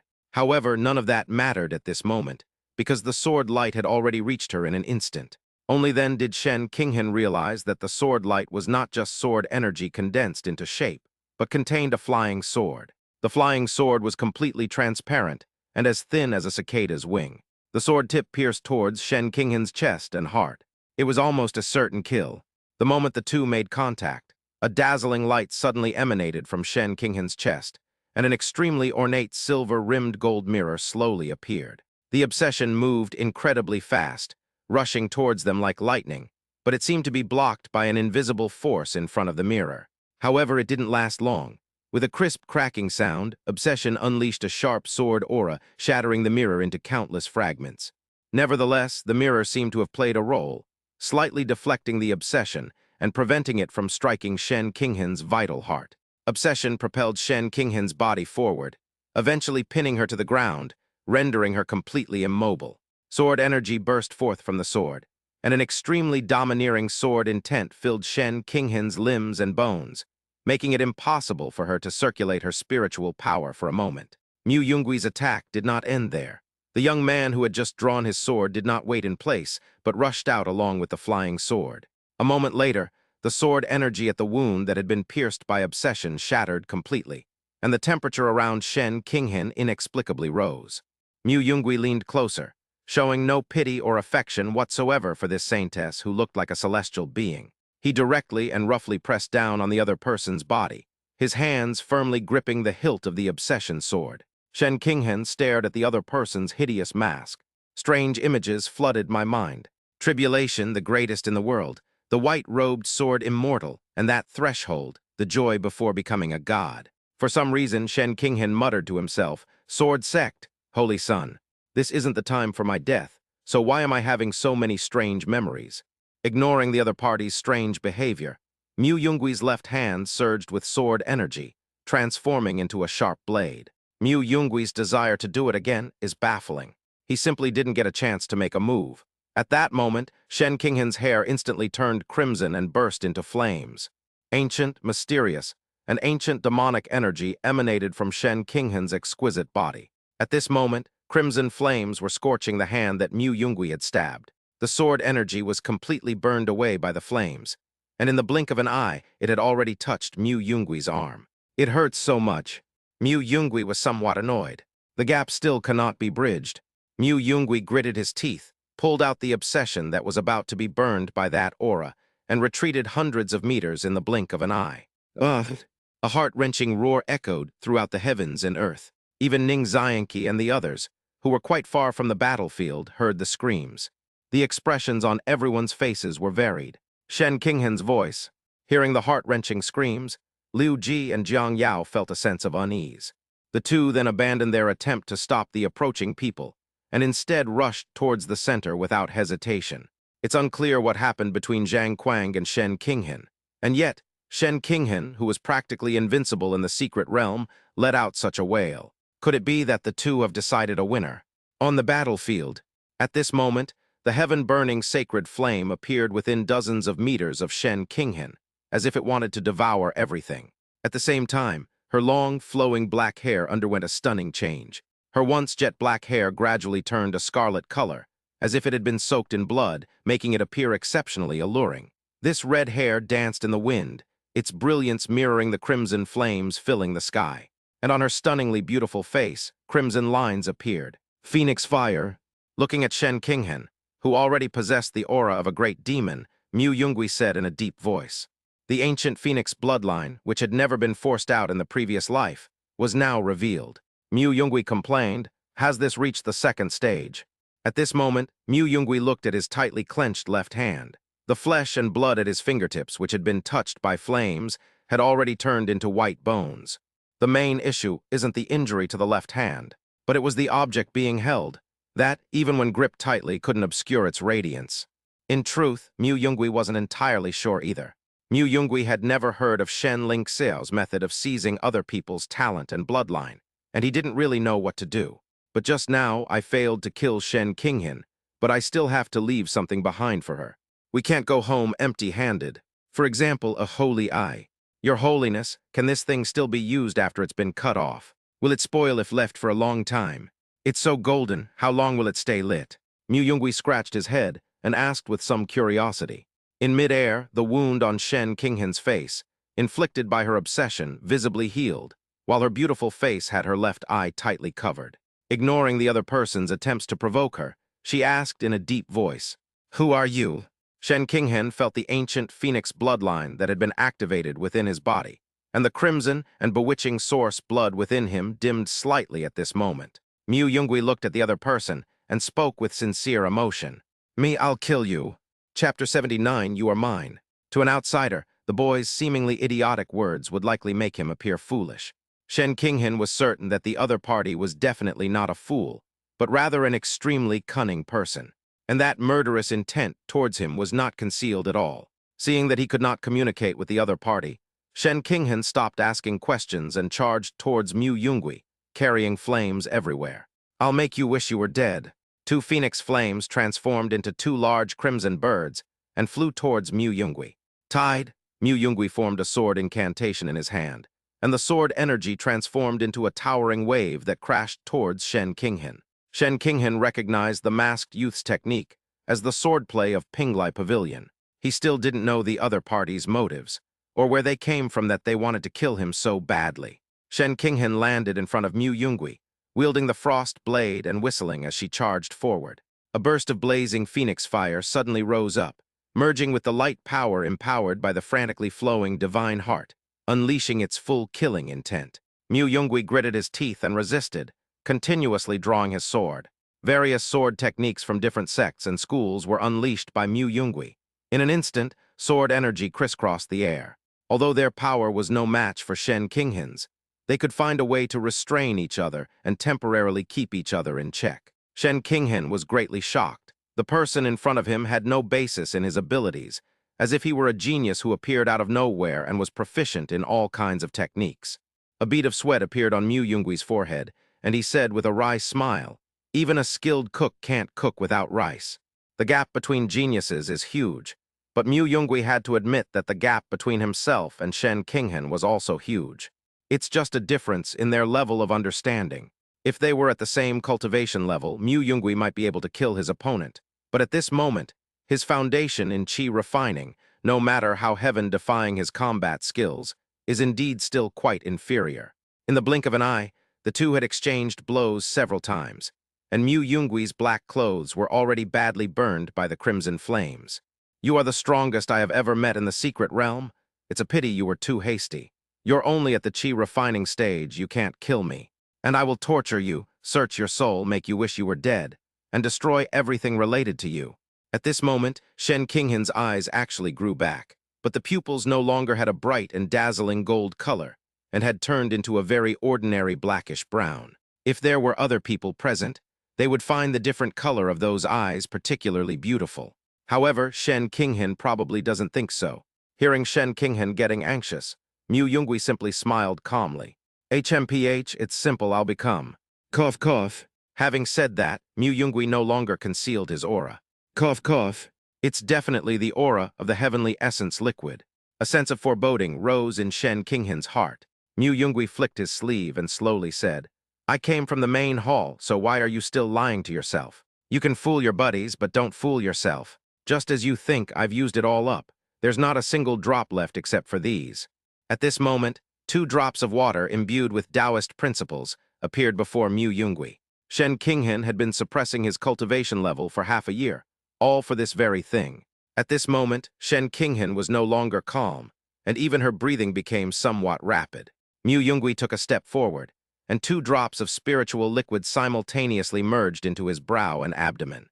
As the incomparably precious spiritual liquid slowly dissolved within Mu Yungui's body, it was like a clear spring flowing through long parched land, rapidly permeating every corner of his body. Like withered trees that come to life in spring, or parched trees that receive timely rain, the spiritual sea essence, which was severely depleted in the battle in Suzhou to save Jiang Ruochen, is now being repaired at an astonishing speed. At the same time, his cultivation level, which was already at the peak of chi refining, began to rise steadily with the help of this powerful restorative force. It should be noted that for ordinary cultivators, if they want to use this heavenly essence liquid to cleanse their cultivation aptitude, just 1 drop is enough, because using it more often will not only fail to produce more effects, but may also cause the body to be unable to withstand the powerful Taoist rhyme and surging spiritual energy contained in the spiritual liquid, ultimately resulting in a tragic death from body explosion. But at this moment, the aura surging around Mu Yungui did not stop. Instead, it became even more turbulent and powerful, like a flood bursting its banks, rushing wildly through his meridians and gradually expanding outwards. The only way to consume spiritual energy is by drawing a sword. The two continued their fight. Mu Yungui thrust out his sword, his foundation establishment complete. As expected, 2 strands of Taoist energy appeared in the air. The extreme sword technique was activated, and the Taoist energy surged out of the acupoints in Mu Yungui's body. Shen Qinghen's face darkened. His opponent's aura was gradually getting stronger. At this moment, their combat power had returned to equilibrium, and the threat to his opponent was gradually decreasing. Mu Yungui rose into the air and began to prepare his sword technique once more. Vast ocean, sword energy poured out from his body, blotting out the sky and the sun. At this moment, Shen Qinghen was like a lone boat swaying on a stormy sea. HMPH, what good will it do? It's just a last-ditch effort. Shen Qinghen flicked her delicate hand, setting the sea ablaze and burning it to ashes. The flames, however, did not end there. Instead, they shot rapidly towards Mu Yungui. Mu Yungui smiled, then suddenly lost his balance in mid-air and fell backward. Shen Qinghen was startled by this strange behavior. Behind the boy's body, there was a girl. Jiang Ruochen, who had already completed her breakthrough, had arrived on the battlefield. Taking advantage of Mu Yungui's sword technique as a distraction, Jiang Ruochen had already raised her right hand and lightly slashed with her fingertips. The light seemed to suddenly appear beside Shen Qinghen. There was a soft plop sound. In an instant, Shen Qinghen's hand, which was tightly gripping the frost, was mercilessly severed. "Master, I've arrived." The girl floated down beside Mu Yungui, then gently took his hand and transferred some healing power to him. Mu Yungui exhaled a breath of stale air and asked, "How is it?" Jiang Ruochen said somewhat shyly, "As for the wound, it's gone. Don't let Shizun be captivated by Ruochen later, Tilda." Mu Yungui listened to the voice coming from behind the girl's mask. It sounded somewhat strained. She probably said that to put herself at ease. Ruochen's face was probably already bright red. "You know that's not what I'm asking." The girl shook her head, her tone firm. "Now that I have the ability, I can protect the most important person in my life, so why should I be afraid? I am now truly able to stand by my master's side, so please rely on Ruochen as much as possible." The instant Shen Qinghen's hand was severed, the blood at the cut seemed to come alive, gushing out like wriggling scarlet worms. The eerie blood clung tightly to the severed hand, pulling it back into place with incredible force and restoring it to its original position. However, Shen Qinghen's face was as pale as paper, completely devoid of color. The once lofty and awe-inspiring aura that radiated divine light has vanished, replaced by a disheveled and wretched appearance. Worse still, the incredibly precious drop of ancient phoenix blood within her body dimmed once more, its light so faint it was almost imperceptible. As soon as Jiang Ruochen landed, Shen Qinghen immediately sensed her presence. The two faced each other directly for the first time. It was the heart she had let go.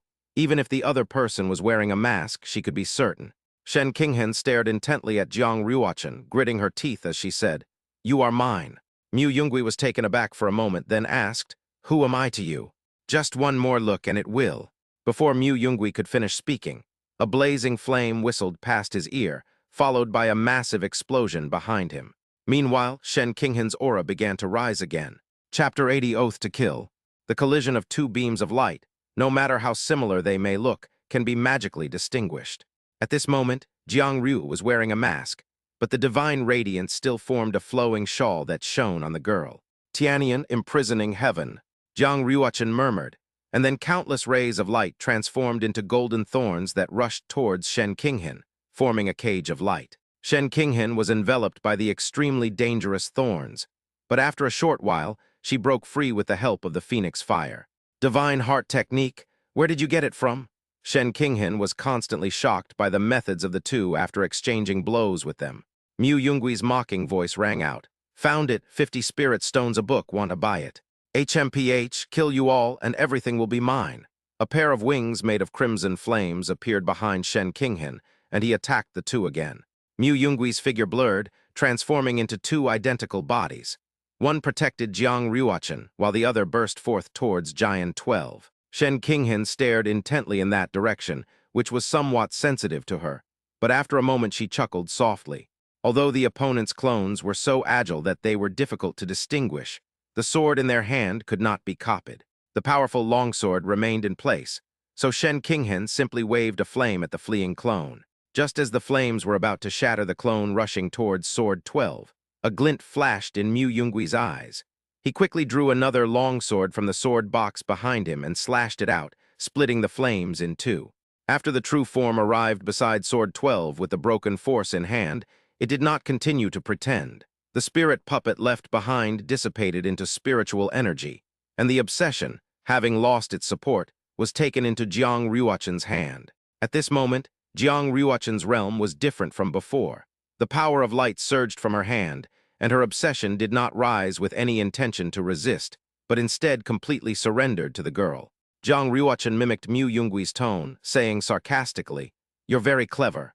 Holding on to her obsession, Jiang Ryuachen left Shen Qinghan on the battlefield. Meanwhile, Mu Yungui saw that Ryuachen had already stopped Shen Qinghan, so he bent down to check on Giant 12. Although a pool of blood had flowed out here, making it look extremely tragic, Mu Yungui still sensed a faint presence when he arrived. Thankfully, we made it in time. Mu Yungui picked up Giant 12, the black veil covering his face now stained with blood. Shen Qinghan didn't understand why the masked male cultivator wanted to go to Giant 12's place, but she was indeed panicked at the moment. Just like those things that were buried more than 10 years ago, they are about to be uncovered by someone. But those things should be unknown to everyone now. His mind became somewhat flustered, which did not have a good impact on the battle. On the contrary, he was temporarily suppressed by the fox-masked female cultivator. Shen Qinghan sensed the other party's casual use of the power of light through their cultivation method, and was inexplicably angered. "How did you and Aunt manage to learn this technique?" Mu Yunggui's eyes grew serious, and he slowly reached out his hand towards the black veil. Even in his previous life, Mu Yungui had never seen Jian Shi's true appearance, but he was able to deduce her identity, which was very useful. Mu Yungui slowly lifted the black veil that Giant 12 had never removed before. Even though he had already guessed it, he was still shocked. The black veil was slowly lifted, revealing an incredibly beautiful face, though it was as pale as a dead person. However, what is truly chilling is that there are black runes drawn around the eyes, and the eyelids are stitched together with thin black and red threads in an extremely terrifying way. The thin thread was deeply embedded in the eyelid, and the wounds caused by the threading did not appear to have fully healed, with dark red blood still slowly seeping out from the gaps. As the black veil was lifted, a thick, nauseating stench of death assaulted the senses. This deathly aura seemed to emanate from the depths of hell, carrying with it endless chill and decay. After hesitating for a long time, Mu Yungui took out another drop of heavenly essence liquid and gave it to Giant 12. Although Mu Yungui felt no affection for Giant 12, an assassin who had long been brainwashed into a death squad, he still sighed and muttered to himself, "They're victims after all, let's keep them alive first." After the spiritual liquid merged into the girl's body, her injuries were slowly healing. Although it seemed unlikely that she would recover in a short time, Mu Yungui was cautious and sealed the girl's meridians. Mu Yungui condensed an extremely fine wisp of sword energy and carefully pierced the curse in Jian Shi's eyes, then slowly pulled off the red thread. The cursed red thread was thrown on the ground, emitting wisps of black smoke. Mu Yungui flipped his hand, and the holy eye reappeared in his palm, though it looked much dimmer. It really wasn't disassembled randomly. Mu Yungui shook his head, but at that moment, the holy eye seemed to gain sentience, transforming from Mu Yungui's hand into a stream of light that landed in Giant 12's eyes. Then there was no further movement. However, the deathly aura had already diminished considerably. "Let her go, she's mine." Shen Qinghan roared at what Mu Yungui had done, and after forcing Jiang Ryuachen back, he turned around and charged towards Mu Yungui like a madman. Mu Yungui picked up the girl and dodged the opponent's powerful sword strike. "Let her go, Tusk, Tusk, Tusk, the holy maiden is truly trustworthy. She risked her life to save her companion. It's the most touching thing. However, your majesty, you can rest assured. The girl is out of danger." Shen Qinghan questioned again, "Who exactly are you? Why did you save Giant 12? Mu Yungui's calm and collected voice rang out. "The holy maiden has always had the answer in her heart, which is what you're thinking. Do you really want to forget all of this? The more you try to hide it, the more I'll bring it out." As Shen Qinghan listened to what Mu Yungui said, the hidden inner demons in his heart began to be nourished, and even his divine heart stagnated slightly. Mu Yungui stared at Shen Qinghan's unusual expression. From the start of the battle, he spoke a lot of words, which seemed to be just useless taunts, but in fact, his purpose was to make the person in front of him nurture her inner demons. Perhaps these wouldn't be considered methods for others, but for Shen Qinghan, who prides herself on being able to become a god, awakening her deepest inferiority complex and ugly, morbid state is indeed a method. In the instant Shen Qinghan was distracted, Jiang Ruochen lunged forward, thrusting a sword from below straight at Shen Qinghan's head. The broken protective mirror in front of Shen Qinghan's heart lit up again, bringing Shen Qinghan, who was about to fall into inner demons, back to her senses. She turned her head to the side and narrowly dodged the sword. Although he didn't succeed, his obsession did cause some damage to Shen Qinghan. The wound on his neck just happened to be in that spot. The fox-faced woman who drew her sword had done the same before, but now her skin was as white as snow. Jiang Ruochen was not angry that she hadn't killed the other party. Instead, she tried to imitate Mu Yungui's sarcastic tone and said, "It's really beautiful." After saying that, Shen Qinghan's soaring cultivation level stopped. She pondered for a moment, gritted her teeth, and summoned a golden talisman. That was a large talisman. Mu Yungui braced himself, watching what his opponent was about to unleash, perhaps their final trump card. A large talisman lit up, creating a space where Shen Qinghan's spiritual energy gradually condensed, and he was about to break through to the Golden Core stage. I, Shen Qinghan, swear to kill you all. Chapter 81, Existence. Unlike what was happening within the secret realm, the sect leaders outside were maintaining the grand formation, waiting for their disciples to return. 7 days is but a fleeting moment for cultivators who are already at the nascent soul stage, or above. Although it was just a competition between juniors, it was actually a contest of the sect's foundation.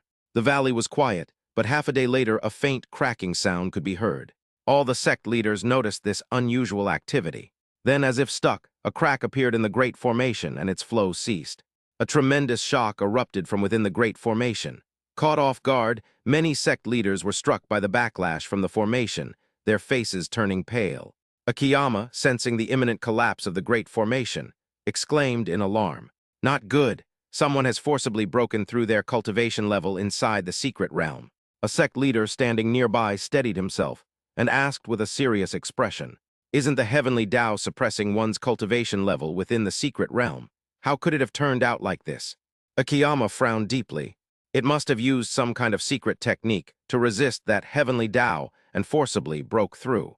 You must know that the degree of damage to a secret realm from the outside is different from the difficulty of damage from the inside. If spatial rifts already existed in the world, even a single cultivator breaking through to the next realm might destroy the entire secret realm. Once the collapse begins, the consequences will be unimaginable. One of the sect leaders roared, "Which cultivator is insane? Does he intend to sacrifice everyone to the death?" Seeing that the situation was getting chaotic, Shen Lingxiu interrupted everyone and said in a deep voice, "Everyone, don't panic. Maintain the Great Formation. Otherwise, the disciples inside will be in even greater danger. I knew you had another card up your sleeve, but I never expected you to go crazy." Mu Yungui led Jiang Ruochen back a few steps. The large talisman would have been sufficient to protect Shen Qinghan's life, but the fact that she chose to break through her cultivation realm, seeing the temptation to kill Mu Yungui and Jiang Ruochen as the ultimate goal in the eyes of this holy maiden of the Tai Xuan sword sect. A halo appeared behind Jiang Ruochen, followed by a beam of light that struck the barrier formed by the great talisman and shattered. The girl shook her head and said to Mu Yungui, "That talisman is impossible to break." Just a moment later, Shen Qinghan's aura had reached another level. After carefully observing Shen Qinghan, Mu Yungui praised, "A 7th grade golden core, what a remarkable achievement." Shen Qinghan, who originally aimed for the 9th grade golden core stage, was not happy after breaking through to the next level. Instead, his face was full of ferocity. The killing power one possesses after breaking through to a higher realm is already fixed. Not only was the breakthrough not perfect, but being forced into a rushed breakthrough by the opponent. He even failed to seize the easily attainable 8th grade golden core. Shen Qinghan, suppressing his anger, said, "I am holding up frost. You've left me in such a sorry state. I'll slice your flesh off piece by piece." No sooner had they finished speaking than an extremely bizarre scene appeared before their eyes. In the center of the battlefield before us, a crack had appeared out of nowhere, cutting the battlefield in two, which was extremely strange. Moreover, in Shen Qinghan's view, the positions where the two people were standing actually began to slowly tilt. It was as if the world had turned upside down. Shen Qinghan hurriedly thrust out a sword, its overwhelming sword intent so powerful that even a nascent soul cultivator wouldn't dare underestimate it. However, after passing through the crack, the sword light disappeared without a trace. Then some light appeared in the direction Shen Qinghan had come from. The rest of the people in the secret realm will be arriving soon.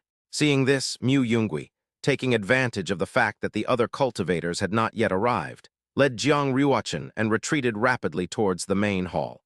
A moment later, the dozen or so cultivators who arrived found only a pile of corpses and a crack that was still extending. Xing Hui, young sect master, Liu Ji and Jiang Yao, who arrived at the scene, could not believe their eyes. The air was thick with the stench of blood, and the corpses were mangled and torn apart. It had only been half an hour since they left the group, yet they had turned into this state. Liu Ji stood still, gripping her long sword tightly, head down, biting her lip, suppressing her emotions, before fiercely swinging the sword to the side. Jiang Yao, you liar. Liu Ji, why? Jiang Yao had no choice but to turn aside and dodge. Faced with this scene, Jiang Yao didn't know how to explain. There was no time to argue, so the two ran off in different directions. Jiang Yao approached Xing Hui's side, looked at the sword mark on his head, and then questioned Shen Qinghan, who stood beside him like a demon god. You killed Xing Hui. Shen Qinghan ignored it and tried to cross the crack to catch up. It simply began to drift away from the other half of the space in front of it, like floating ice.